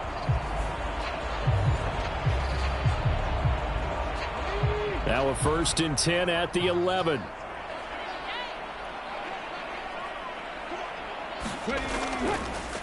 Now a handoff up the middle. Porter. And he takes it in for a Charger touchdown. A great play there. With his 13th rushing touchdown on the year. And the Chargers have taken the lead. A strong, determined run there, Charles, to get in for 6 points. This is why it's such a team game, isn't it? And I know it sounds really generic and it sounds almost trite, but the blocks were made up front, offensive line, collective victory at the line of scrimmage and downfield. And how about the finish to the run all the way into the end zone? Extra point by Fairbairn, up and good. And that makes the score 14-7. That time a 9-play drive. And in the end, the finishing touch, an 11-yard run.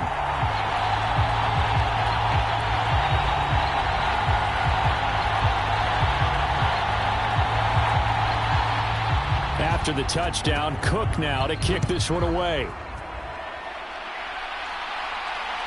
This fielded right at the goal line. And he'll be stopped up at the 25.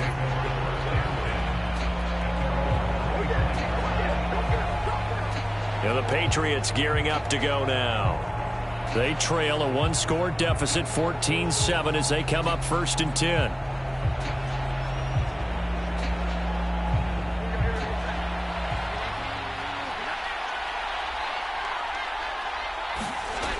They'll run with Stevenson to begin the drive. And not a whole lot of room to operate there on the first down run. He gets maybe 3. Here's 2nd and 7 now from the 28. Looking to throw. Jones. And that'll be incomplete. Took a pretty good shot as he tried to pull that one in. Couldn't hang on, 3rd down. Now they'll throw here out of the gun. Chargers able to get the pressure and bring him down. Joey Bosa in there to get him, and that is sack number 6 now for him on the year. I spent a lot of extra time preparing for this game watching this offensive line because they gave up 5 sacks last week in their loss. They just gave up another one now. They don't seem to be working together as a cohesive unit. Right? 4 guys might have it right, but the 5th guy is giving something up. They've got to find a way to all get on the same page. On is Presley Harvin now as he'll send this one away.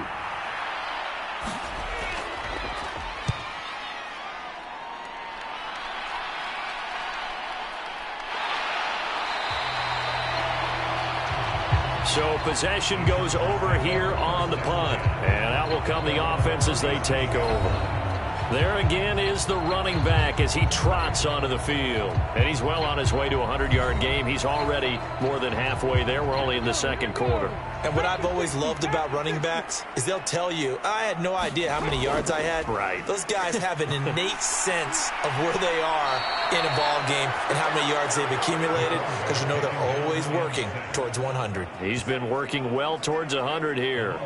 It'll only be a loss of a couple, but the pressure gets home on first down. And this is a quarterback who's already had success on the ground in this first half, but this time they're able to hem him in. And it's always different when you rush a mobile quarterback as opposed to a guy you know will be right back in the pocket. In this case, you got to make sure the inside pressure and the outside pressure match, and maybe even a second wave to make sure if he squirts free, you've got someone to tackle him. That'll go for a gain of 7. And it brings up 3rd and 5 now.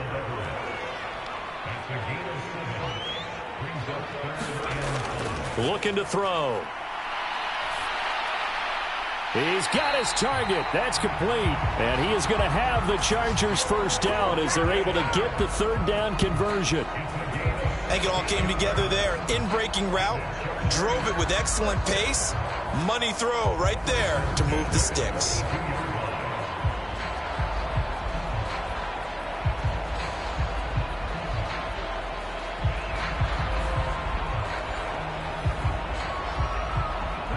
So they go from one 42-yard line to the other as they come up now 1st and 10. Ready, go. Up the middle they go. It's Porter. And a very determined run there as he'll take this all the way down to the 27. Good effort. 80 yards rushing for him so far as his terrific season continues here. Now, this is an example of breaking down a defense, because on a lot of these runs, he's getting past the point of attack, and guess what he's doing? Forcing the secondary guys to have to make a lot of tackles.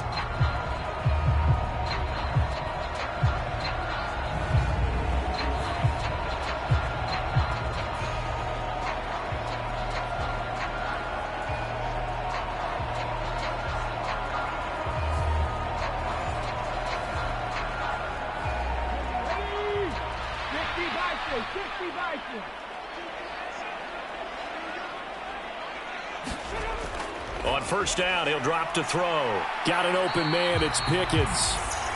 And that's good for a pickup of 10 yards. And that'll leave him with a second and just a few inches left. Well, coaches always talk about finding balance on offense. I don't think you get much more balance than this. Big-time run, big-time pass. A 1-2 combination. Looked pretty good. How about that? Let's see if they can continue to take that kind of a punch, though. 2nd down and inches. Now a leaping catch. He's got it. 2nd catch for him today, and it'll wind up a first down.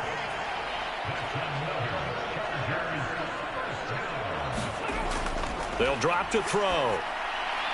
Right back to Tony. He's got another one. So the completion good for 6 yards, and it'll be 2nd down. In so many ways, throwing the hitch route is actually one of the safer things an offense can do. Get the ball out to the receiver as fast as possible, hope he's got man-to-man coverage, and hope that his athleticism wins on the perimeter.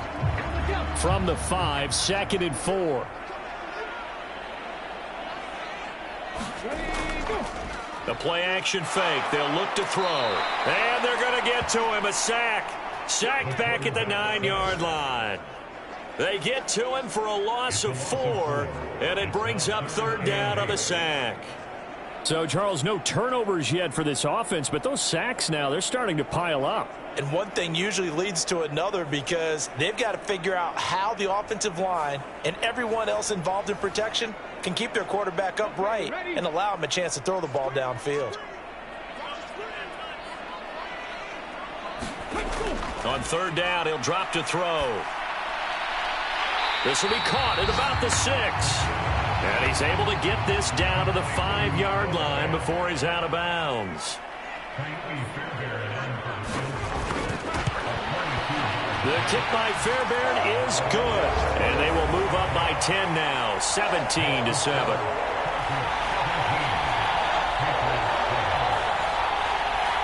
So that one on target, and it adds to this first-half lead. And maybe we're too early to worry too much about one-score lead, two-score lead, etc. But this is where you kind of start banking those points that come in helpful later on. And he'll take it a yard or so past the 20, call it the 21. New England trying to get a place on offense. They find themselves down 17-7 as they start this drive, 1st and 10.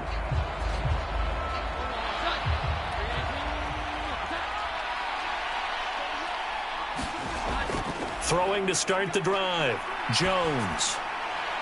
Now throw right side here, going to be incomplete. Now a 2nd and 10. Back to throw. Jones. And the Chargers rush is going to get there. Down he goes. They could not contain Kenny Clark as he gets home for the sack. Competition comes up in so many different ways. And right now, this unit, their competition is who's going to get to the quarterback the most times. Had about 5 sacks last week. We just saw their first one of this game.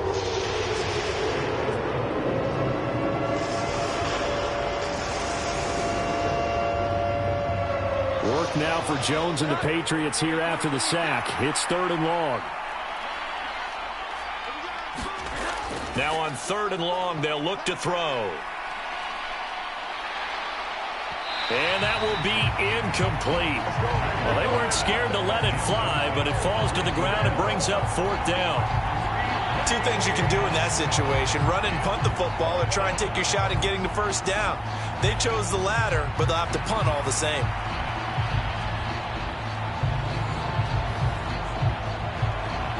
The Patriots send out their punter as the drive goes backwards, so he's on to punt it away. He's been a busy man here in this first half as he gets it away. It'll be a net of 40 yards following a punt of 44. And they will take over 1st and 10. A look at the running back, the man out of the backfield as he gears up to go again. He's been good. His guys are winning. So far, the recipe working here in the 2nd quarter. He doesn't like to just tote the rock. He wants to carry his team on his back. And that's what he's done throughout this game. Yeah, he's done that. He'll be hoping to continue that trend. They'll start this drive out on the ground. And he'll take it across the 50 and into New England territory. Give him 5 on the carry there, and it'll be 2nd down. So, Charles, you talk about this offense, how well they've played. I mean, the defense, too, really. But they're sitting at 10-0 now on the year. 4-0, 5-0, that's nice. But once you start hitting double digits with these wins and no losses, I think the seriousness of the situation, it just has to ramp up. Yeah, and when you do say 10-0, it can't scare you as a team. Just think about it this way. For most of the year, they've been playing to win their division and get to the playoffs. Now the playoffs are just about a foregone conclusion.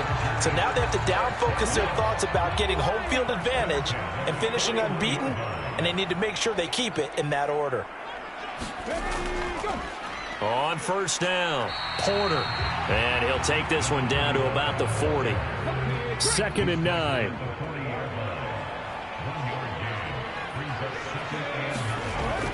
He'll drop to throw. And he will slide to a stop. He does have the 1st down. And now a pause. It looks like we have a Patriot injured on the play. More from L.A. in a moment.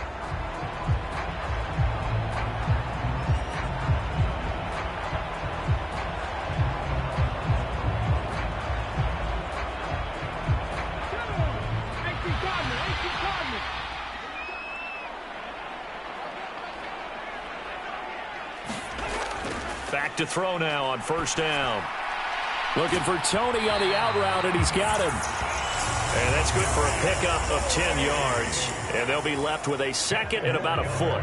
Well, that's what you're looking for when you want to throw the ball downfield. You want one of those guys who can play out on the perimeter, can play out wide, who can not only get open, but when they're covered, can uncover themselves downfield and create catches. And the Chargers are going to have a 1st and goal as some good running there gets him down to about the 2-yard line, knocking on the door. This guy's well on his way now to a big game on the ground. It's another good run there. Puts him over the century mark in yardage, and we're still in the 2nd quarter.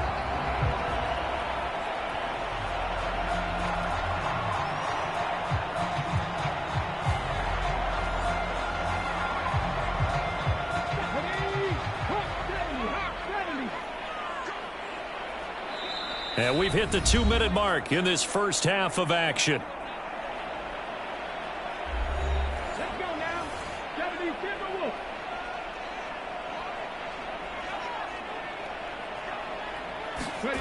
He'll look to throw. He's got his man. It's caught. Touchdown, Chargers. Noah Fant, a 2-yard touchdown grab. And his guy's now an extra point away from taking a 3-score lead. And he is a reliable target. They like to get him involved. They got him involved there for the score. And they should. He's a very good player. Remember, they can use him in certain positions, so many different spots, and he usually comes through for them.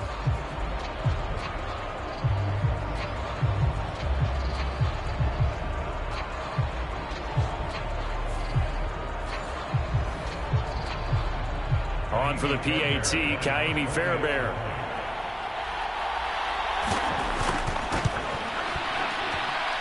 And that'll make this a 3-score game as the lead moves to 17.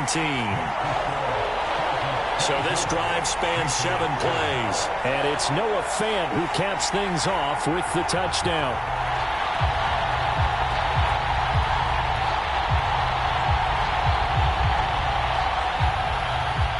After the touchdown, Cook now to kick this one away.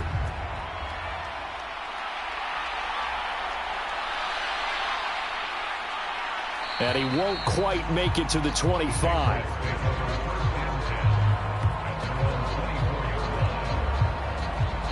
New England's offense set to go.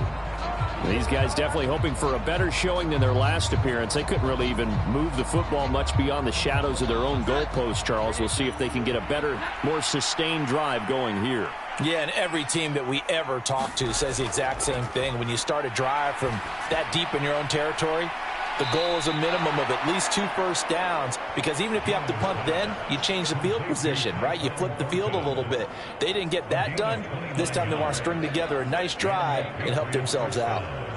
Now that's the kind of big play you'd like to see. This first half, it hasn't gone their way, and they could use a shot in the arm, something to perk them up a bit. And they get one here in the passing game.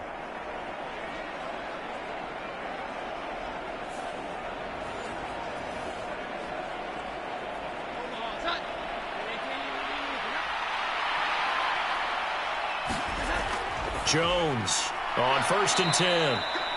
So 8 yards on the completion there.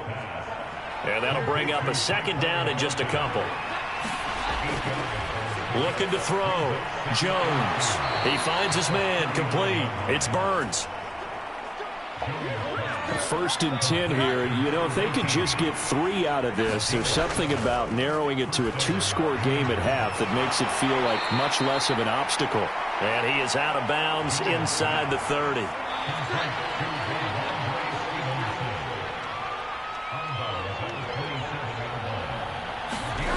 Throwing again on 2nd down. Jones. And down he goes. They sack him back right around the 41-yard line.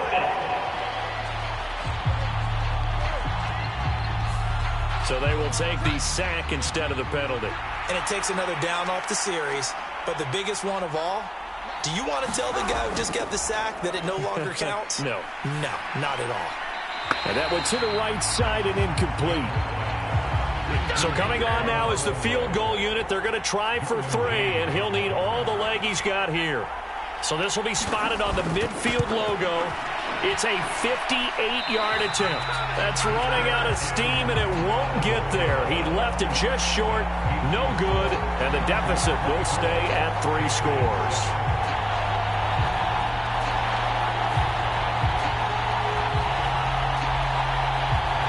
Getting set to go again as we look at the back, heading onto the field again. He's already cruised past the 100-yard mark. We haven't even gone away for halftime yet. He might not want halftime. All right, why cool off? Keep everybody here. Let's stay out on the field and keep going. But all that being said, everything is really working well for them. The play calling's been excellent. The blocking's been terrific. And obviously his vision and legs have hurdled him to this big number so far. We could be seeing something really special here. And we'll see how much they give him the ball here.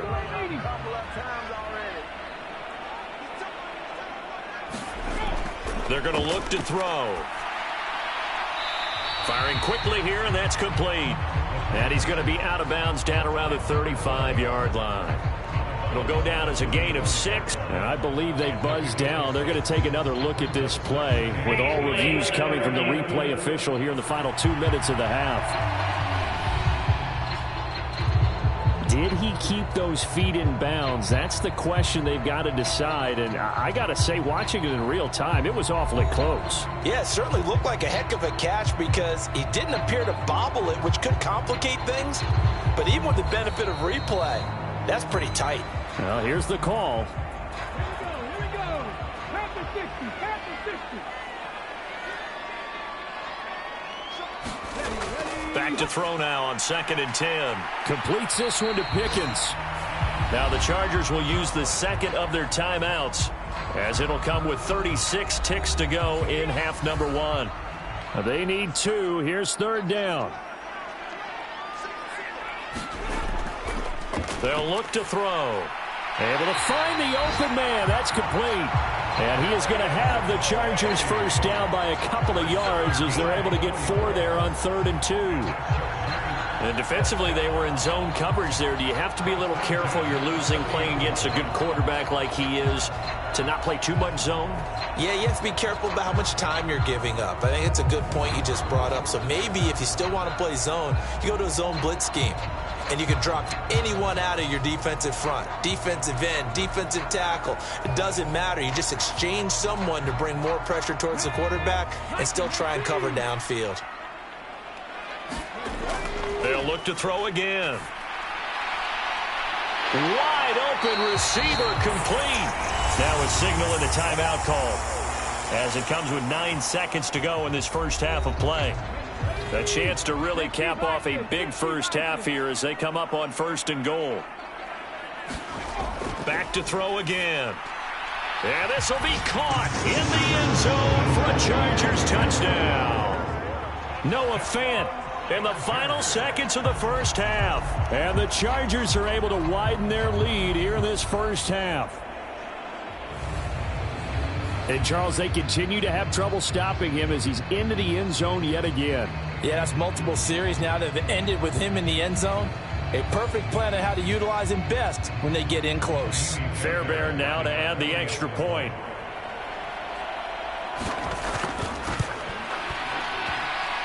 And the lead is now 24.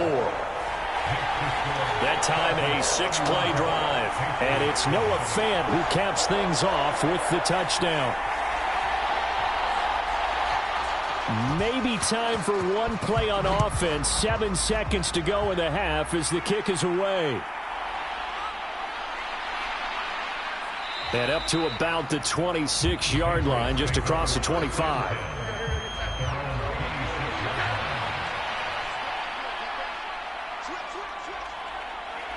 All that remains is to snap this once, and that'll do it for the first half of play. So we've come to halftime after a very one-sided beginning to this one.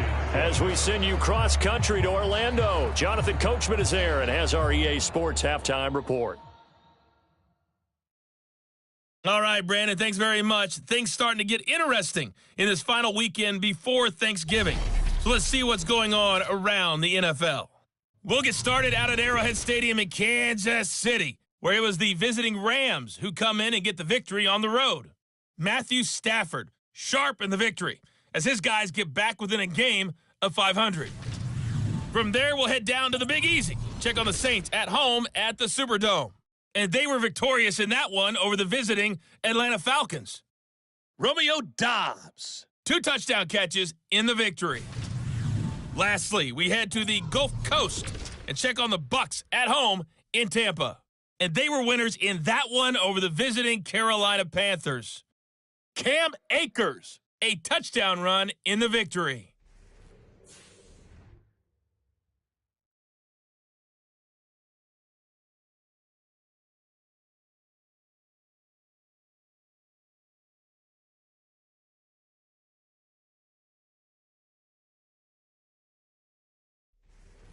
All right, Coach, thank you very much as we welcome you back for quarter number 3. So the Chargers will start the second half with the lead and the football as we're underway in the third quarter.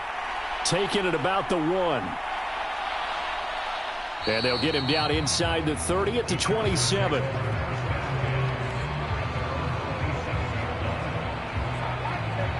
So here are the Chargers to take over. They've got the lead yet again in this ball game with their winning streak right now sitting at 10.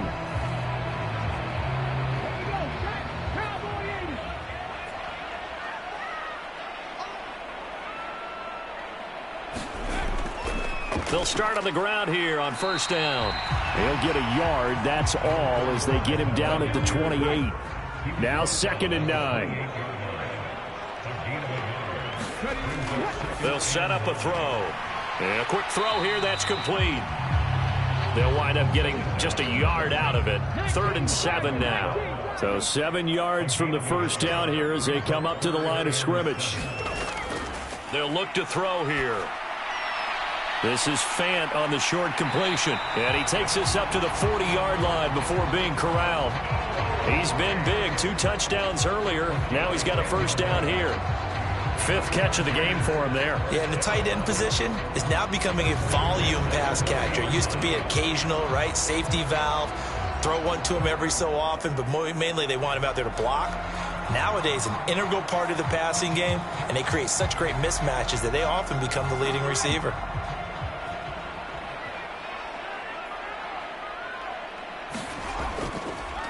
They'll run on first down. It's Port. Well, from an offensive perspective, that was a tough run because he only picked up 3 yards. Well, let's flip it over to the defensive side. They now have the advantage. 3 3-yard gains. That means they're punting the ball likely on 4th down. That's what you're looking for when you're playing defense. So 1st and 10, and if they score on this drive, might have to start digging in our second half blowout material. And good work there in open space. And he's got this all the way down now to the 32. 122 yards rushing for him here as he starts to close in now on 1,200 yards for the season. It's been an excellent day for him running the football, no doubt, as he continues to soar well past 100 yards. Yeah, it almost feels like he can just grab his briefcase and head home after putting in a full day's work at the office, doesn't it? From the 32 now, here's 1st and 10. They'll keep it on the ground. Porter. And he's able to work his way down inside the red zone to the 19-yard line. Another nice gain. That's now 30 yards between those last 2 plays. A lot to praise on this drive, obviously. I know you're seeing what I'm seeing. Those guys up front, they're getting it done. Doesn't matter what play is called. They are handling their business at the line of scrimmage and dominating right now on this drive.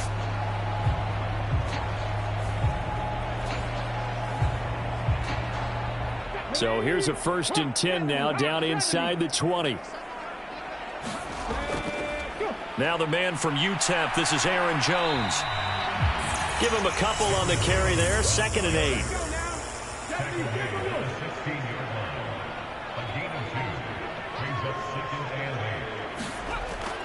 Back to throw here. Completes it to Fant on the right side. 3rd catch for him on this drive alone, and it'll give him a first down.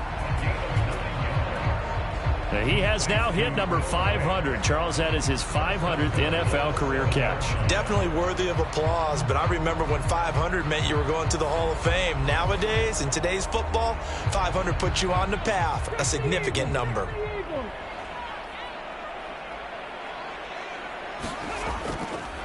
They'll try and run for it on 1st and goal. And he'll be stopped just outside the 5 at the 6. It's a gain of a yard, and it'll set up 2nd and goal. The yards may start getting a little tougher to come by down here near the goal line. That's good work defensively there on 1st down, holding them to a short gain.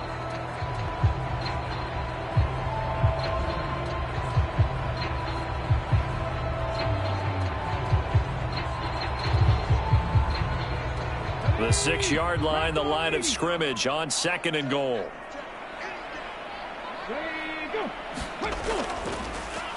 And they'll keep leaning on the running game back to the ground. And maybe a measure of revenge there. He's had his way in this one, but this time they get him behind the line. Officially, it will go as a 1-yard loss, and that's going to lead to a 3rd down. Well, that was one of the few times they've been able to contain him thus far. He's over 100 yards for the game, but he lost a bit off his total on that carry.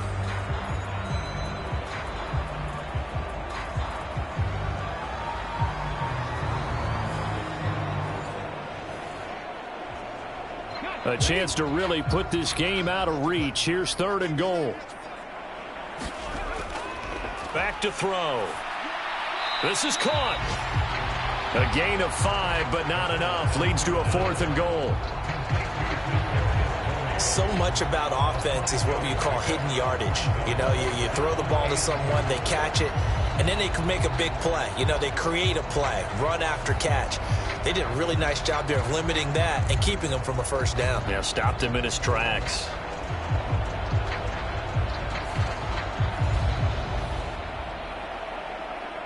Now Kaimi Fairbairn for the field goal try. From the right hash at a bit of a tight angle. Fairbairn able to put this one through, and that will extend their lead even further.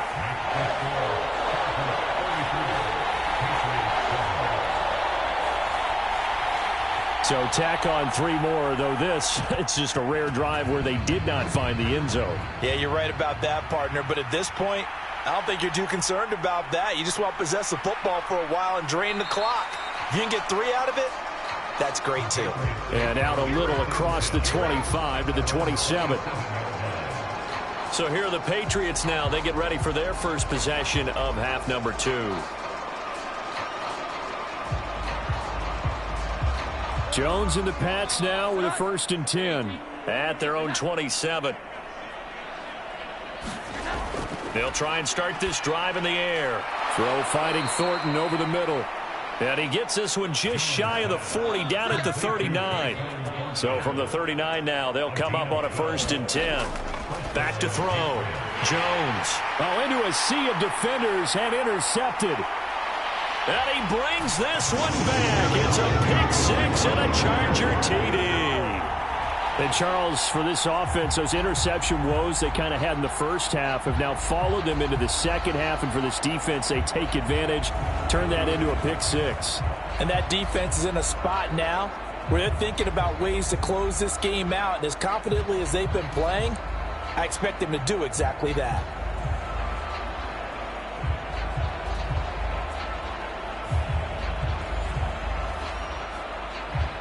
On for the PAT, Kaimi Fairbairn.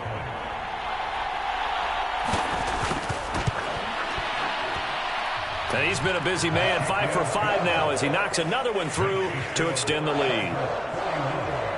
A heck of a play there defensively, getting the interception, navigating his way into the end zone for the touchdown. So they'll get another shot on offense following that pick 6, and now the kick is away.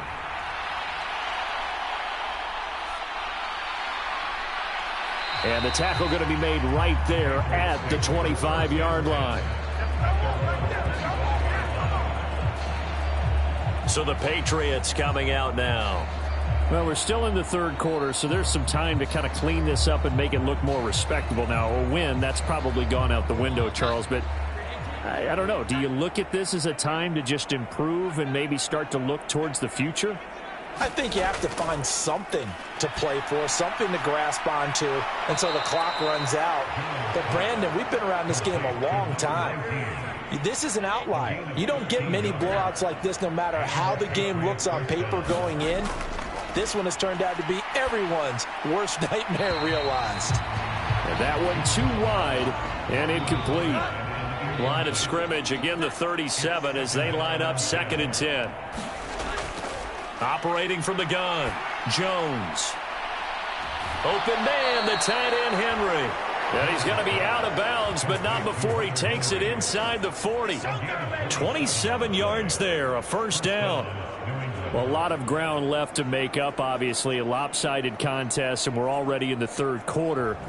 And they won't get it all back in one play or one drive. That's cliche, but it's true, Charles. If they can just maybe get plays like that and get a little momentum built, they can get the scoreboard a little closer. And can you add some blinders to the cliche, meaning keep these guys from looking at the scoreboard, because that doesn't help them at all right now. Their focus needs to be on finishing every drive with points and playing mistake-free football from here on out.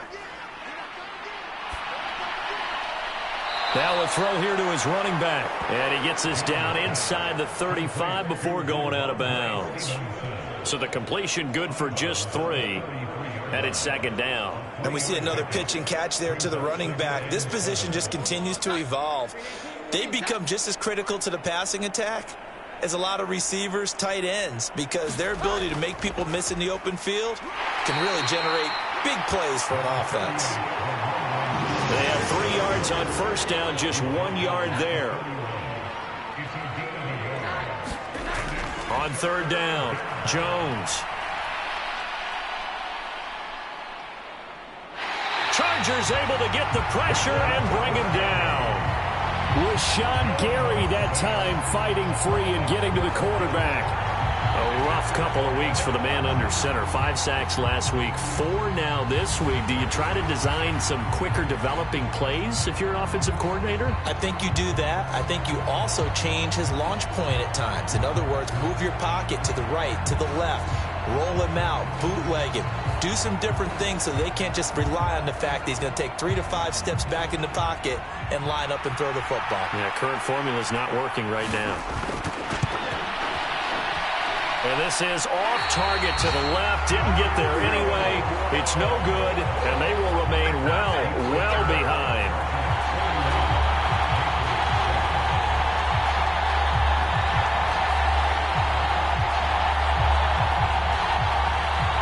Now the Chargers offensive unit ready to see what they can do here.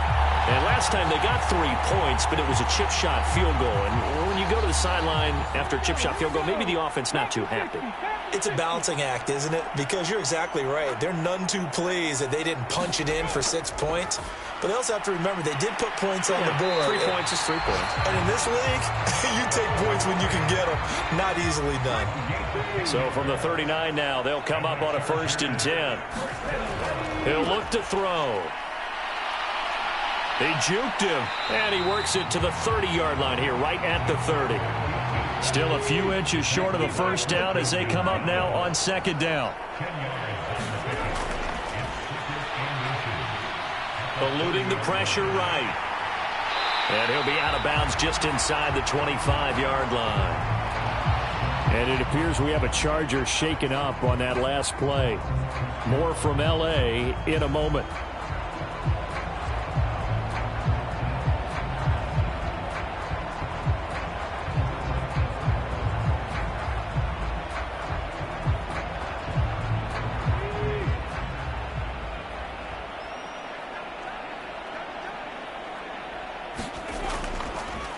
On first down, it's Porter. And not much. Maybe a yard down to the 23. From the 23, here's 2nd and 9.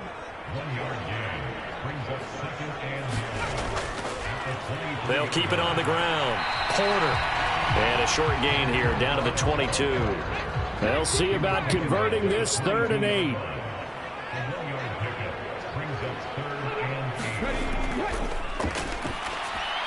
He finds his man, complete. That's Porter. And down inside the 15, shy of the 10. A 10-yard pickup, and it's enough for a Charger first down. And when you have success throwing the football, the old cliche becomes true. The playbook opens up wide. And these screen passes, they become even more difficult to stop.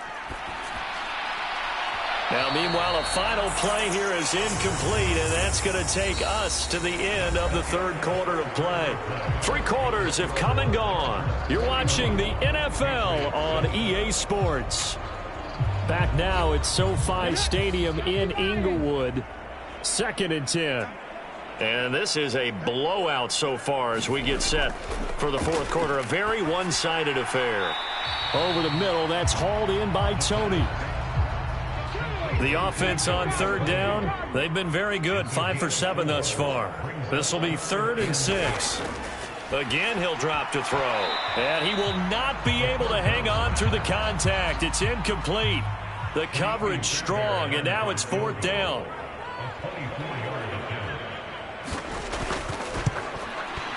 The kick by Fairbairn is good, and that will extend their lead even further.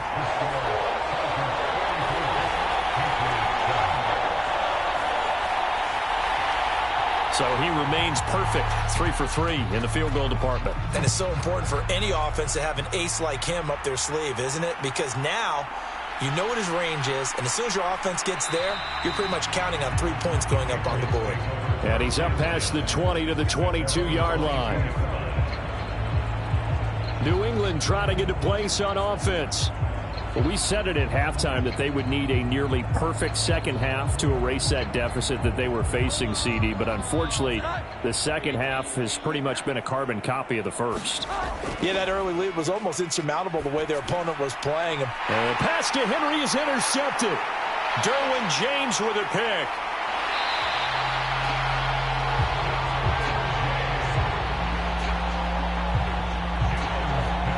Utter domination here just continues. This defense, I don't know what more we can say all around about their performance. Well, it certainly feels in this game like maybe they're facing a Canadian defense. 12 guys on the field.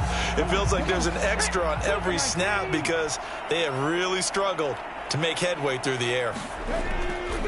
Now a play fake here on 1st down. And this is caught. He's got it. Touchdown, L.A. Gerald Everett from a yard out. And the Chargers add on to their lead, and it's looking like that win streak is going to extend another week. This is where, as a tight end, you've got to really sell that this is a run. They're going to fake the give, hope the linebackers bite, and here they do just enough. That split second, that's all it takes for that tight end to leak out into the end zone. Touchdown. Fairbairn now to add the extra point.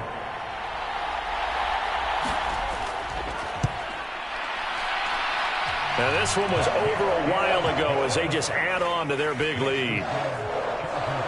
Well, they got the ball in great field position. One play later, boom, end zone.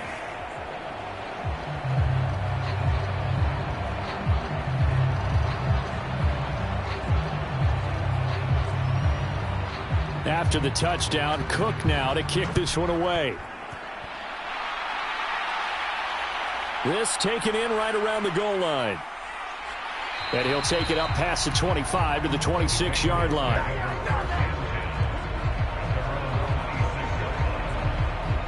Out comes the New England offense to see what they can do this time. So now, Charles, this drive maybe a touch more important, trying to erase the memory of that interception they had the last time out. Yeah, and everyone goes through this because even the best in the game, you're going to have games where it just doesn't go right for you and interceptions result. So frankly, to me, it's all about how you respond, not just the types of plays that you call, but how you carry yourself, how you show your team that you're still with it, and how you continue to lead. Once again, they'll come up on the 26-yard line, 2nd and 10. Now Jones. Short pass caught by Henry. He'll get only 3 there, so it leaves him with a 3rd and 7 ahead.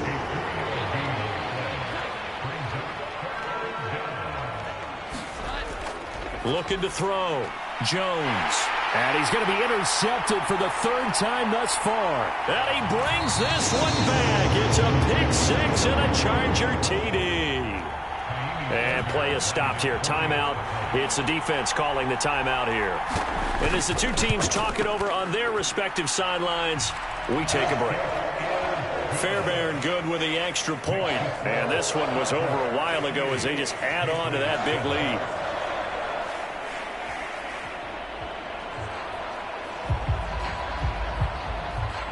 So they throw the pick 6. They'll get another shot at it now as this one's in the air. And here comes a return from just beyond the goal line.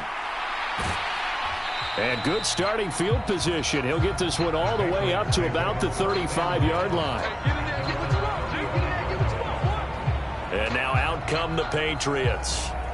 They are looking to make a bit of a 180. They are sputtering right now. And frankly, I think it's time to call your playmakers together. and say, all right, guys, we're going to lean on you through this patch. We need you to get us back on track and get us going in the right direction. So you're calling. Now Jones is hit. He lost the football. Oh, and one of the linemen on the other side has got it.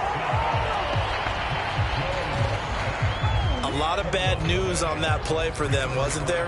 Lost the football, lost a lot of yardage, but I think the good news outweighs it. Able to retain possession. That was big for them.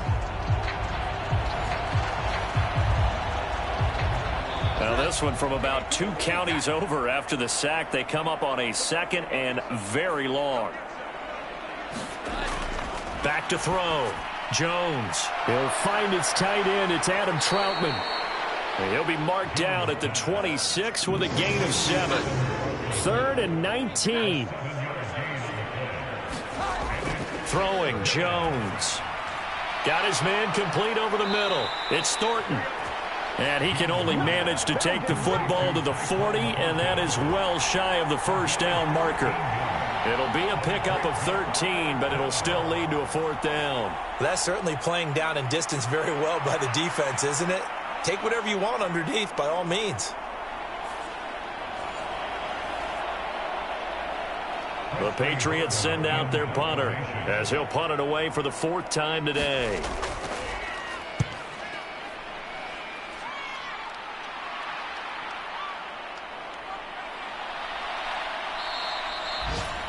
That'll go as a 42-yard punt, but a net of 32. They had a 10-yard return. Here's the Los Angeles offense as they get set to take possession. And, Charles, we are in the midst of a very one-sided affair. I think this is where you and I have to fill a little bit. You want to regale us with old stories of your childhood in New Paltz, New York? I don't think anyone wants to hear that, but this is a perfect time for us to start listing MVP candidates, right? The best teams we've seen so far this year, the best games that we've called thus far, how we anticipate the season unfolding. We can go in so many different directions because the game certainly not taking us there. Oh, I hear the remotes clicking off right now. Now a handoff up the middle. It's Porter, and he'll get about 3 up past the 25. Here's 2nd and 10.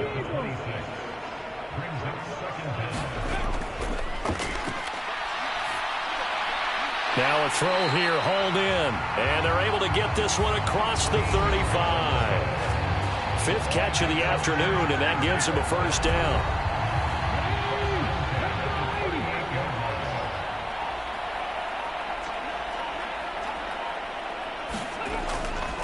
Up the middle they go. Porter. And he'll power ahead, but only for about 3 yards. 2nd down coming up. Brandon, I've got to think this offensive line has got some smiles on its faces. And I know it sounds crazy, but they practiced for this back in training camp. They knew they'd be in situations where it'd be extra defenders in the box coming after them, trying to keep them from locking down a game. Right now, they want to show the world they're up to the challenge. On 2nd down now, it's Porter.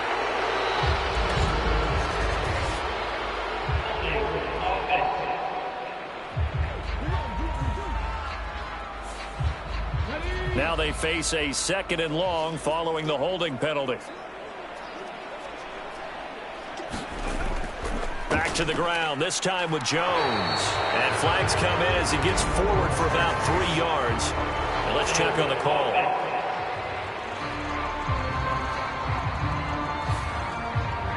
Rashawn Slater, 1st-round pick in 2021, guilty there. After the penalty, it's Jones. A pretty nice gain there on the run. Gets it to the 35 after showcasing the agile move. And this offense on 3rd down today, they've had good success. 5 for 8 to this point. This is 3rd and 14. And he can only get this to the 42-yard line. And that is not near enough. Give him 8 yards on the carry, and that's going to bring up 4th down. We often talk of situational football. Let's just call it team football. The defense did their job, got off the field, brought up a punting situation, so they're turning the ball back over to their offense. You think those guys will get along very well right now? Of course they will. Defense helped the offense. Now it's their turn to take it downfield. A Cook now on to punt as he gets this one away. And a nice job here on special teams. This will be down inside the 10 at the 8-yard line. And for an offense that is struggling, this is not where you want to start from. Great punt. Fantastic punt. And for all those who wonder, what do punters do during the course of practice each and every day? The best ones do what we just saw there. Work on positioning the football and helping their team. Now Jones throwing to start the drive. Over the middle, complete. That's Stevenson. And he'll get it up a little shy of the 15. They'll spot him down at the 14-yard line. Call it a gain of 6 on the play, and that's going to bring up second down. Just about every quarterback is trained to really look downfield first before you come back and make a nice, safe throw. And in this case, that's exactly what he did. Found his running back, let him create some space, and it turned out to be a nice play for the offense. And he works it across the 25 before being tackled.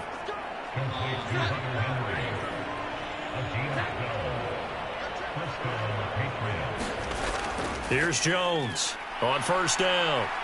And the Chargers rush is going to get there. Down he goes.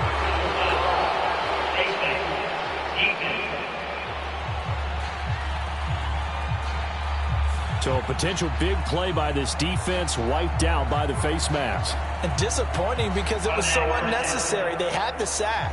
But the officials are definitely keeping a close eye on the quarterback, especially the referee. They were able to spot that one immediately. Jones now throwing on first down. Checking this down to Stevenson. And he's out of bounds, able to take this one up to the 35. And that's good for a gain of 6, and it'll be second down.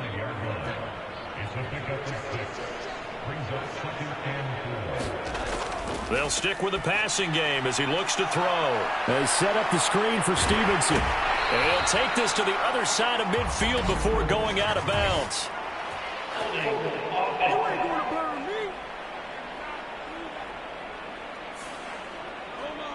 Well, there have been a ton of sacks. They were just trying to prevent another. So what you're telling me is the conventional way has not really worked for them, huh? Not at all. Not at all. So he tries to grab him here, and they still get caught. Now he drops it incomplete, and their struggles continue here. After an incomplete pass on second down, that'll leave him trying to convert on 3rd and 9. He finds his man, complete. That's Burns. And this play comes to a halt at the 33, and obviously that's well short of the first down. It'll go as a gain of 4, and that's going to make it 4th down. One hallmark of good defenses is understanding the game, understanding positioning, and tackling immediately in the secondary after catches. I think we just saw that on display right there. Got to him before he ever had a chance to think about turning it upfield. The Patriots send out their punter as he's on for the 5th time here today.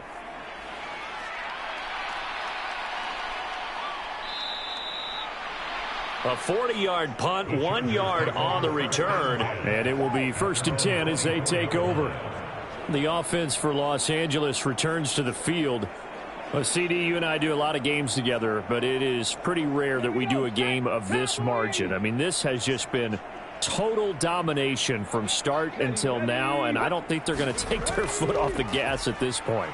Do you think that on the sideline, some jokester said to one of his teammates, maybe a few of them, hey, we're up 50. Why not go for 100? You think maybe that line was uttered on the sideline? I can't believe what we're seeing here. An NFL game this lopsided. And he'll get it up near the 35, right at the 34 here. From the 34 now, here's 1st and 10. Just 2 minutes remaining here in the 4th quarter of what has been a one-sided affair. So it's Charger football as we welcome you back from the 2-minute warning. And they have just about put this one on ice as they've got it here, 1st and 10. And he'll fight forward on the straight-ahead running for just a couple of yards, 2nd down.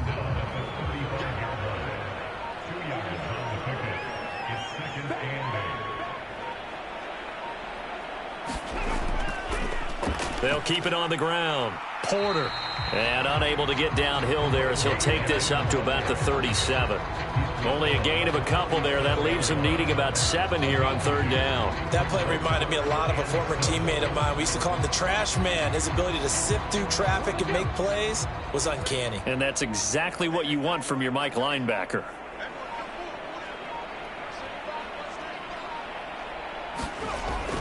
They'll set up to throw. Finds Pickens outright. And the tackle going to be made at the 41 as they stop him a few yards short of the first. Here's Logan Cook now as he'll kick it away for the second time.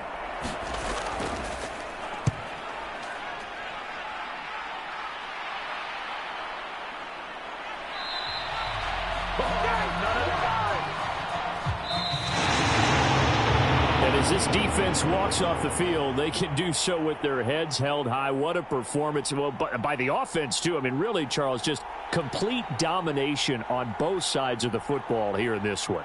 Certainly was, and I think both sides compete against each other all the time. You go to each other in practice, obviously your training camps, your off-season. But on game day, you both want to show your best. And I think that's what we saw from both the offense and the defense, a complete team victory. So for L.A., the perfect season remains intact as they move to 11-0 on the year. And for Charles Davis and our entire crew, I'm Brandon Gaudin. You've been watching the NFL on EA Sports.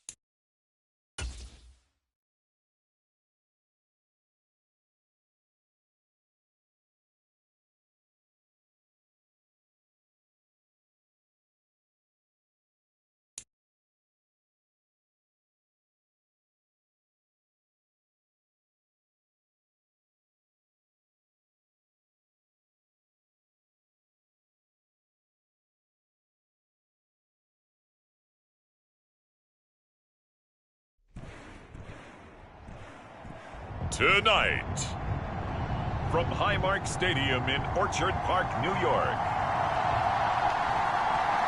it's Week 12 of the NFL on EA Sports.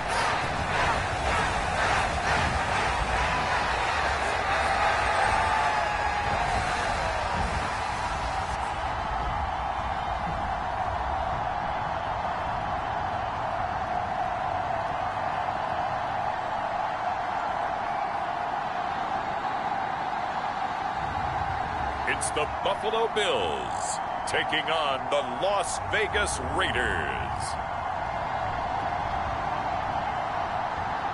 From the home of the Bills since way back in 1973, there's a look at Highmark Stadium just outside of Buffalo, New York. Tonight, we've got a great Sunday night matchup on tap, as it'll be the Las Vegas Raiders taking on the Buffalo Bills.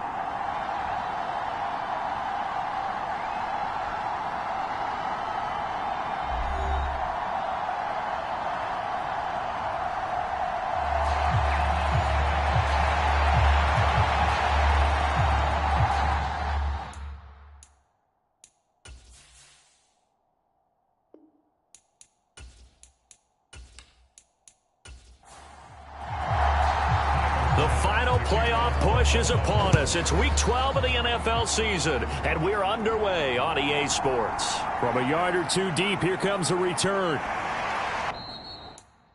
And he'll wind up getting a couple extra yards here for his trouble and bringing it out of the end zone as he's down at the 27. So here comes the Raider offense now onto the field. They'll be led out by the #1 overall pick back in 2020 from LSU. It's Joe Burrow. And you and I both know that any win is a good win, and that's what they did last week. But there's also plenty for him to work on in his game, wasn't there? Yeah. 2 touchdowns, an interception. Yeah, you know, he wants to increase that a little bit in terms of ratio. But first and foremost, they did win the game. Right to the air is Burrow. Oh, he stays up. And his throw's going to be incomplete. You look at this Buffalo defense. They were strong last week, CD, and that went over New England. And the big difference in the game, their ability to force turnovers. Multiple, in fact. Being able to take the ball away, give it back to their offense, the big difference in the game. It was impressive. Now the question, can they duplicate it? And down he goes, but he takes it up to the 40. That one good for 13 and a Raider first down. Good job there. Pretty simple. The hole was created. Runner just darted right through. Yeah, that's kind of play teams are looking for to have some success early in a ball game. And if you're an offensive play caller, you mark that run down. Make sure you keep coming back to it throughout the game until they stop it.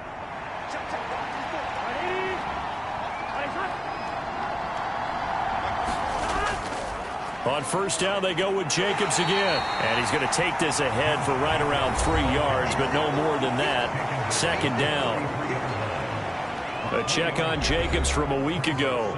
20 carries, 93 yards. And I'm eager to see how they deploy him in this game. Last week, a heavy workload. Do they decide to bring that down a little bit and try and keep him fresh? Or do they say, guess what? He's locked in. Keep handing him the football. And he'll take this for about 4 up to the 46-yard line. 3rd and 3.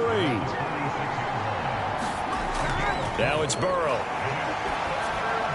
That is caught. And he's brought down. A pickup of 10, and it's enough for a Las Vegas first down. All right, let's just go ahead and walk through this one pretty easily, right? Blast off the line of scrimmage, get downfield to a certain point, usually around 8 to 10 yards, turn around and make sure the quarterback sees your numbers and set yourself up for the pass. A well-executed curl route by Charles Davis.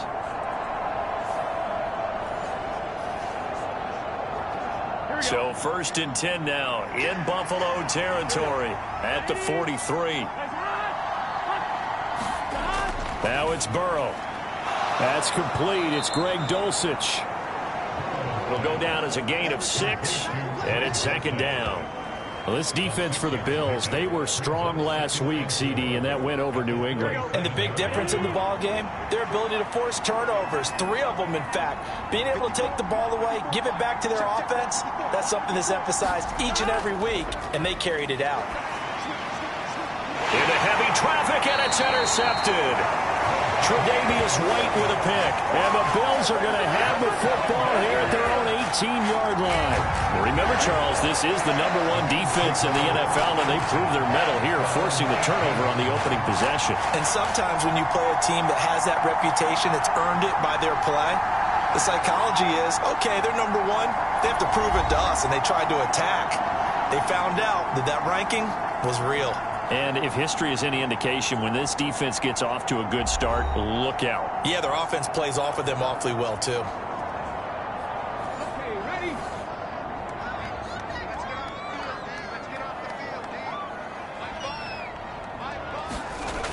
They'll come out throwing here on first down. Now the pressure comes, and he goes down. Just inside the 10, back at the 9.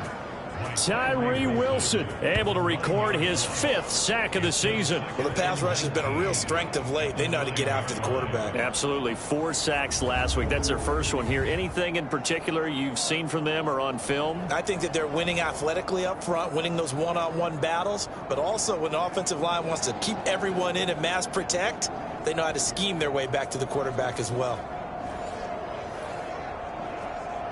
And they need to work to at least get some of this yardage back after the sack. 2nd and 19. Now a first carry for the brother of Dalvin. It's James Cook. And he's brought down, but not before a really nice stiff arm to create a little space. What do they have for this? 3rd and 11. Now back to throw. And this is taken in by Darnell Mooney. And that's not going to get it done. He'll come up well short of the first at about the 21. The result, only 4 yards there on the play. And that'll bring up 4th down.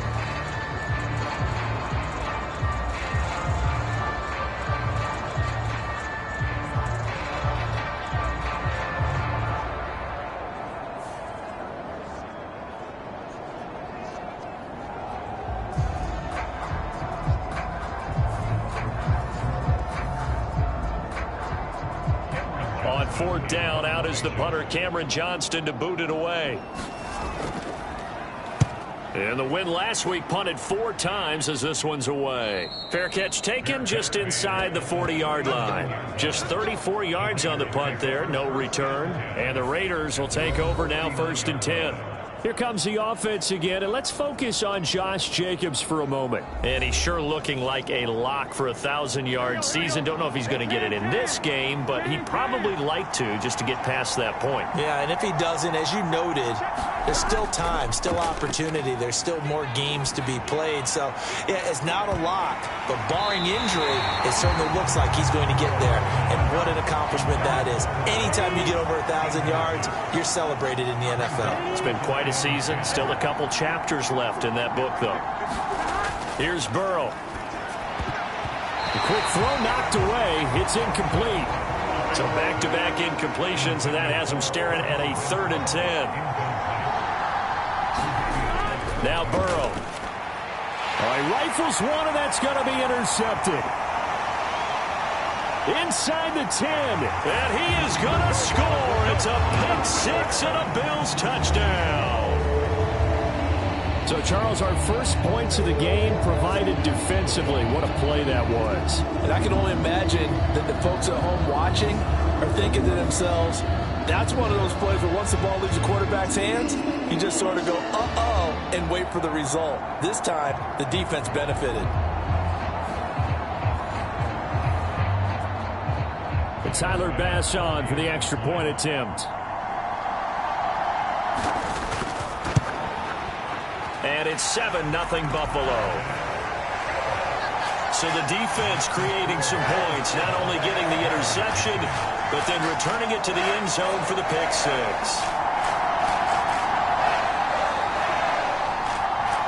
So they'll get another shot on offense following that pick 6, and now the kick is away.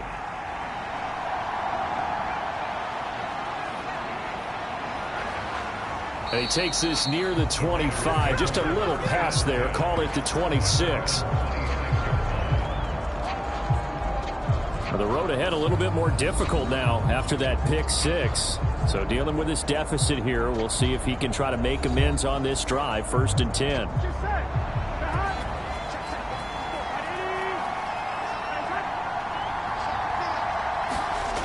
After the pick six, here's Burrow again. He'll swing that out wide to Jacobs. He'll be dropped after a gain of about 6 across the 30 to the 31. They're passing here. Joe Burrow.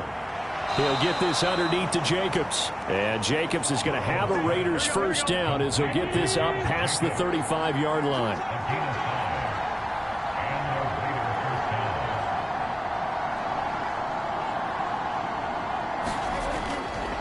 Running straight ahead is Jacobs. And they're going to stop him right at the line of scrimmage. Just no cutback lane to be found whatsoever.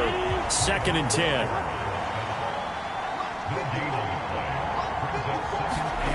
Burrow will throw. And this one incomplete. Too much contact to hold on to that one, and it's 3rd down. Here's Burrow setting up to throw it. Pass taken in by his big tight end. And he'll be taken down, but not before he gets into enemy territory. Solid gain of 18 and a Raider first down. Well, there's no disputing. He's made some poor throws in this first half, but this was a good one. And you can bet this is an offense that isn't going to pull back. They believe in what he can do. So all you can do is look forward, and they pick up a first down. So 1st and 10 now in Buffalo territory at the 46.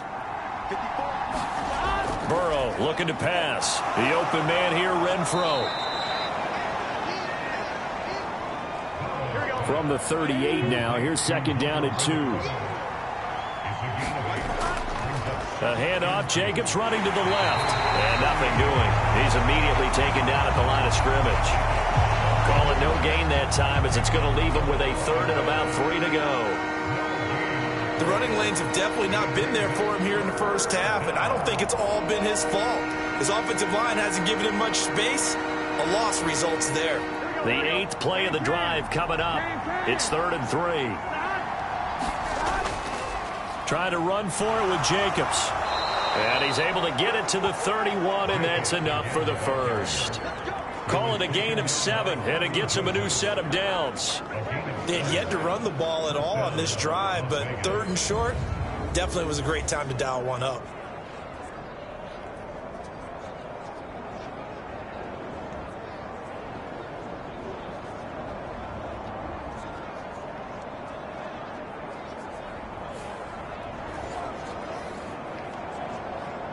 Line of scrimmage, the 31 now on 1st and 10.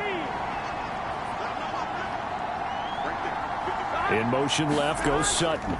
He'll get it here on the jet sweep. A pretty nice, strong run, but can't break away. Down just inside the 30. 2 yards on the pickup there. It'll be 2nd and 8. Defensively, they had that one pretty well figured out. Yeah, and one of the things about this play, it can be even more effective when you run a lot of motion, and there's plenty of times you don't hand it off. On 2nd down, Jacobs. And he'll be close to a first down as the tackle made at the Bills' 22. 3rd down and 1.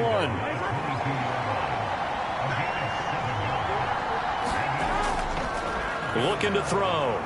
He's got his target. That's complete. And he'll go out of bounds in the red zone just inside the 20. So from the 17 now, here's a 1st and 10. They're going to look to throw. Got his man complete over the middle. That's Tyler. And he'll get 7 yards from the 17 to the 10 before he's taken down. Facing a 2nd and 3. Ball on the 10. Back to the running game with Jacobs. And he is in. Touchdown, Raiders. Josh Jacobs with now 15 rushing touchdowns on the year. And the Raiders are an extra point away from drawing level. So the rushing touchdowns continue to stack up, CD. That now 15 for him on the year. And give him a ton of credit for staying healthy, being a smart runner, and it's showing just how important he's been to his team. He's got to be their MVP at this point in the season, and those votes may have been turned into league MVP votes when it's all said and done. Extra point by Blankenship is up and good, and we are tied at 7. So that one a 13-play drive in total. And it was capped off by a touchdown run from Josh Jacobs. So all even at 7 now as they kick it away. Hines opting not to risk it, and this will come out to the 25. So here come the Bills out for their second drive. And the last drive, the first drive for them, not very good. 3 and out. What do they go to here? Well, you don't look down at your play sheet and say, this is what the problem is. And let's find out who my playmakers are. Get the ball in their hands, and maybe the offense will move a little bit better. Sometimes it's more important to get it to the right people rather than dialing up the right number. Exactly. Or the right play, yeah. That too. There are the numbers for Cook from a week ago. 17 carries, 65 yards, and a touchdown as well. Just an all-right day from him last week. He really didn't break out for the huge yardage he had hoped going in. I talked with him before the game, though, and he knows this is a new, fresh opportunity. He's put last week behind him, and his focus, getting some extra yardage with every carry he receives this week. That one a broken play, but it ends up being a good play. The scramble goes for 20. This early in the game, it's all about making steady progress downfield, hoping to lead to early points. And you can do it with your actual play calls, or sometimes something a little more improvised, as we just saw there.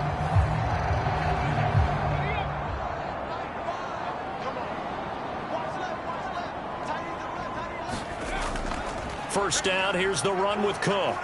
He'll work his way up the middle for a gain of about 4. Second down.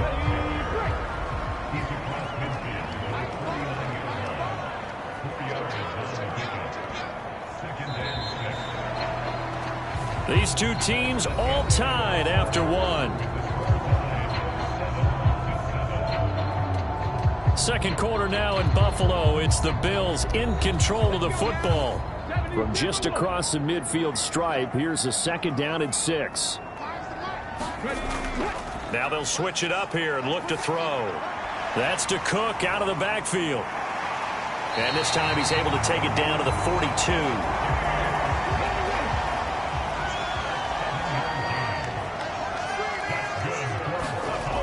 Now on first down, he'll drop to throw it. That's caught by Gabriel Davis. Here now, 2nd and 4.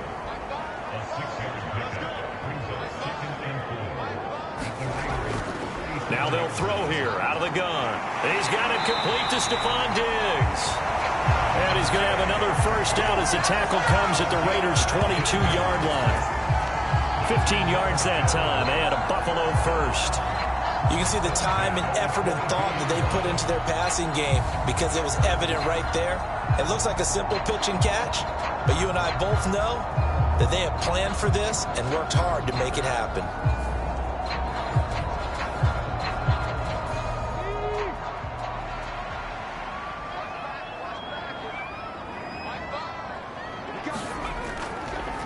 They go play action here on first down.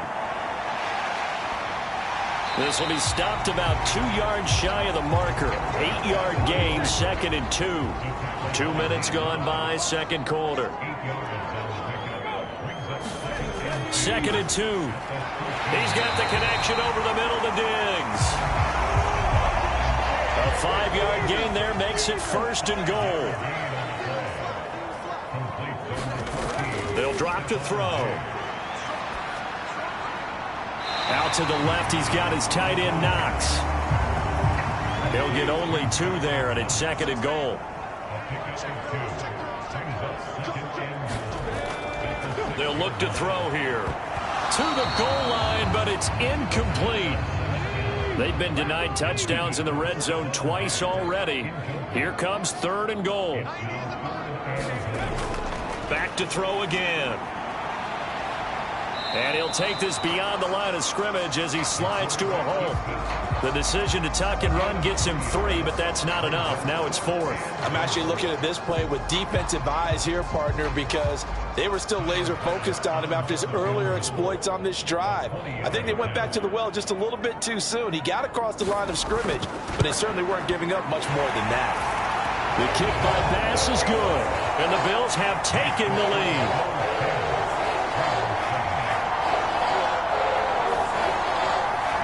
So they're able to end that drive with 3 points in this one-possession ball game. And ideally, you want to end every drive with points. Most quarterbacks would tell you, let's end it with a kick, right? A PAT, that's number one. Field goal you'll take. Punts, you really don't want to do that. In this case, they'll take the field goal and get prepared for the rest of the game. So out come the Raiders. They are back to 500 on the year, got the win last weekend, and it's one that kept their playoff hopes alive. And if you do have those hopes, 500 is not where you want to be at this point of the year. Now, we know they've battled through some rough patches this season, so it now comes down to how they're going to finish. Not out of it. Can't afford any more missteps, though. Call it a full 3 yards in the wrong direction there. Brings up second down. Yeah, another negative play in an early down situation. This one to start the drive. You're putting a lot of pressure on your quarterback to bail you out when you're in second and long yardage.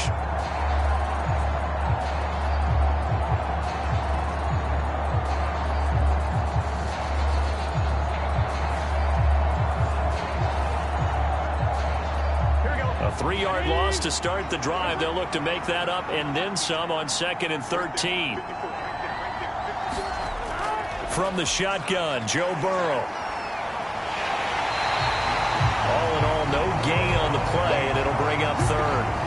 Well, I can spin this negatively as he just got back to the line of scrimmage, but when you really analyze it, he took away a big play for the defense, made it an uneventful run because he avoided a sack and didn't lose yardage. And Burrow going to be hit and taken down. They got him. Brian Burns with a big-time sack on 3rd down. It's a loss of 7. Even keeping the back in for extra protection on 3rd down, they still couldn't prevent the sack. Now it's 4th and long thanks to a terrific individual effort on defense.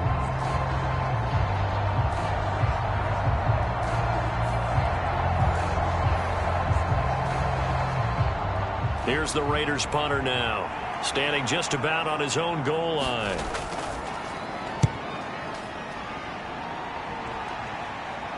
And no return on this one as the fair catch is signaled for and taken.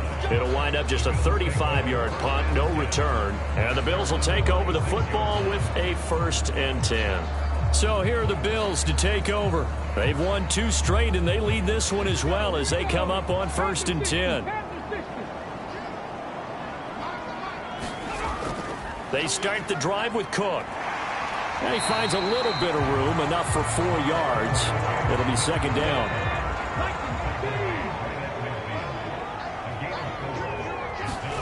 From the midfield stripe, they'll look to throw. He'll get this one complete to Davis. So give him 5 yards there on the pitch and catch. And now 1 yard to go on 3rd down. They'll run it. Here's Cook. And he will have a 1st down here at about the 40. Just 4 yards on the pickup, but that's good enough to extend the drive. The Bills at 6-4 now on the year, and they come in feeling pretty good after back-to-back victories, CD. And the offense last week, they certainly have things humming because if you can run up 40-plus points a game, you certainly take a lot of pressure off of your defense, and you're not going to lose very often.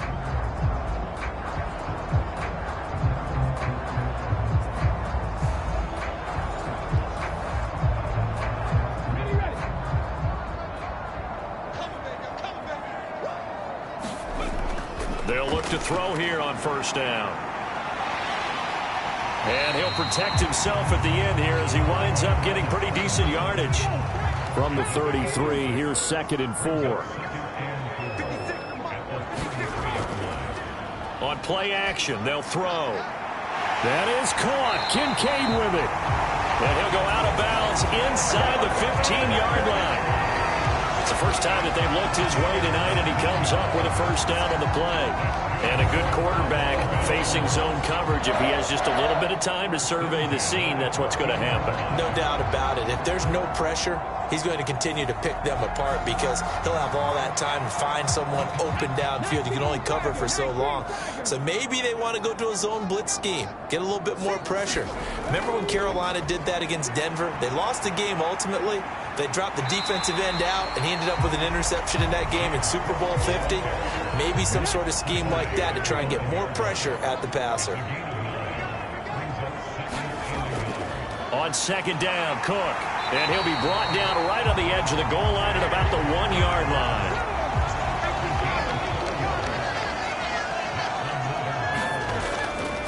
turn to the power game to try to get in. And he'll get in. Touchdown, Buffalo. Reggie Gilliam, his third touchdown now on the year, as his guys are able to extend their lead. And when the smaller guy can't power it across the goal line, Charles, sometimes you need to go with a fullback. They did. It worked. What's that thing about force and mass? How's that? Oh, yeah. Force equals mass times acceleration. Oh, that's big-time stuff. That's from the same guy the apple dropped on his head, right? Bass on for the extra point.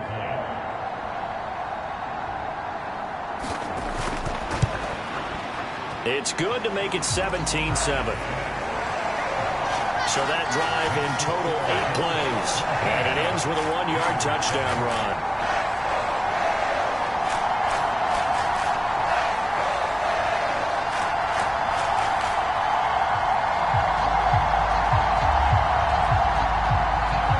After the touchdown, Bass to kick it away.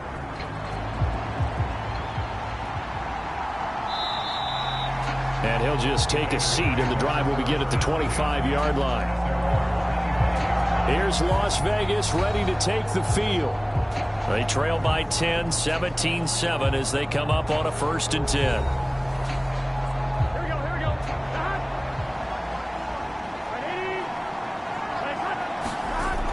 They'll come out throwing here to start the drive. Escaping the pressure right. He'll be dropped after a gain of about 6 across the 30 to the 31. They'll come up now 2nd and 4 from the 31. He'll drop to throw. And this throw incomplete. Well, the defender all over him that time, but it's going to lead to 3rd down. They'll look to throw. Able to find the open man. That's complete. And he is going to have the Raiders' 1st down as they're able to get the 3rd down conversion. Well, a lot of times when you get a manageable 3rd down situation like this, you have to think about your tight end, and he comes through for him, picking up the 1st down.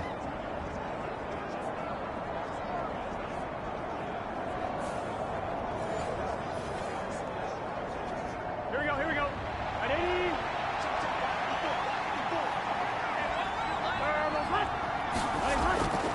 Here's Jacobs on 1st and 10. And a gain of 4 gets him right to the midfield stripe. Kirby Joseph there to drop him. 2 minutes remaining in this first half of football. Coming up in a couple of minutes, we'll get you to Jonathan Coachman in Orlando. The coach will have stats and scores from earlier today in the NFL. He gets it complete to Harris. 1st down now, but that clock rolling. Burrow on play action. And he bats it away, and it falls down incomplete. Here's 2nd and 10.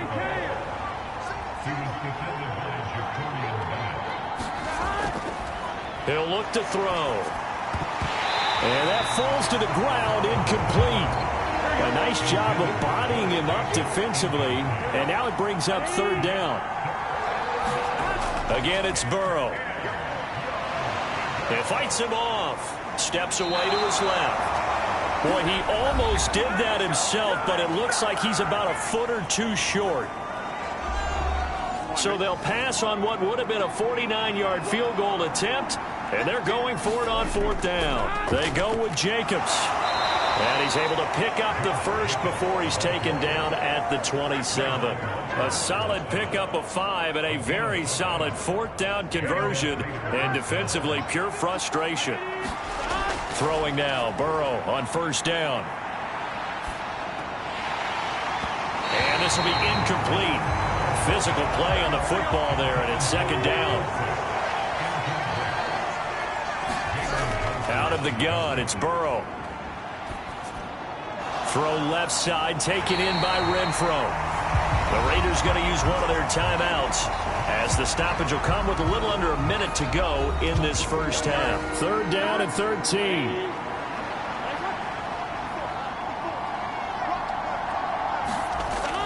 Now it's Burrow. Over the middle, complete. It's Jacobs. Now the Bills will use the second of their timeouts as they get the stoppage with a little over 50 seconds to go in the first half.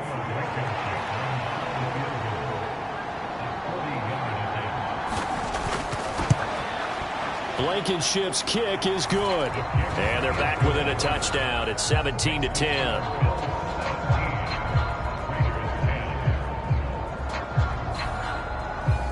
Maybe a little fortunate there. That was leaking a little, maybe leaking a lot, but he got it. Yeah, he actually was able to make it work.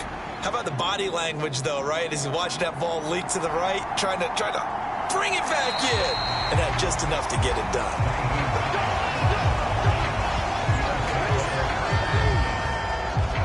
The Bills going to take over now late in this first half. And with a 7-point lead, they'll likely look to take this to the locker room and not really press the issue. Line of scrimmage, the 31 now on 1st and 10. They'll try and start this drive in the air. Little pitch and catch to the tight end, Knox. Give him a gain of 5 on the completion, and it'll be 2nd down. They'll set up to throw. Looking for Diggs, and it's intercepted. Picked up by Divine Diablo. And he takes this one back into the end zone, and the Raider defense delivers a score. Well, in a tight game like this, that could be an incredibly important pick six, CD. And remember, it cancels out the one that the opposition had earlier in this ball game. You're right about that, partner, because each side came up with plays to swing the momentum their way. Still plenty of time left for either team to come through with a win, though. Can someone else make a similar play and win it for their club? Rodrigo Blankenship on for the PAT. And he gets it to go, and we're all even, 17 apiece. A heck of a play there defensively, getting the interception, navigating his way into the end zone for the touchdown. So not much time to speak of remaining in this first half as the kick's away.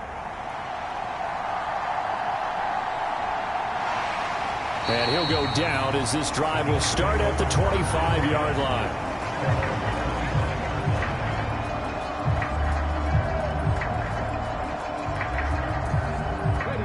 Buffalo offense ready to go for their next drive. And with 7 seconds remaining, not much time to really do anything. And they'll indeed start on the ground to run that clock. And defensively, they're just looking to keep him contained as they're able to get him down. And we're going to get a timeout with 2 seconds remaining in the second quarter. And they line up now for what will likely be the last play of the first half. They'll throw now on the final play. He'll air this one out deep for Davis. And that's going to be incomplete. So nothing separating these two teams as we head to the break all square. As we'll send you down to Orlando, and we check in with Jonathan Coachman for our EA Sports Halftime Report. Coach. Okay, Brandon, thanks very much. Welcome in, everyone, to our EA Sports Halftime Report. Let's get you caught up on what's going on around the NFL. We'll get started over at the Caesars Superdome in New Orleans, where it was definitely a game with some intrigue, as you can see by the scoreline. Romeo Doubs, 2 touchdown catches in the victory. Next, we'll stay in the NFC South as we head back here to Florida, check on the Bucs at home in Tampa. And they were winners in that one over the visiting Carolina Panthers. Cam Akers, a touchdown run in the victory. And lastly, we'll all be tuned in on Monday night for what should be a great one between the Green Bay Packers and the Washington Commanders.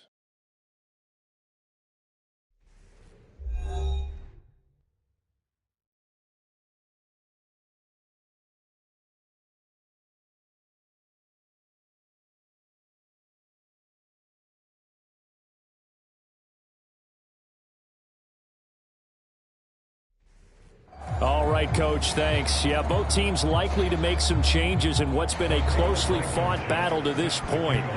And ready to get the party started for the second half. It was an even first half, all tied on the scoreboard. And up to about the 26-yard line, just across the 25. Now we get a stoppage because a member of the Raiders shaken up on that one. We'll check on his status when we return to Orchard Park.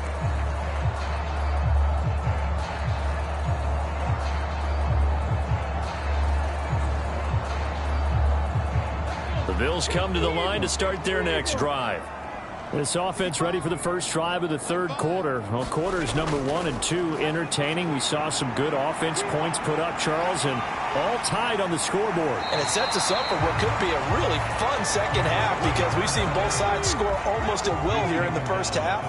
And now, here in the second half, getting the ball first, you've got to think, hey, we can go out and really run our offense the way we did in the first half. But if I'm a defensive player, all I'm thinking is, can I make a play to really help out my team and break this streak of offense? They'll try the middle with Cook, and he'll be brought down, losing yardage back at the 40. They'll lose a yard there, and it's 2nd and 11. When you're lateral to the line of scrimmage, linebackers keep those shoulders square so they can go up and down. But when it's time to go, turn your shoulders just like a running back. Get through the line and hit the runner in the backfield.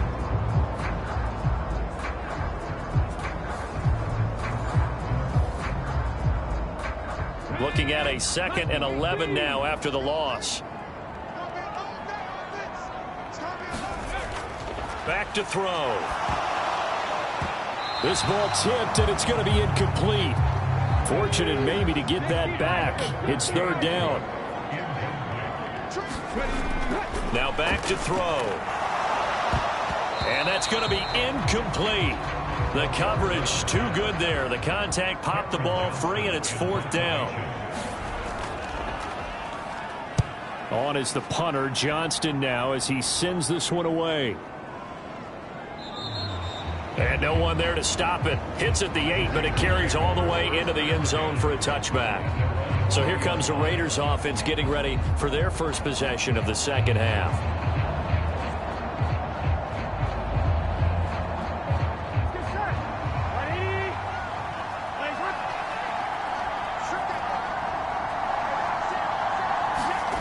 On 1st and 10, Joe Burrow being chased out left.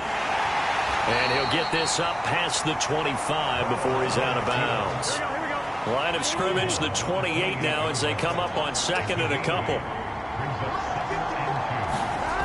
Now it's Burrow. Flush to his right. Now Burrow loses the football. Oh, and one of the linemen on the other side has got it. And a little bit of good fortune there. He wasn't able to get it back, but he did have a teammate on the spot able to retain possession for them.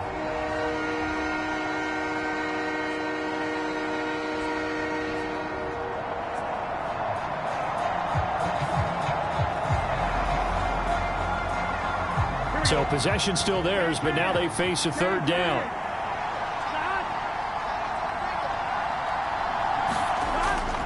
Jacobs going to try the middle, and he's going to have the first down yardage as he's down at about the 30-yard line. We ought to come up with a T-shirt and sell it that says, no indecision on 3rd and 1. And we didn't see it on that run, did we? Got his shoulders square, just got right into the line of scrimmage and picked it up. Absolutely. Picked his lane, went with it, and converted.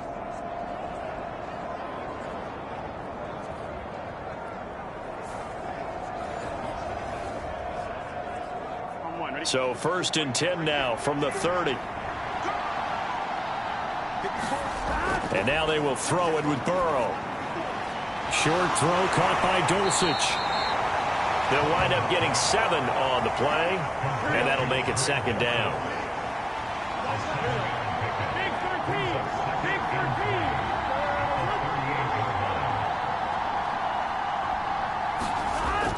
Here's a handoff to Jacobs running left. And to the 42-yard line here and brought down there.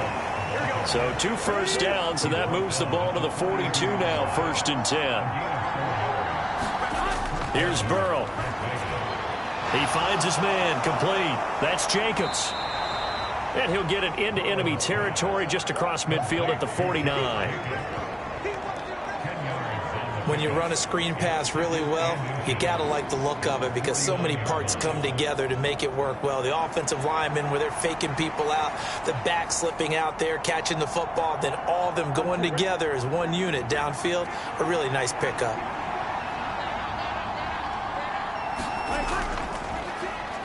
On the give, Algier headed left. And he'll get it down to the 47 here.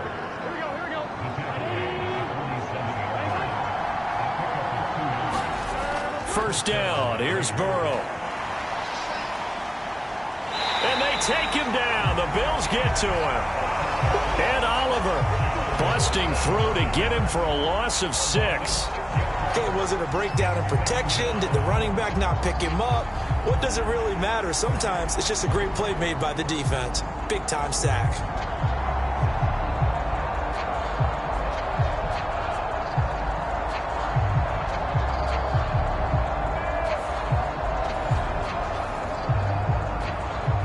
Work to be done here on 2nd and 16 after the sack. They go play action with Burrow. Nowhere to go here. He lost the football. Oh, and one of the linemen on the other side has got it. Second time in this game, Charles, the ball has squirted out from his hands. Luckily, his teammate was there to pounce on it. You're right. Got the lucky bounce, able to retain possession. You know, we often talk about the combine and why do we measure quarterbacks' hands. Is that really a big deal? It's for situations like this.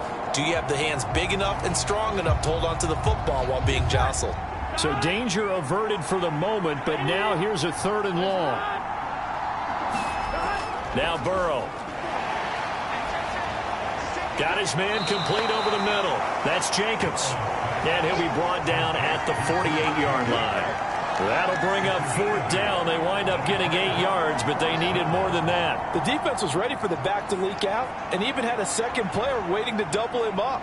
If you're going to commit to doubling a back, you better prevent a completion, but give him credit. Extra determination, extra effort, turn it into a successful play. Las Vegas sending out their punter now as he'll punt it away for the 2nd time.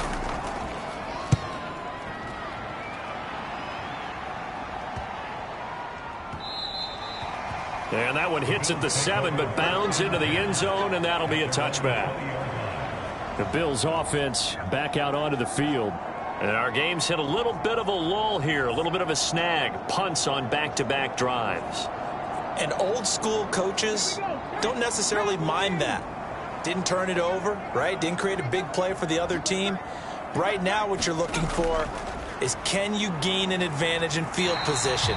And that's what both teams are seeking right now. Yeah, they'll be seeking to gain that advantage here on this drive. Here's a 2nd and 5 now from the 25. They run it again with Cook. And he'll be upended at the 28-yard line. Just a 3-yard gain there. 2 yards still to go. 3rd down now. They'll give to Cook on the read option. And, boy, he is very close to a 1st down. But from where they're spotting that football, he's going to be a foot or so short. When we talk about defenders, specifically linebackers, keeping their eyes in the right spot, he had that eye down the entire time. And you know that's not easily done because they throw a lot of misdirection at you. They try and fool you and get your eyes in the wrong place. But you're right about that one. He correctly figured that one out and made a really nice play. Here's Cameron Johnston now as he's on to punt for Buffalo. He's averaging just under 50 yards a punt as he gets this away. A well-hit ball there. 50 yards on the punt, 3 on the return. And it'll be Raiders football 1st and 10. The Vegas offense ready for their next possession. The crowd may be losing just a little bit of the edge after back-to-back punts. They want some big plays. They want to see some offense. They want to see somebody break away, whether it's through the air or on the ground. Now it'll be interesting to see. Now Burrow loses the football. Now this is picked up by the Bills. And this is going to be brought back for a Bills touchdown.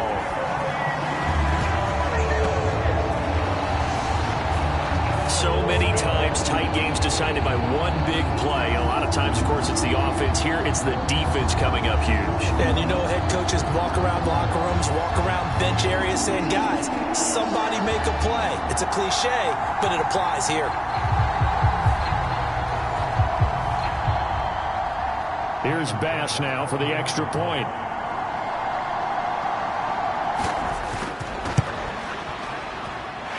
And they will take a 7-point lead now.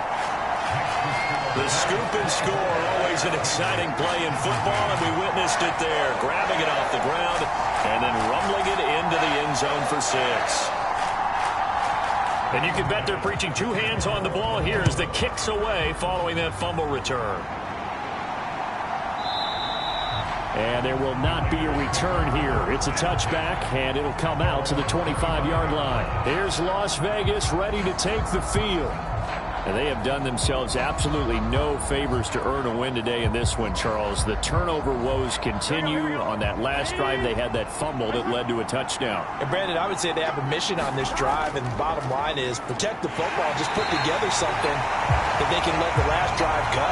Yeah, it was a bad play. They gave up points, but that doesn't mean it has to go that way the rest of this ball game. Do what you do best on offense and try and put the ball in the end zone yourself. Third quarter of a tight football game as we come up on a 2nd and 10.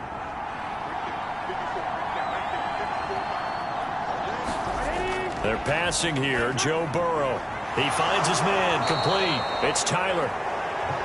They'll give him 4 yards there, and it brings up 3rd and 5 now.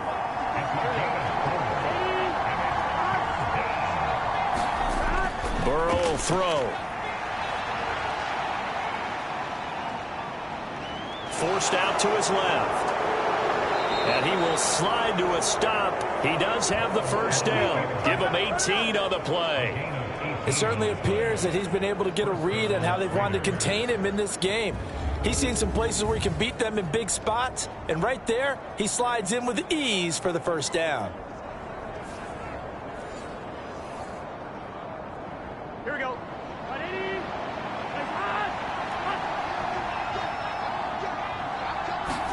They will throw on first down with Burrow. Got a man open. It's Sutton. And he is down at the 48. A pickup of 4 that started at 148-yard line and ended at the other.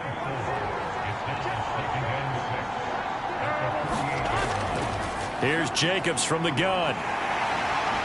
And he's going to get this one down near the 45-yard line. Coming up here looking for 3 yards to pick up the first.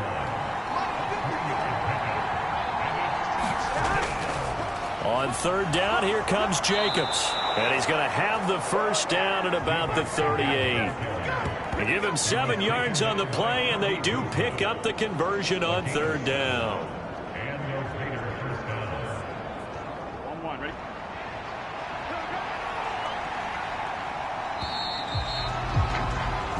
One quarter remains here on a Sunday night. We'll return with more after this break.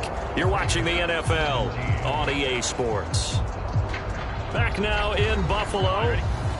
So signs of life in what's been a dormant offense in this second half. Here's 1st and 10.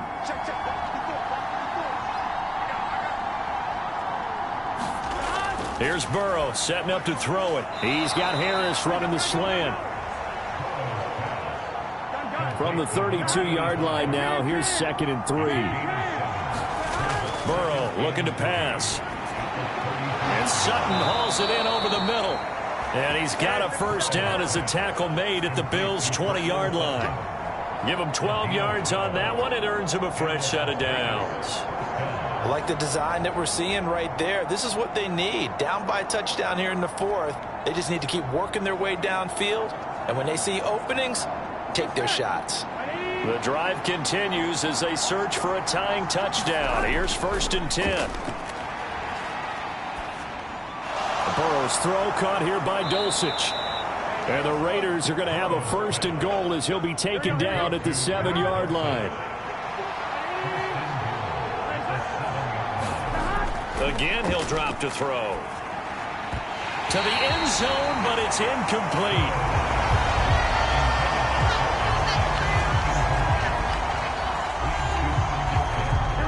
of their 3 red zone trips so far, they've come up empty on. They'll look to reverse that trend on 2nd and goal. Throwing again, it's Burrow. Touchdown, Raiders. Cortland Sutton, a 7-yard touchdown grab. And the Raiders are an extra point away from tying this game here in the 4th. We are set up for a fantastic finish now. A 4th quarter touchdown here. We're an extra point away from a tie football game. And I know they're thinking about possibly going for 2, but I'd go ahead and kick this one and just get it back to level. Now Blankenship on for the PAT.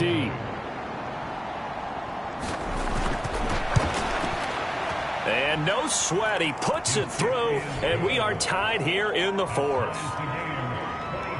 So that one a long 11-play drive. And Cortland Sutton able to finish things off with the touchdown reception. If you've been waiting all day for Sunday night, it's been worth the wait. All tied here in the 4th as the kick is away. And no thought of a return here for Hines.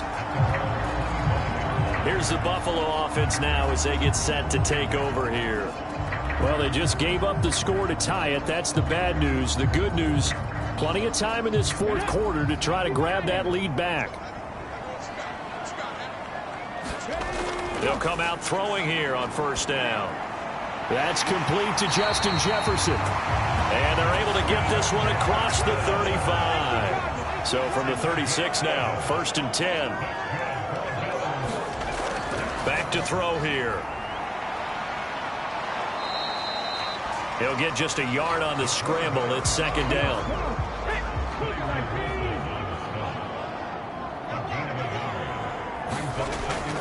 Looking to throw. He'll dump this off to Cook. And he'll go out of bounds, it looks like, right at the 40. The Bills on 3rd down. Just 1 for 5 to this point. This will be 3rd and 6. And this pass broken up. The contact well timed there, and now 4th down. From a defensive perspective, they had exactly what you want anytime they want to throw the football. There was pressure on the quarterback. They were getting after him, and they tightened down on the receivers and forced the incompletion. Here's Cameron Johnston now. He's been terrific so far. Averaging 50 yards a boot so far as this one's away. It'll be 37 yards there on the punt, and out will come the offense as they take over. The Vegas offense ready for their next possession. Excellent job by their defense to force the punt and provide them with this opportunity, all tied in the 4th quarter.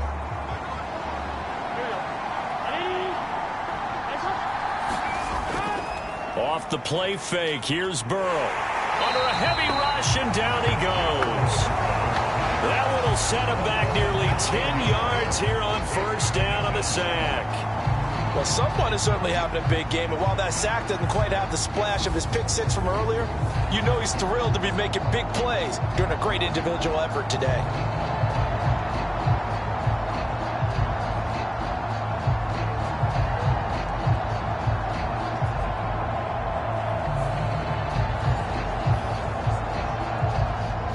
Pass protection has been a problem all night long as they come up facing 2nd and a bundle. Another try after the 1st down sack. Burrow. That's to the right sideline, and it falls incomplete. Well, partner, guaranteed they approach this play with the idea of making up ground to make 3rd down manageable. Unfortunately, with that incompletion, right back where they started on the last snap. Now they need a big 3rd down play in order to pick. Pressure gets to him, and down he goes. Back at the 4-yard line. Brian Burns, his 2nd sack of the night. Well, collectively as a defense, Charles, I think if you get 4 sacks a game, you're feeling really good. Now they have 6 as a unit. And that type of a number, it's just staggering because there's so many ways to try and counteract it. But in this case, they've got no answers for this unrelenting pressure coming at their quarterback. Here's the Raiders punter now as the drive goes backwards, so he's on to punt it away. And he's able to get it out of there. Here's Austin. A very good punt, but a 16-yard return. And the Bills are going to take over in great position here with a 1st and 10. Here's the Buffalo offense now as they get set to take over here. Now, if you're a fan of punting, and I know that not many people are, but this game kind of turning into one for you. Well, it's okay if it's a skills contest, right? We're really into it then, but not during the course of an actual... And this is going to be intercepted. It's Joshua Williams with a pick. And nearly a touchdown as they finally stop him down at about the 3-yard line. So they get the interception, and almost as importantly, a big return after that. And who was the guy that saved the touchdown, partner?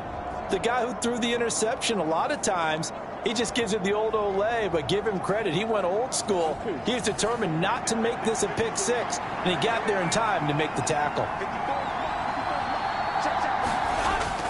Jacobs going to be hit and met at the line of scrimmage. They get him down at the 3. They'll go again from the 3 here on 2nd and goal. They'll drop to throw. That one thrown away from the pocket. The officials kind of looking at each other, but they'll say there was a receiver in the area, so no penalty, just an incomplete pass. 3rd and goal. Burrow. Flushed out right. And he'll take it into the end zone for a Raider touchdown. Joe Burrow. A 3-yard touchdown run. And the Raiders have broken our tie and have taken a 4th quarter lead. That's a really good decision right there outside of the pocket. You got to know the right time to shift from passer to runner. He was looking and looking, nothing there. You can almost feel the brainwaves firing as he calculates, I think I can win a race to the pylon. And he turns out to be right. Touchdown. Blankenship out for the point after.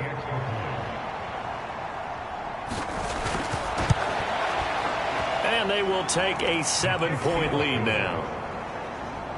The drive there only spanning 3 plays. And it was Joe Burrow who took it himself for the touchdown run. So after the touchdown, here's Blankenship kicking off. Taken at the goal line. And able to get this out to the 25.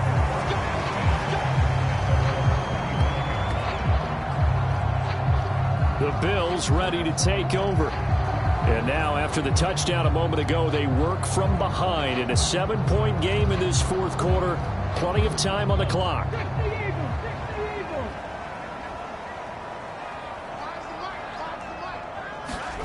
Trying to shake off the interception from the last drive. He'll look to throw. To the right side and complete to Jefferson. Ball on the 30. They'll come up with a 2nd and 5. Give to Cook out of the gun. 7 yards there and a 1st down.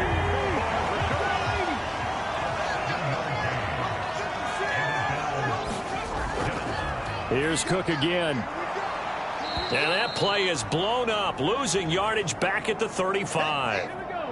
Now before this 2nd down play, we'll get whistles and a timeout.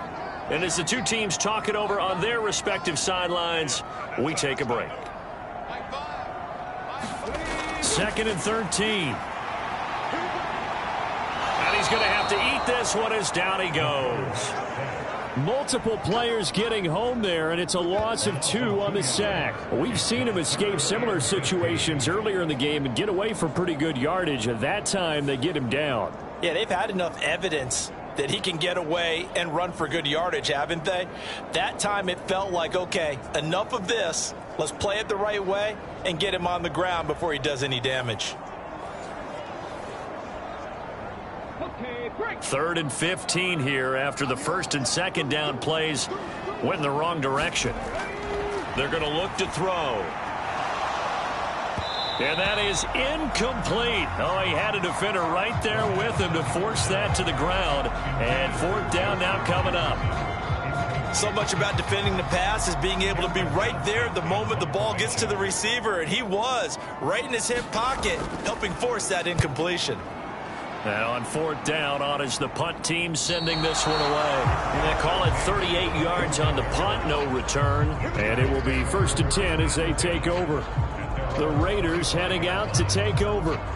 They have the lead, obviously, late in the game. I guess the good news for them is if for some reason they would make a mistake, a field goal does the opposition no good. Everyone loves to have a little bit of a cushion, and that helps you immeasurably. But the bottom line is, do all the things that you're taught in order to close out the game. Don't even let that become an issue. Yeah, but still a one-possession game. This one not fully over yet.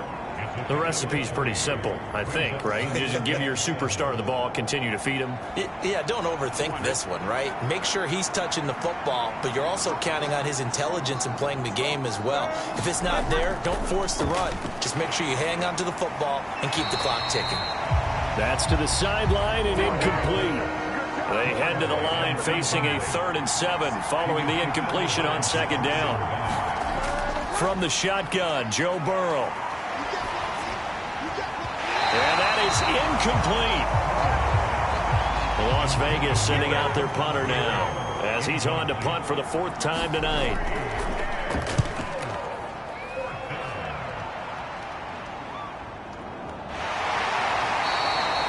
A big kick, 50 yards that time with a return of 4. And they will take over 1st and 10. Back now on offense, the Buffalo Bills. See if they can put this drive in the end zone, Charles, because it's been a little bit of a rough go at times. They've had to punt the football a ton in this ball game because of stalled-out drives. So are you saying that you're kind of tired of seeing the punter run out there and do his thing during this game? Is that what you're trying to say? Well, I mean, I'm okay with it. I have a feeling that this offense, they don't want to see the punter again. And frankly, the punter doesn't want to run out there anymore himself. He'd love to see his offense put together a drive and give his leg a rest.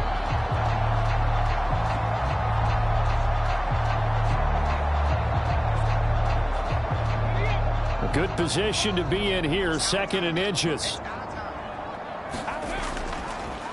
He's going to try and do this himself. He can't get him down. And he's going to have a Bills 1st down as he's got this up to the 45-yard line.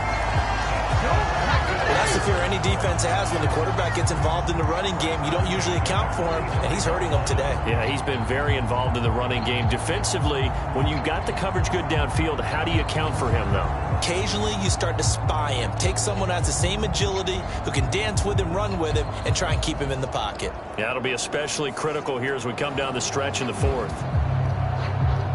Back-to-back good plays have him on the move on 1st down.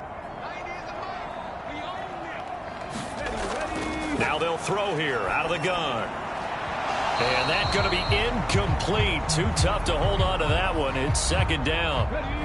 And before this 2nd down play, we'll get a whistle, a signal, and a timeout.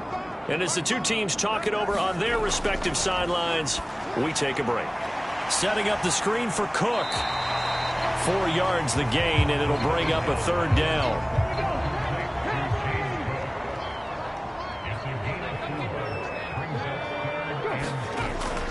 They'll look to throw here. Right back to Cook for another completion. And he'll get it into enemy territory just across midfield at the 49. Yeah, and on 3rd down, you know those pass rushers, they're in the starter's block. They're just waiting for the pistol to fire. You can almost hear the defensive coaches on the sideline pre-snap. Watch the screen, watch the screen. Really good job there of identifying it and making the play to force 4th down.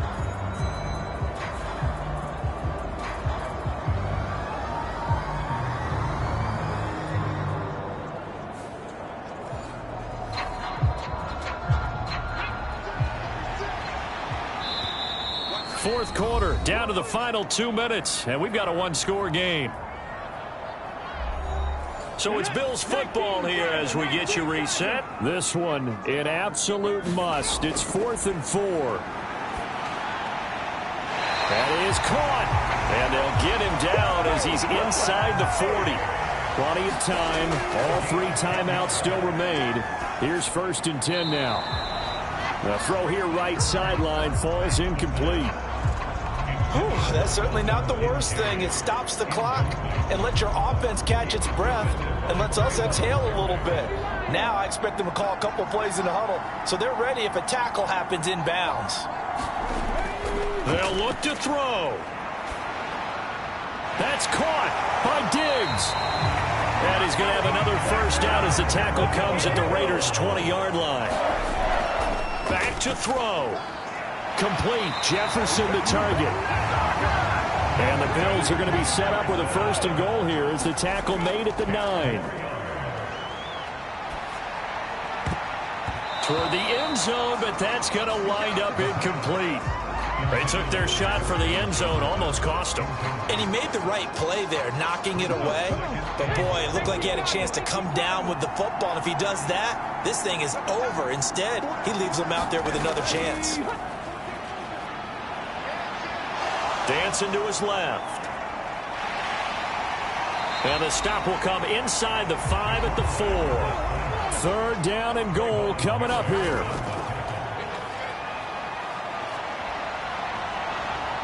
And he can't get a throw off. He's taken down. What a huge play at this point in the game.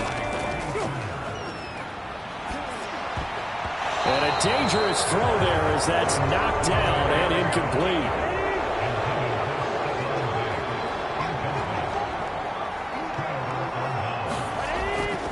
We got to have two hands on the football here as they run on first down.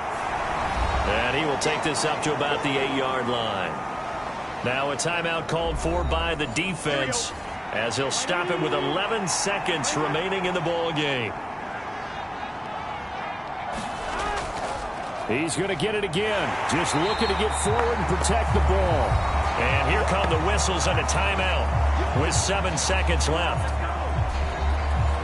An extra defensive back here for the Bills on third down. Once again, it's Jacobs. And he's going to have a Raider first down. And that should be the one that finishes the script here. Here we go.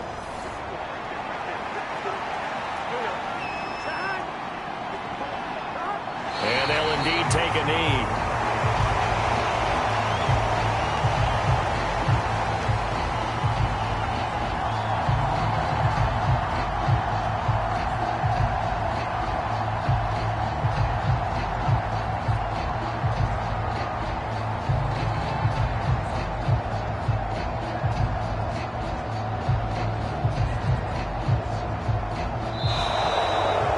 So this one a victory for the Las Vegas Raiders. And it took a big fourth quarter to do it, but they were able to get the job done, and that's the bottom line. No doubt about it. And let's face it, they had to be more than nervous in the fourth quarter. But a lot of that was their own doing. I think you observed during the game, their energy level just didn't seem to be there. But in the fourth quarter, somehow they dug deep and found that extra bit, right, that reserve tank. They hauled it out. Offense scored some points. Defense held them. And lo and behold, they walk away with a win. Maybe expend a little more energy than they expected to, but they'll take it. So for Las Vegas, they move back over 500 now at 6-5. And they'll have another road date next week with the Miami Dolphins.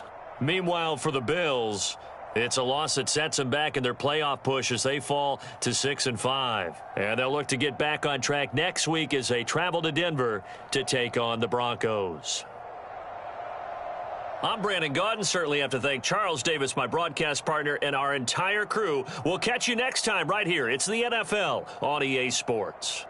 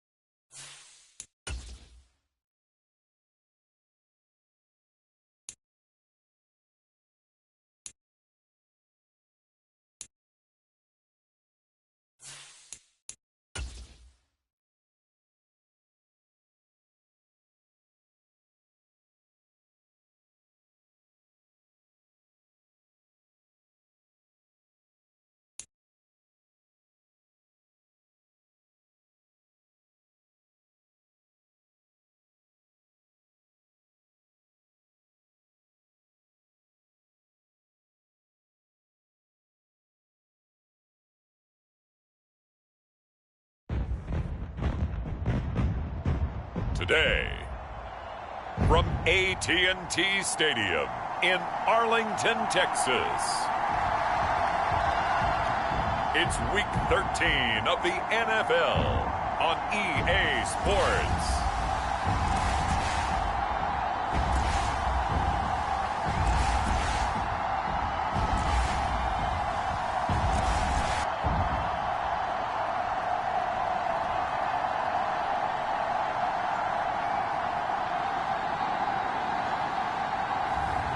It's the Dallas Cowboys taking on the New York Giants.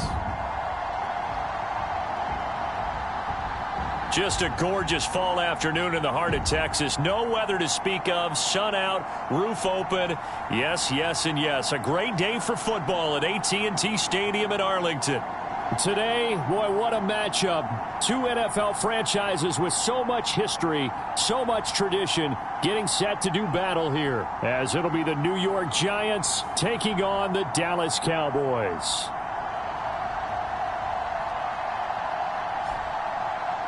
Hello again, everyone. I'm Brandon Gaudin, joined as always by Charles.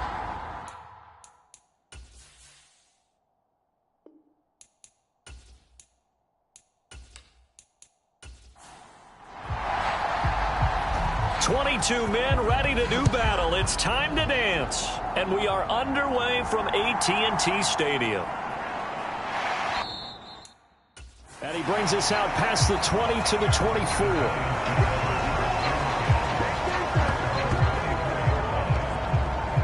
So here are the Giants ready to start their initial drive of the game. And leading them out, their signal caller, now in his fourth season in the NFL. And last week's loss came despite a clean game on his end, throwing the ball with 2 touchdowns and 0 interceptions. His job this week is simple. Do it again. Continue to avoid turnovers and hope that what sunk them last week resolves itself this time around. Yeah, Richardson will throw to start out here. That's complete to Peoples-Jones. And he'll get this up past the 25 before he's out of bounds. Back to throw. Here's Richardson. He's able to find Wallace. A gain of 3 last play. This time they double it and pick up 6. But just play number 3 here on the opening drive, and it's an early 3rd and 1. Now a handoff up the middle. It's Wallace. And this will be a Giants first down as he's got this up to the 40-yard line. Faced with their first 3rd down conversion opportunity and able to punch it through and pick it up on the ground. And to me, doing it on the ground sends a different type of a message than throwing the football. And, you know, let's face it, we've done a lot of games together. How often have we seen 3rd down turn into an automatic passing down no matter what the yardage? Yeah, and last thing you want, that opening drive to go 3 and out. You got everything scripted, lined up. Let's get some points on the board, and they're able to avoid that 3 and out. 1st and 10, Richardson looks to throw it. And the Cowboys' pressure gets there this time for the sack. Micah Parsons, he's the culprit, and that is now his 13th sack of the season as his great year continues. And this is what you've got to do against a quarterback like him. You've got to keep him in the pocket and not let him get to the perimeter, because once he gets outside, that's where he can really hurt you.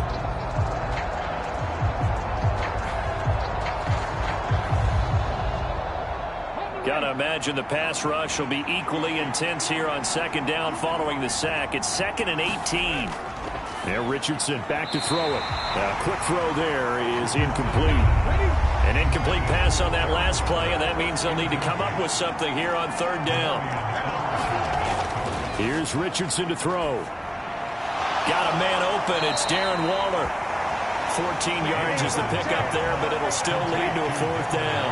And after that completion, you can understand why so many teams in the league are emphasizing speed on defense at every position. The tight ends have created so many tough matchups now. If you can't run with a tight end as a linebacker, this is going to be the result every time.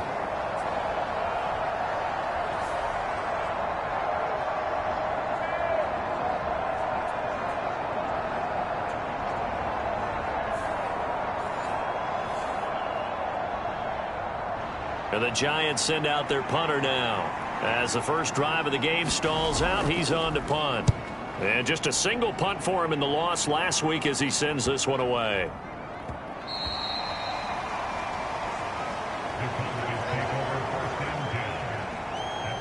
So here now the Cowboy offense onto the field to get their first crack at it.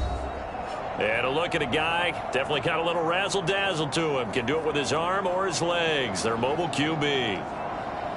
I like this guy, and the reason I do, he tends to stay on an even keel. Doesn't let too much ruffle him.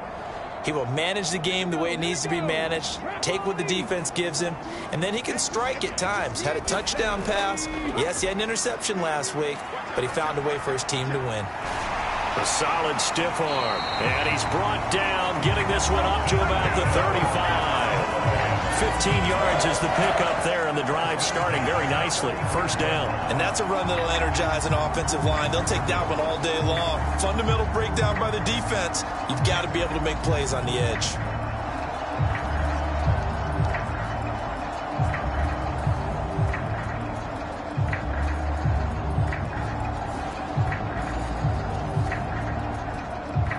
Ball up to the 35 now as they come up on 1st and 10.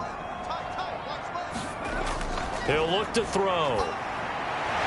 And he's going to find his man out of the backfield. That's complete. And he slips up past the 45 before being tackled. Back-to-back good plays have him on the move on 1st down. He'll drop to throw. He'll find Lamb. That's complete. And they'll get him down as he's inside the 40. So the drive takes him into Giants territory now. 1st and 10 at the 39-yard line. He'll look to throw. Short throw caught by Pitts. And this will leave him a yard short. Nice pickup of 9 yards on 1st down. The numbers for Pitts in that game a week ago. 9 catches, 60 yards. And he was able to haul that pass in there, but he knows he's got a tough task ahead of him. This unit in the top 5 in the NFL against the pass. He's going to have to really work hard to get open. And he's able to get it down to the 25-yard line.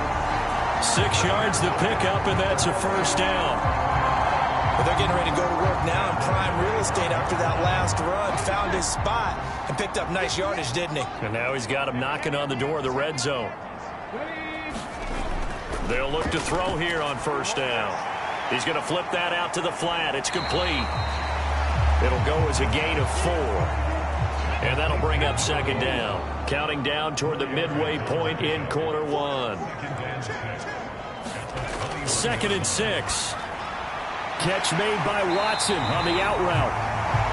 And they just keep marching right along. 1st down on a pickup of 8 there.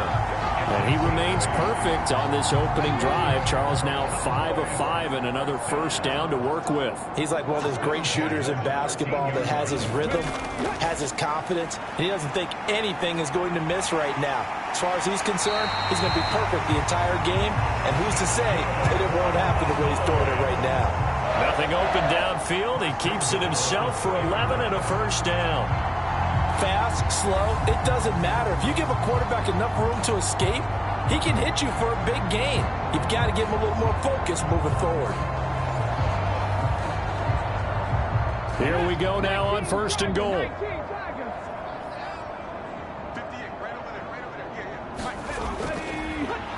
They'll try to run this one in. And this will result in him losing yardage back to the 3. That's going to go as a loss of a yard, and it'll be 2nd down. That's a really alert defense there because they saw the heavy look come in from the offense, countered it with extra linebackers who brought a little bit of speed and heft, and able to really make a big-time play for their defense.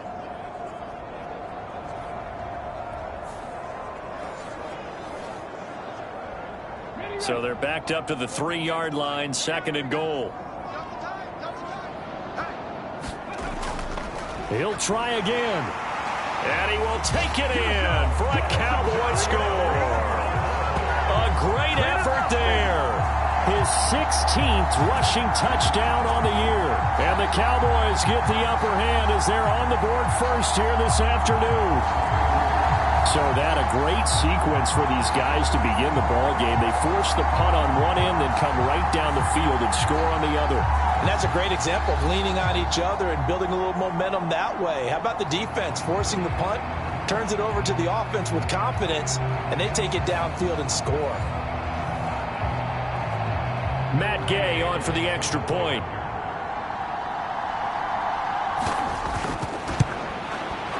And this is up and good to make it 7-0 Cowboys.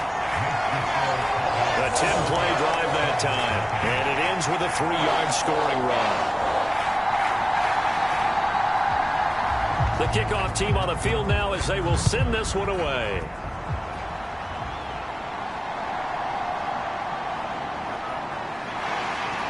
And he'll be stopped up at the 25.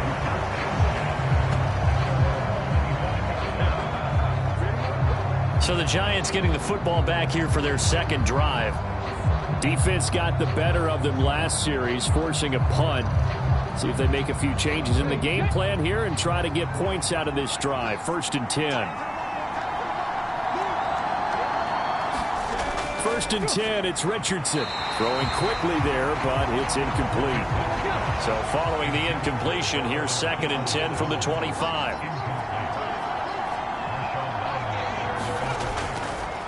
They'll try the left side. Wallace. Yeah, this will be a gain of 5 as he gets it to the 30. Well, this defense for the Cowboys, they were fantastic a week ago in that win over Houston. And one of the key things you always look for when you're evaluating a defense is how opportunistic are they? How many takeaways do they get per game? And how about last week's game? That number?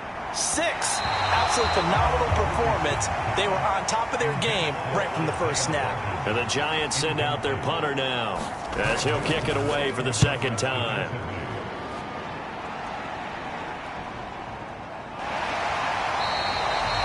It's a return of 5 following a punt of 42 yards. And the Cowboys will take over the football with a 1st and 10. Second drive forthcoming here for the Dallas Cowboys. And it's only November, but the playoffs, we know how it works. They'll be here before you know it. If it ended today, they would be the #1 seed. And that's a great spot to be in, but I love the phrase, if it ended today. And I'll guarantee you, that's what they've discussed in their locker room, in their meeting rooms. Yeah, we know where we'd be if it ended today, but we also know it's not ending today. Right. So they've got to continue to play the type of ball that put them in the spot where they're #1 in their conference. His first carry of their second drive, pretty solid. And, of course, remember back to their first drive, really strong throughout that one. Not only is he getting good blocking up front, but how about his vision to find the holes? And he's seeing things before they even open and hurtling through them.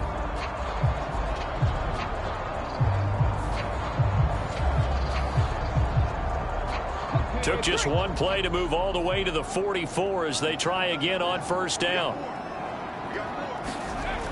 Back to throw. Short throw caught by Pitts. Just a gain of a couple there. And that will bring up 2nd down. The CD, this offense at 11-0 now on the year. A few weeks ago, I remember asking you what kind of percentage chance that you thought they had at staying unbeaten the entire season. I think you said 25%. I'd imagine that number probably grown since then. I would agree with you, and I'm going to actually bump it up to closer to 50%, only because they still have some tough games to come. And keeping that focus throughout the entire season, that's been a really difficult thing to pull off. But so far, they've done it, and they've done it well. And that's an early scramble that can be viewed positively by either side. From the offensive point of view, it begins to establish him as a possibility to keep it on certain plays. And defensively, they avoided giving up a huge play in one of their first tests in containing a quarterback on the run. On 1st down, he'll drop to throw. Give him a couple on the scramble. It's 2nd down. Brandon, once that one broke down, there were only so many options left for him to take. Fortunately, only 1st down, so he smartly got the yardage he could get and didn't worry about trying to turn it into a bigger play and end up taking a bigger loss. Here, they hope they can regroup and get something different going here on 2nd down. Now a toss left side into the hands of his tight end. So the completion good for 6 yards. And now 2 yards to go on 3rd down. Brandon, perfect defense in this situation would have meant that there was an incompletion. They would have picked it off. Okay, so they gave up the completion. But I really enjoyed watching how the defense stayed in sync, stayed in great communication. And as he dragged across each zone, you see him pointing, communicating. There he is, and they passed him off to each defender. Ended up making a nice play, even though it was complete. It'll be called a gain of 2, and that'll leave them with some options here on 4th and inches. I'll bet they thought they had picked that one up because it was a 3rd and 2 call, and they got awfully close. Now we're at 4th and inches. I wonder if they think they're feeling lucky here and maybe want to go pick it up.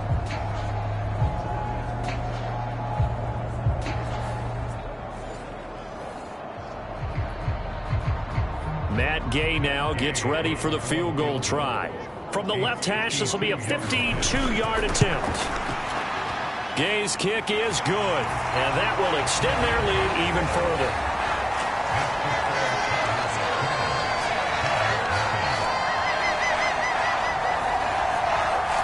So that, Charles, a season long right there. And you know who's really excited about that? The special teams coordinator, because he's the one who has to tell the head coach in pregame, this is where we trust him from. This distance, he can hit it, and he repaid that trust by knocking that one right through. And he's up across the 25 and down at the 28. New York set to take the field. They'll look to get something started. They need to, down 10-0 early, as they've got it 1st and 10.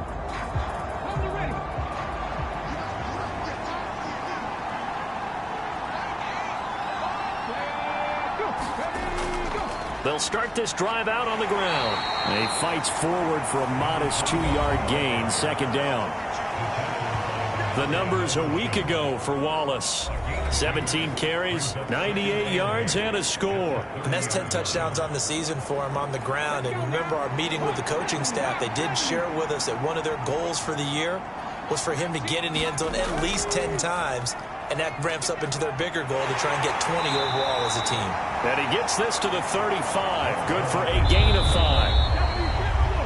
10-0 the score after 1 on EA Sports.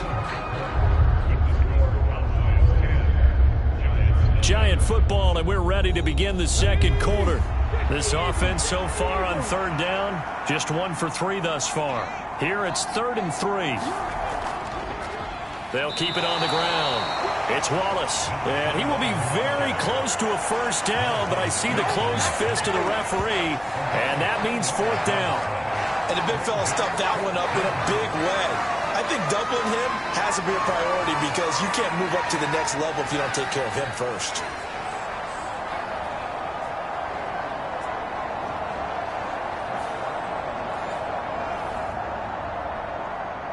And the Giants send out their punter now as he's on to kick it away.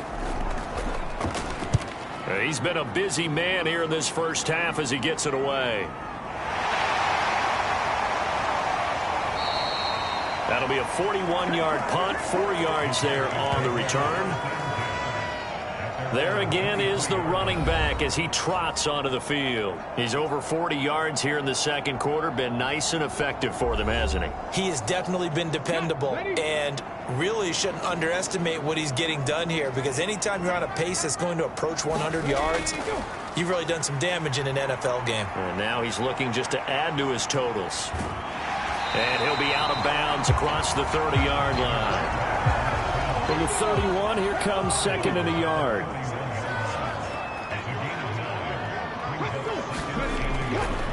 And they'll run on the inside handoff. And he slips up past the 45 before being tackled.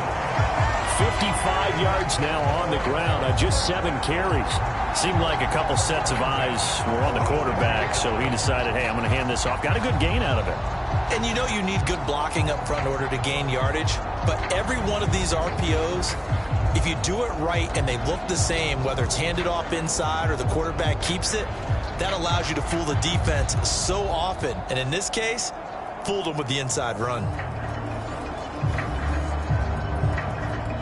Back-to-back good plays have them on the move on 1st down. And they'll give him another shot here on the ground. And this time they were ready for him as they'll stop him right at the line of scrimmage. 2 minutes gone by, 2nd quarter. Now they'll switch it up here and look to throw. Able to hit his target, Lamb. And they're going to have another 1st down as the tackle's made at the Giants' 41-yard line. They'll set up to throw. Throw over the middle, going to be caught here by Pitts. in need of only about the length of the football here on second down. They'll look to throw. Right back to Pitts again. And he'll be out of bounds, able to get it down to the 25 there.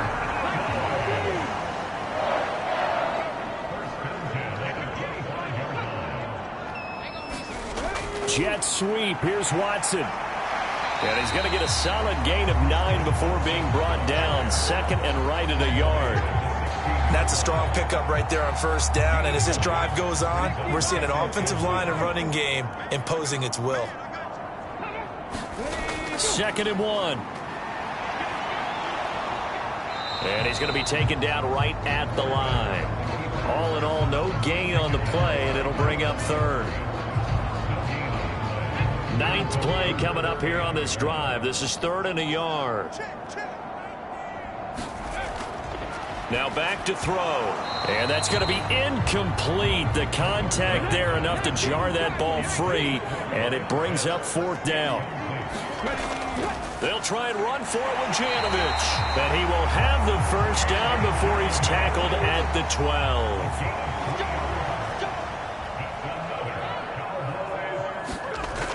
They'll set up a throw. And he couldn't quite get there. Tackled down at the 1. Nothing open downfield. He keeps it himself for 11 and a first down.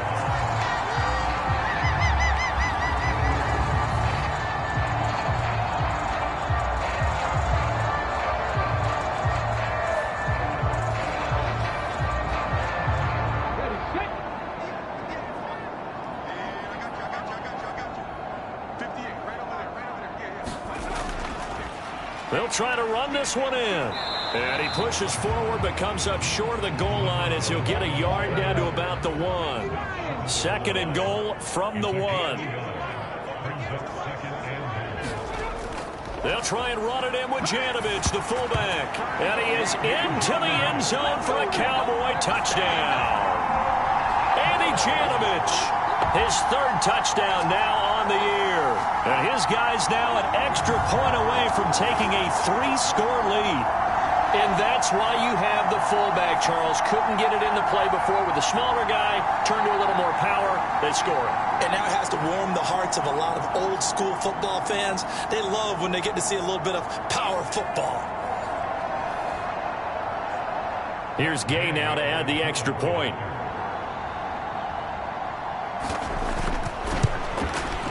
He's got it, and it's 17-0. So that drive spans 13 plays, and it ends with a 1-yard touchdown run. The kick team out there for the Cowboys as they run up to send this one away. And no effort to bring this one out. It's a touchback. Another drive coming up for New York's offense.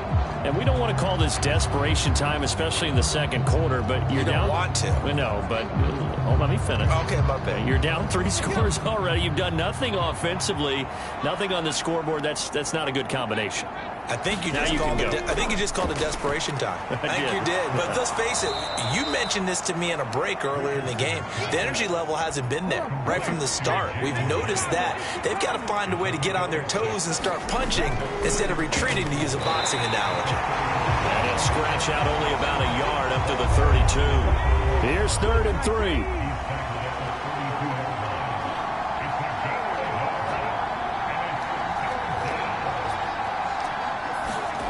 Richardson looking to throw. He had a man open, but he missed him, and it's incomplete. And the Giants send out their punter now, as he'll punt it away for the 4th time today. He's averaging just under 50 yards a punt as he gets this away. Fielded at about the 28. So possession goes over here on the punt. Dallas offense set for this next drive. They have to be pleased with the way that they moved the football thus far. And why wouldn't they be? 2 touchdowns on a field goal in their first 3 possessions. They're playing so well right now, the field goal probably feels like a disappointment. They'll try and start this drive in the air. Short throw caught by Pitts.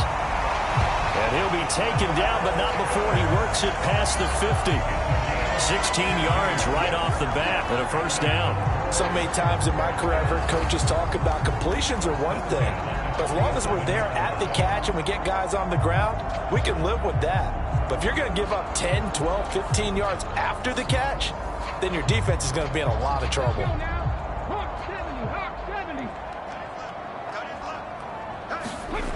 Now on first down, he'll drop to throw it. He finds his man, complete. It's Lamb.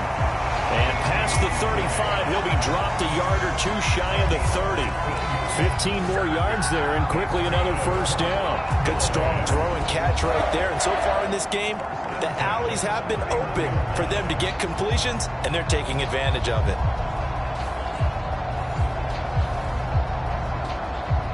Back-to-back good plays have them on the move on first down. Back to throw here. They'll try and set up the screen. It's complete. And they'll have it in the red zone before he crosses over out of bounds. Another nice gain, 13 yards that time, and another first down. My goodness, they've come out locked in on this drive. Play calling, execution, they are fully in sync. 3 straight passes, 3 first downs. They're moving the ball downfield almost at will. This defense really struggling to find answers. They'll look to throw again. Oh, he's got a man wide open, complete. And the Cowboys are going to be set up with a first and goal on a pass play that moves them all the way down to the 1. Just picking up yardage in bunches here these last few plays. They have moved right down the field, and just like that, they're going to be set up with a first and goal.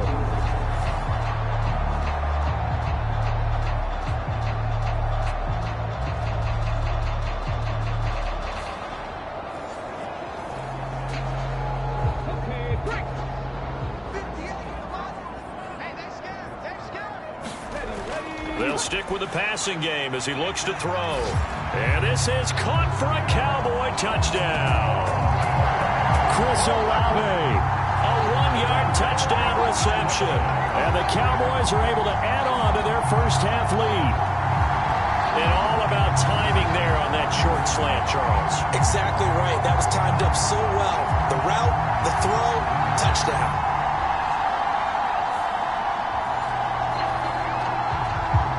Gay is on for the point after.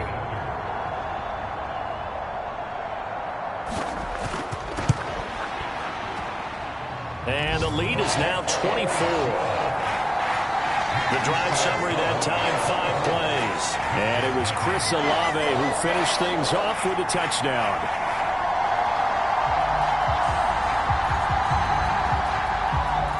The kickoff unit is out on the field, and they will send this one away.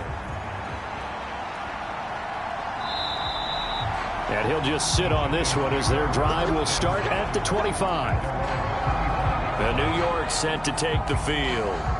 Well, CD, you kind of feel like they're in a bit of a danger zone right here because now you're down 3 scores, and I know we're in the first half, but the way this offense hasn't been able to generate anything, you feel like they probably need to get something going on this drive, right? Yeah, and sometimes I overuse if this is an important possession. But I think this has to be the possession where they come up with an answer because only a few teams in league history have ever come back from a 4-score deficit. If they don't score here, that's what they could be facing the next time they get the ball.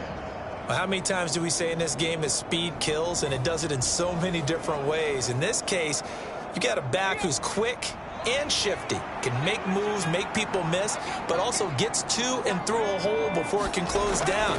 That's some of the benefits of that speed, not just outrunning people in the secondary. And that led to a really nice game.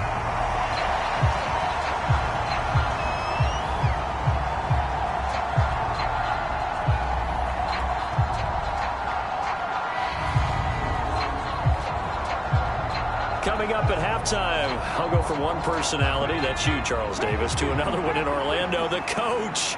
He'll have stats and scores from around the NFL. You and Jonathan Coachman, both larger than life. No doubt about it. But you're stuck with me in this booth, yes, and he's I miles away and smiling. And happy. They're going to need to get up and set in a hurry. Ball had his hands on it, couldn't bring it in. Pretty symptomatic of how this game's been going. And the Giants send out their punter now as he's on for the 5th time here today. And no return here. Where will they spot it? They say just outside the 20-yard line. Their quarterback in this offense heading back out to the field. He had the short touchdown pass on their previous drive, and they'll begin again here on 1st and 10.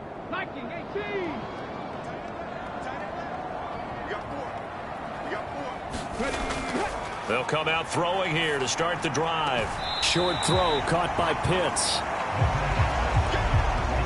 This is 2nd and 8.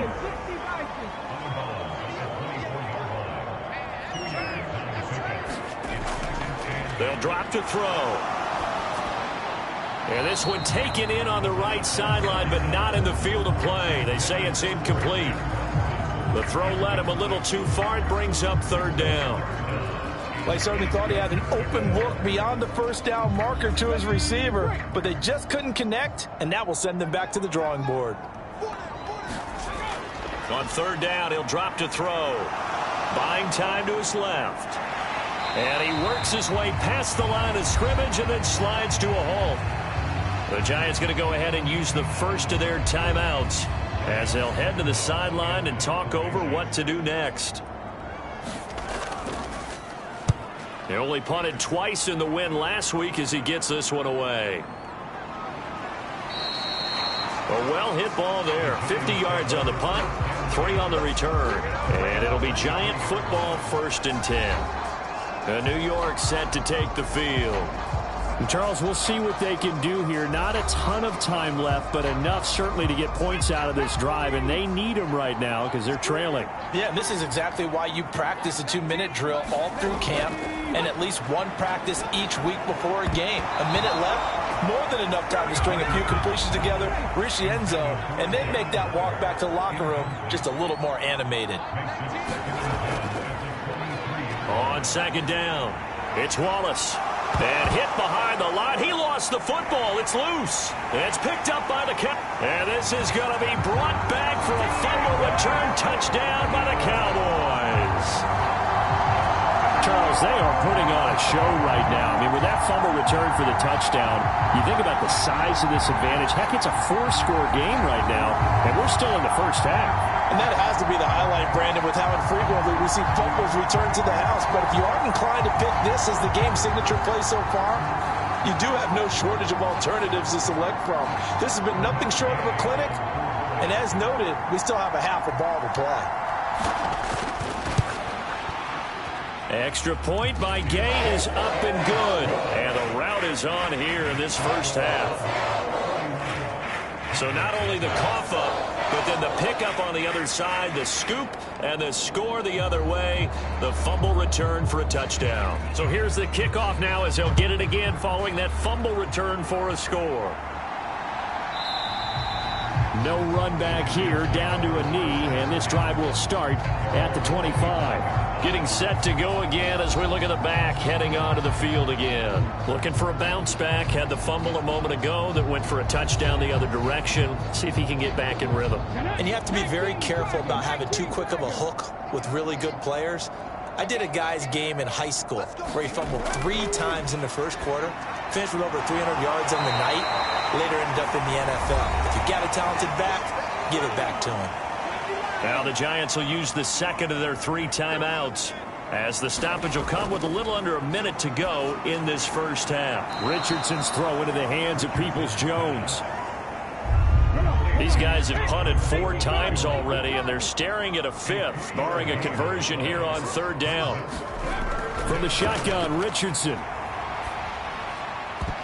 This one incomplete. Probably should have been picked. A little nonchalant with a throw to the safety valve, and it's 4th down. So they're forced to punt on 4th as this one's away. Fair catch called for and taken right near the 30-yard line. It'll wind up just a 35-yard punt, no return. And out will come the offense as they take over. The Cowboy offense going to head out now late in this 1st half. And with a huge lead already, they may be thinking, hey, our job's complete for these first 2 quarters. Let's get this to the locker room. They'll come out throwing here on 1st down.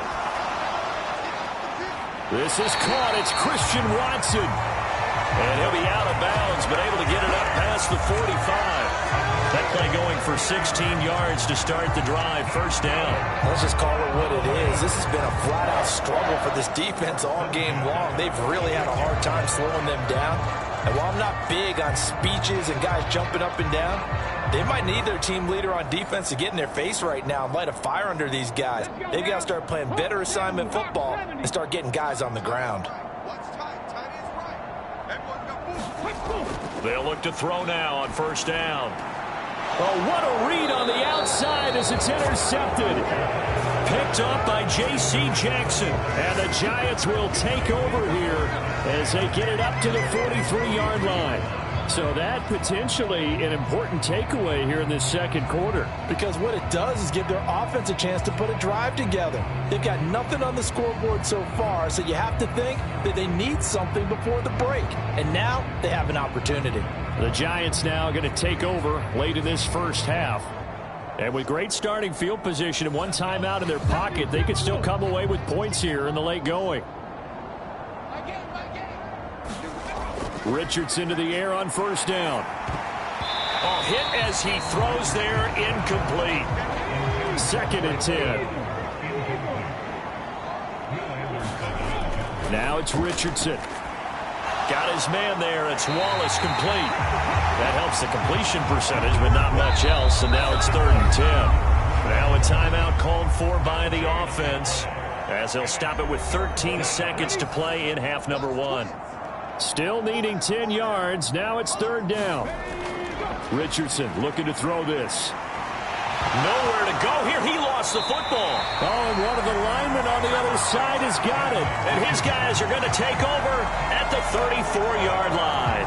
He was under duress, surveying, trying to find somebody to get the ball out of his hands. In the meantime, the defense, they took it out of his hands. And when the ball snapped, I know exactly what the defense is thinking. Get a sack, put him on the ground.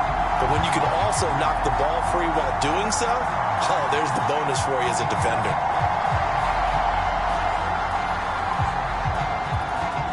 From the 34 now, here's 1st and 10. Trying to shake off the interception. He'll look to throw. Open man, the tight end, Luke Schoonmaker. And inside the 20 before he's brought down. And with 1 second left, they get the timeout. And they'll have a chance to kick the field goal before intermission.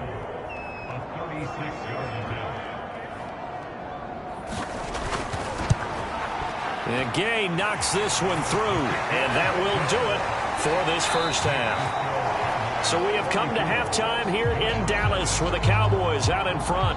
As we send you on over to Orlando for Jonathan Coachman in our EA Sports Halftime Report. Take it away, Coach.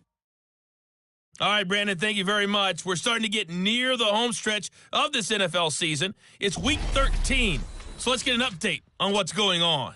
We'll begin up in the Steel City, Acrisure Stadium in Pittsburgh, and that one tied 14 apiece in the second quarter. From Chicago, we head north to the home of their rivals as we check on the Packers at home in Lambeau. And that one's gone to the half with the visiting Bears on top.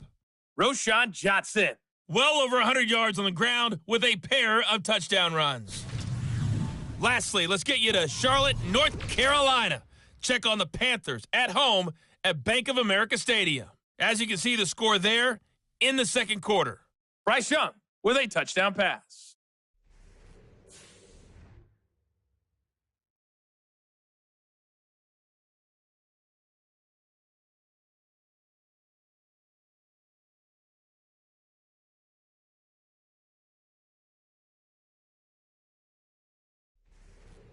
All right, Coach, thank you, and we welcome everyone back for quarter number 3.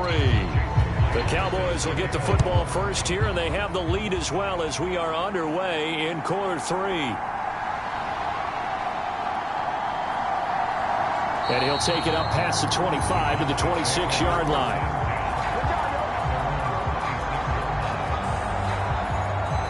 The Cowboy offense set to go to begin this third quarter.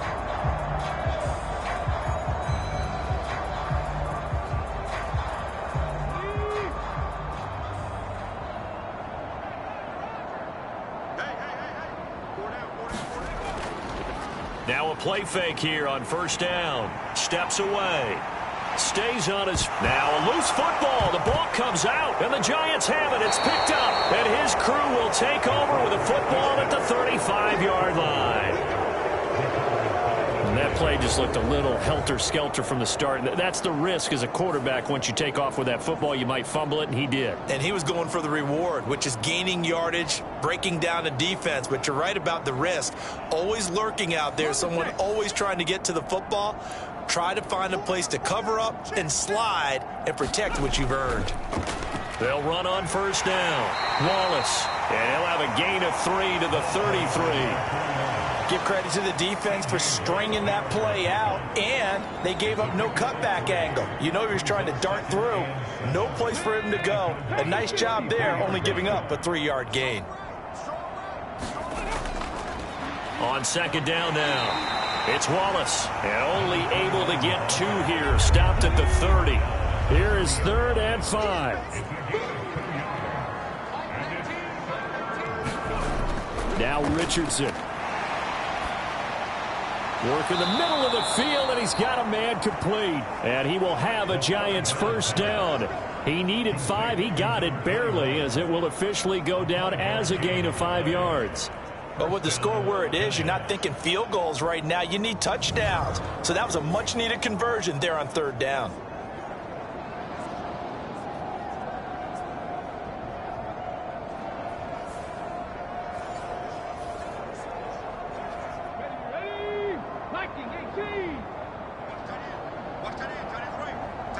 They'll send a receiver here in motion right. And he'll get it here on the touch pass.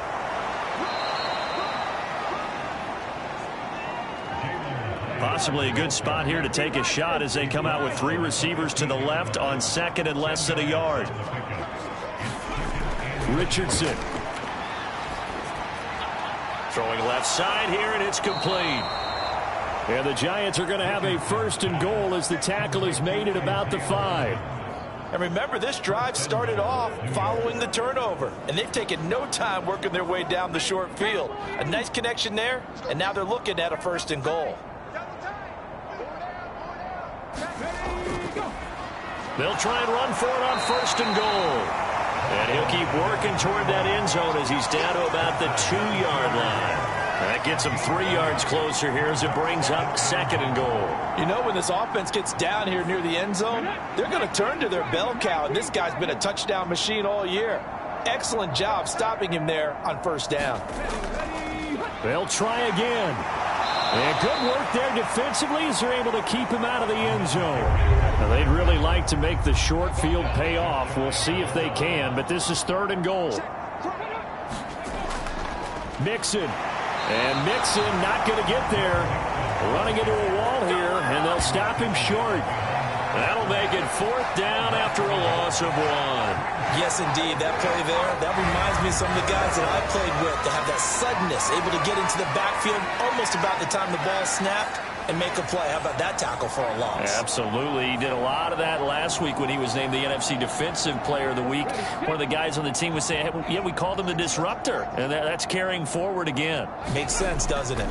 So they'll let the fullback try and take him home. And he is in. Touchdown, Giants. His 5th rushing touchdown on the year, 6th overall. And the Giants' decision to go for it pays off with 6 points. And, Charles, maybe that's one they had dialed up. Hey, if we're in a 4th and goal situation, we're going to our muscle. And you can feel the boom, boom, boom all the way up here where we sit. The earth was shaking, and he found his way into the end zone. Yeah, but that's such a great guy to have around the goal line, isn't it? Indeed it is. It's a great extra dimension to add to your offense. When you can finish things with power, that's hard for a defense to deal with.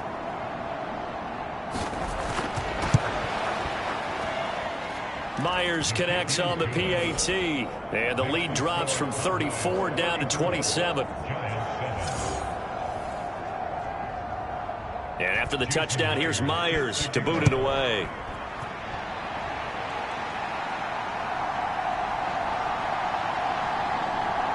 And they will wrangle him down a couple yards shy of the 30.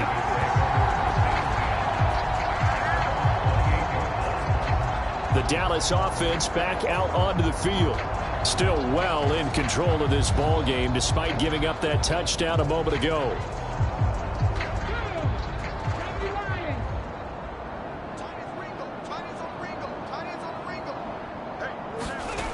Back to throw now on first down. And this turns into a nice gain with a slide at the end. Good coverage downfield led to him taking off, picking up the first down on a 13-yard run. The defense did its job of taking away a quick throw, but that's only half the battle because they've got to get to him before he can make a run for it. A little bit late containing him there, so he makes a nice gain out of a play that looked like it was in trouble.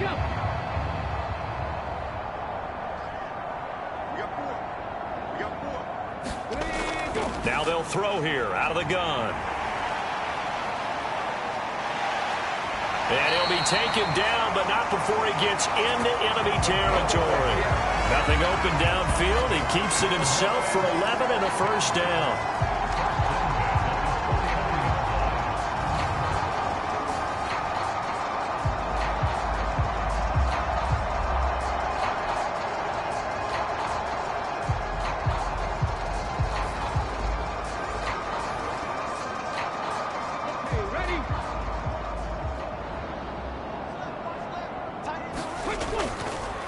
One back in the backfield, he'll get the carry.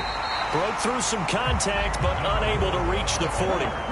From the 42-yard line, here's second down and 3. And they'll keep leaning on the running game. Back to the ground. And the stop here will come at the 38-yard line. So first and 10, and if they score on this drive, might have to start digging in our second-half blowout material. Now this one to his tight end out on the right side. He'll be hit down at the 33, 5 yards on the play. That's a staple of this offense. Drag route to the tight end. Yeah, he's unable to use his size to break off much more yardage after the catch, but still an effective gain nonetheless.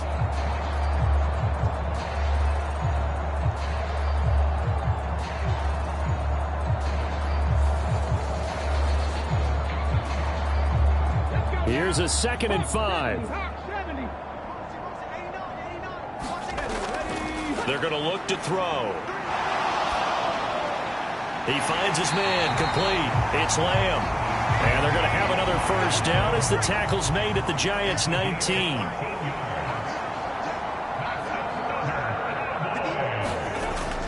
Out of the gun, they'll look to throw. And he slides and covers up at the end as he's going to be able to pick up decent yardage. 2nd and a couple. They'll look to throw here. And he will slide to a stop. He does have the first down. Give him 7 on the tuck and run, and it'll get him a new set of downs. As he came to the line of scrimmage, he knew he didn't need much to reset the chain, so when he saw the space he needed, no hesitation. He went to the marker and got his guys a first down. And that is caught. Touchdown, Cowboys. Christian Watson from 4 yards out. And the Cowboys just continue to roll. Boy, another score. This lead gets even bigger. And Charles, we haven't even hit the 4th quarter yet. Well, forget the deficit, right? They're really not going to cut into that a heck of a lot. But how can they get out of here with some dignity? Can they get a stop or two? Can they make a play on offense themselves? Anything to start to feel better about what's happened to them here in this one.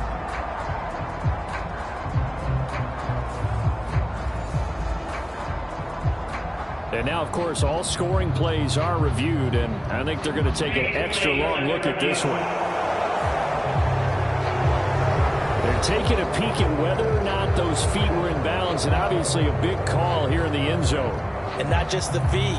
How about the hands? How is the ball possessed while the feet are hopefully getting down in bounds? That's what they're trying to look at to see if it all comes together.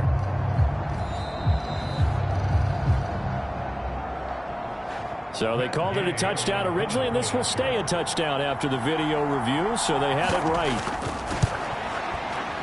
Extra point by Gay is up and good, and the lead grows even larger here in the 3rd quarter.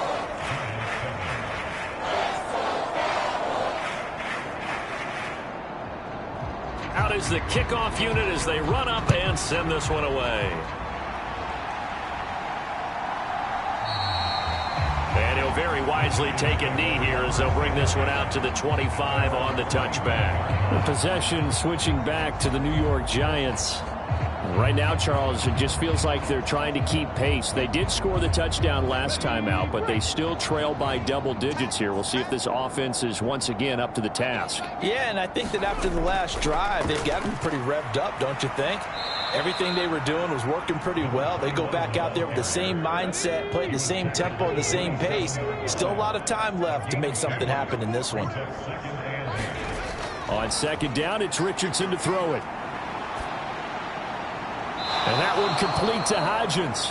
And they get him down, but not before he takes it across the 40-yard line. Second catch for him today, and it'll wind up a first down.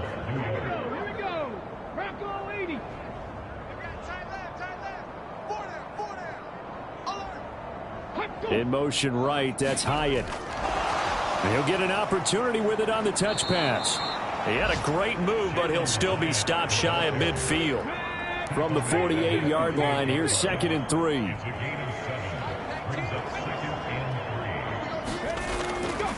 Now a fake on the jet sweep, and they'll instead run up the middle. And just 1 yard here from the 49 to the 50. 3rd down and 1.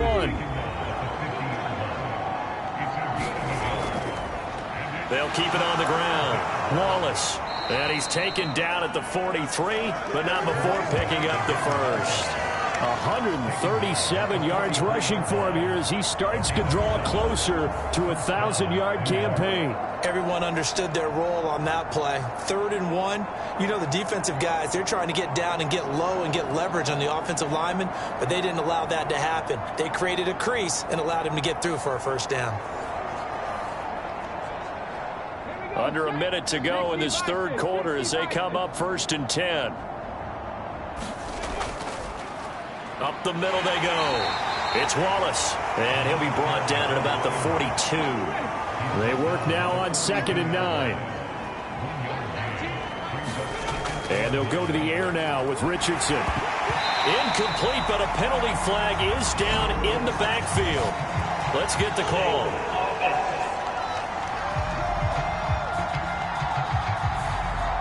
They'll come up now on a 2nd and long after the hold. Back to throw. Here's Richardson. That's caught by Waller out left side. That will go as a pickup of 7 on the 7th play of the drive.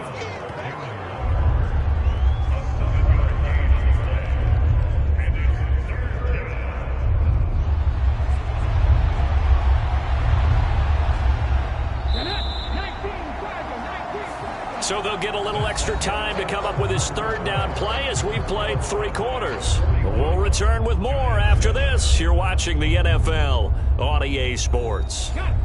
The offense on 3rd down, they're hitting at just 30%, 3 for 10. This is 3rd down and 12. Now Richardson back to throw it. Completed to Hyatt.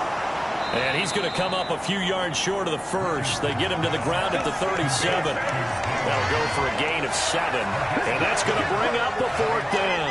That pattern and scheme was well defensed on 3rd down. He tried to just sprint from one side of the field to the other, and they got it to him quickly. But no chance of yards after the catch there, and they stop him short.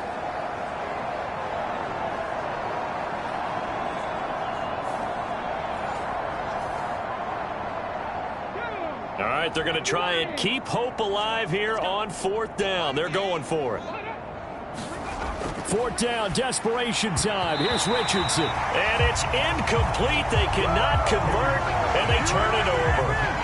The Giants go on 4th, but come up empty. And the Cowboys' defense is going to get them the football back. So the defense has to stay out and get one more stop. They were able to do it, forcing the incompletion.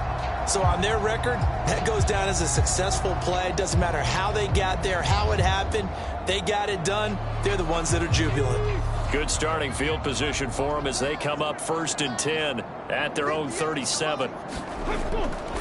They'll start this drive out on the ground. And this will be stopped at the 44. That one good for 7 yards.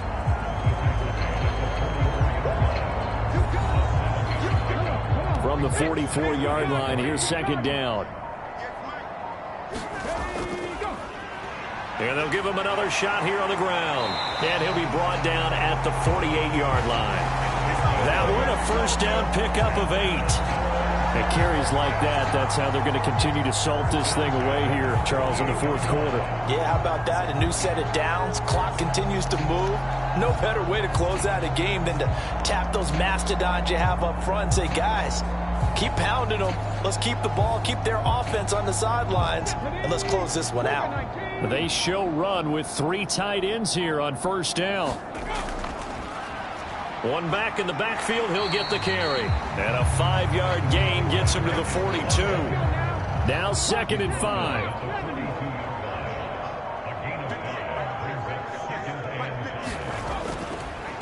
One back in the backfield, he'll get the carry. And he's taken down inside the 30. 101 yards rushing for him now as he has been tremendous all day long. Well, that's a carry they have to be satisfied with. And throughout this game, they've been satisfied with what he's given them. Whenever they've needed a big run, a first down, he's the guy they've turned to. And it doesn't matter what the defense thinks. They've got the confidence to keep handing it to him and keep picking up good yardage.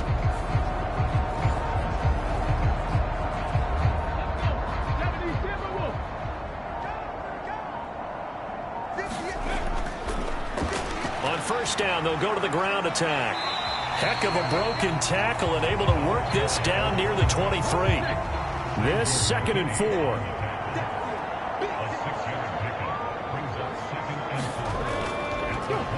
One back in the backfield, he'll get the carry.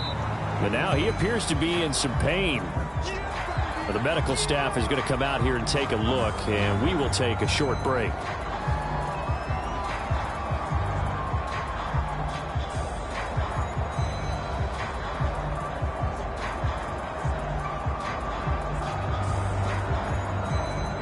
Play number 7 coming on this drive. It's 3rd and inches. Gibbs will try and pick it up. Shifts by him. And they've got it inside the 10 at the 8. They're able to convert on 3rd down, and that sets up a 1st and goal. So far this season, this is an offense that's proved its ability to move the football. I mean, they're in the top 5 in the NFL and picking up first downs, and they get the conversion here. And I think a lot of that is due to how they win on 1st and 2nd down, because that leaves them 3rd and short, 3rd and manageable. A lot easier to pick them up then, isn't it?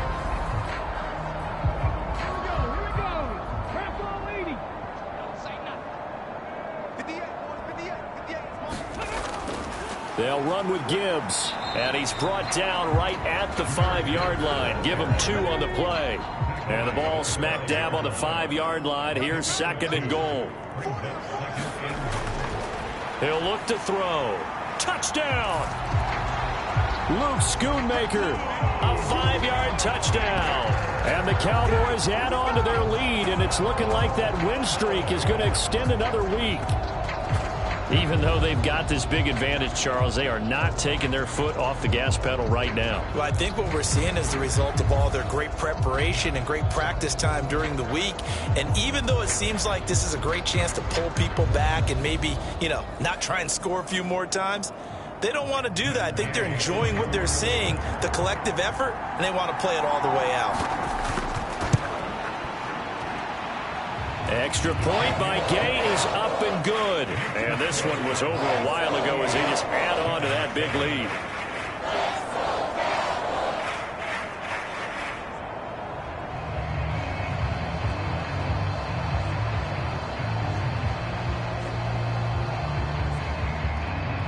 Set now to kick this one away, and off it goes.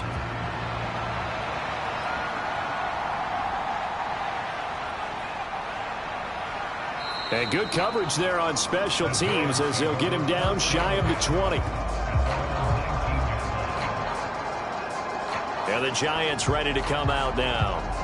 They've got some stuff to build on from that last drive because they moved the football, CD, and then they tried to go for it on 4th down, didn't convert, probably left a bitter taste in their mouths. I would say so, and I think that they go out in this series determined for that not to happen again. In fact, they don't even want to get to a 4th down opportunity.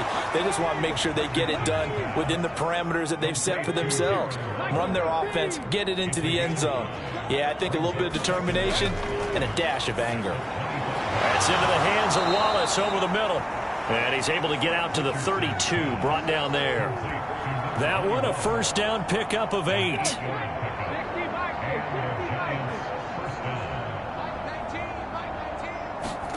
Here's Richardson to throw.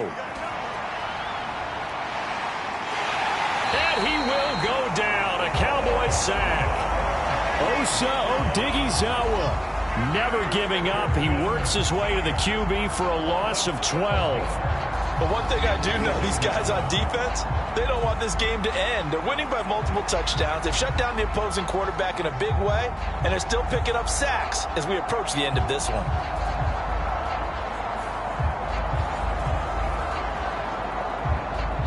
That huge loss on the sack makes this job much more difficult. It's now 2nd down and 22 yards to go.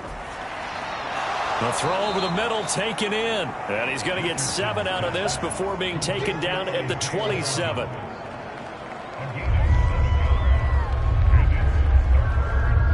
Tall task ahead of him here, needing a full 15 yards to move the chains. Now on 3rd and long, they'll look to throw. Looking left side, and he's got a man. That's Wallace. And he'll be brought down right at the 30 here. 3 yards, all they could muster there, and it'll bring up 4th down. Boy, that was certainly well read defensively. And the key to any screenplay is space to work. And there was none to be found there. And they tackled for just a short gain.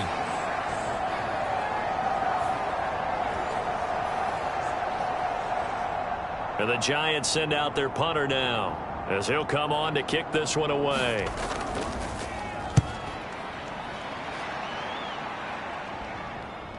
Fielded just inside the 30. And nice work on the return as he gets about 15 yards back. And it will be 1st and 10 as they take over. And now Dallas gets set to take the field. We find ourselves here in the midst of a one-sided affair. A lot of fill time down the stretch, Mr. Davis. So we could talk about food because that is something that you and I both enjoy. We share that. We enjoy our time at the table. So maybe the best steakhouses in the city, but in all seriousness, the performances that we've seen this year, we've seen a bunch of great ones, and it's going to be hard to parse who's going to win the MVP. Yeah, it really is. Is it going to be a runner? Is it going to be a thrower? Can a defender finally win it this season? Those are the things that we could probably discuss. And collectively, this is about as dominant of a performance as you could have hoped for on both sides of the football. Might have to put it #1 for what we've seen this season. So now they have to contend with 2nd and 13 after the 1st down run goes backwards. He'll drop to throw. Blitz coming, and down he goes. Dexter Lawrence collapses the pocket and drops him for a loss of 3. Now Charles dealing with a 3rd and long. They'll have to try to go back to the air again, and this time avoid the sack. Certainly hard to try to establish momentum when all you're doing is going backwards, not protecting the passer, and he gets dumped on his backside.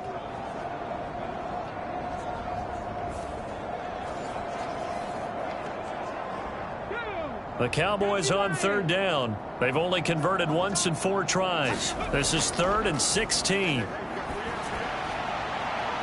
Well, that's into a sea of bodies, and it's intercepted. Picked up by the USC man, Adoree Jackson. And the Giants are going to have great field position here as this is returned just shy of midfield. Now they get a 4th quarter pick. A little something to hang their hat on, I guess. Okay, so let's face it, though. Who's happy about this play? Fantasy guys, right? Yeah. The analytics will tell you one thing or another. That's a bad play on one hand, a good play on the other, but it's all about the fantasy points here. Yeah, because this ball game is over. Good starting field position for the New York Giants here as they come up 1st and 10, just shy of midfield at the 49.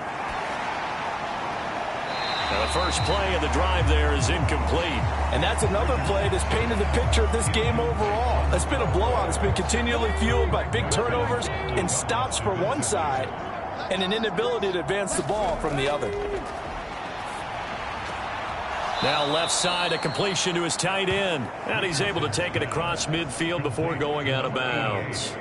5 yards. Now it's 3rd and 5.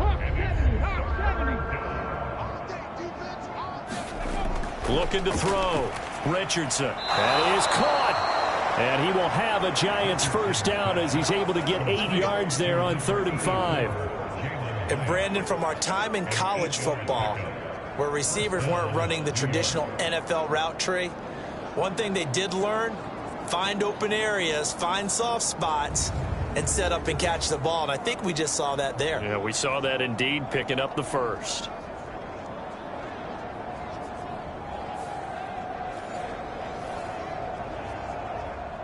So here's a 1st and 10 at the 38.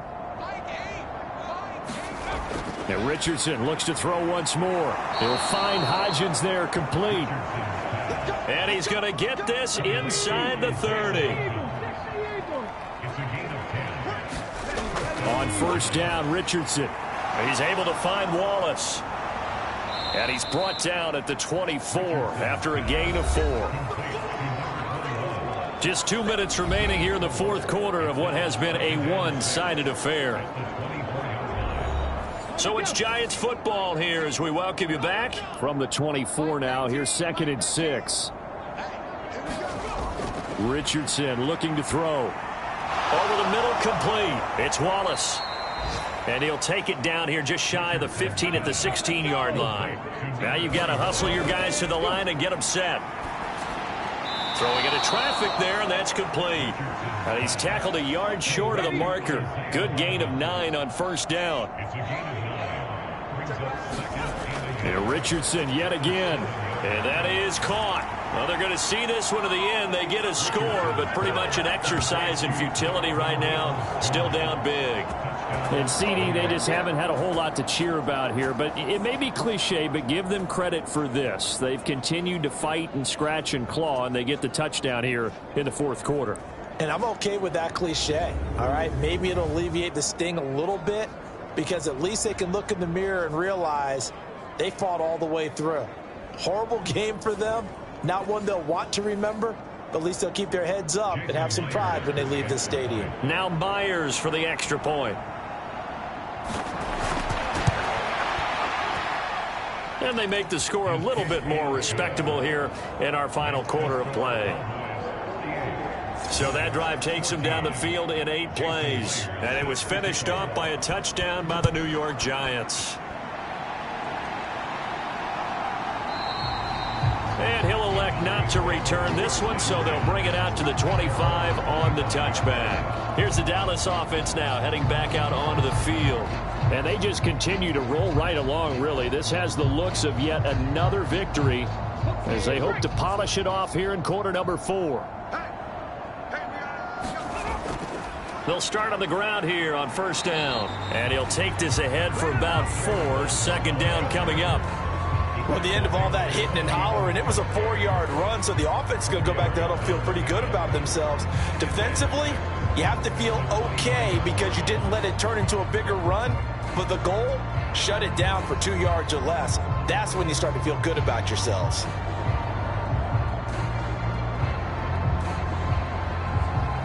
Second and 6, just inside the 30.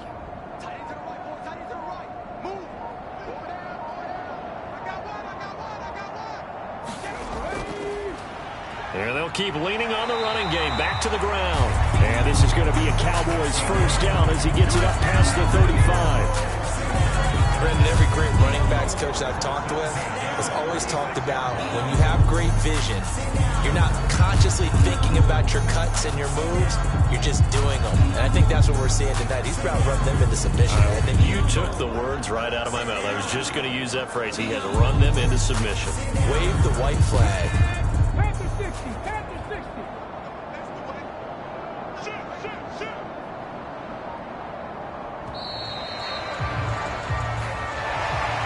Charles, a lot of happy faces heading into the tunnel as this one ends, and understandably so. Not only did they get the win, but, boy, their offense was on fire in this ball game. And, partner, I have no idea what the top speed is on one of those high-end sports cars. What's the top gear you can get into? This offense, they certainly were there in this one, huh? Everything clicking for them in this contest, the kind of performance that they're going to cherish. So for Dallas, the streak continues as they push their mark to a perfect 12-0 now on the year. And they will hit the road next week for a date with the Philadelphia Eagles. Meanwhile, for the Jets, this loss cost them in the playoff chase as they fall back to 7-5 on the year. And they'll get a chance to redeem themselves at home next week. That'll do it for us. I'm Brandon Gaudin alongside Charles Davis. Thanks to our entire crew as well. We'll talk to you next time. So long, everybody.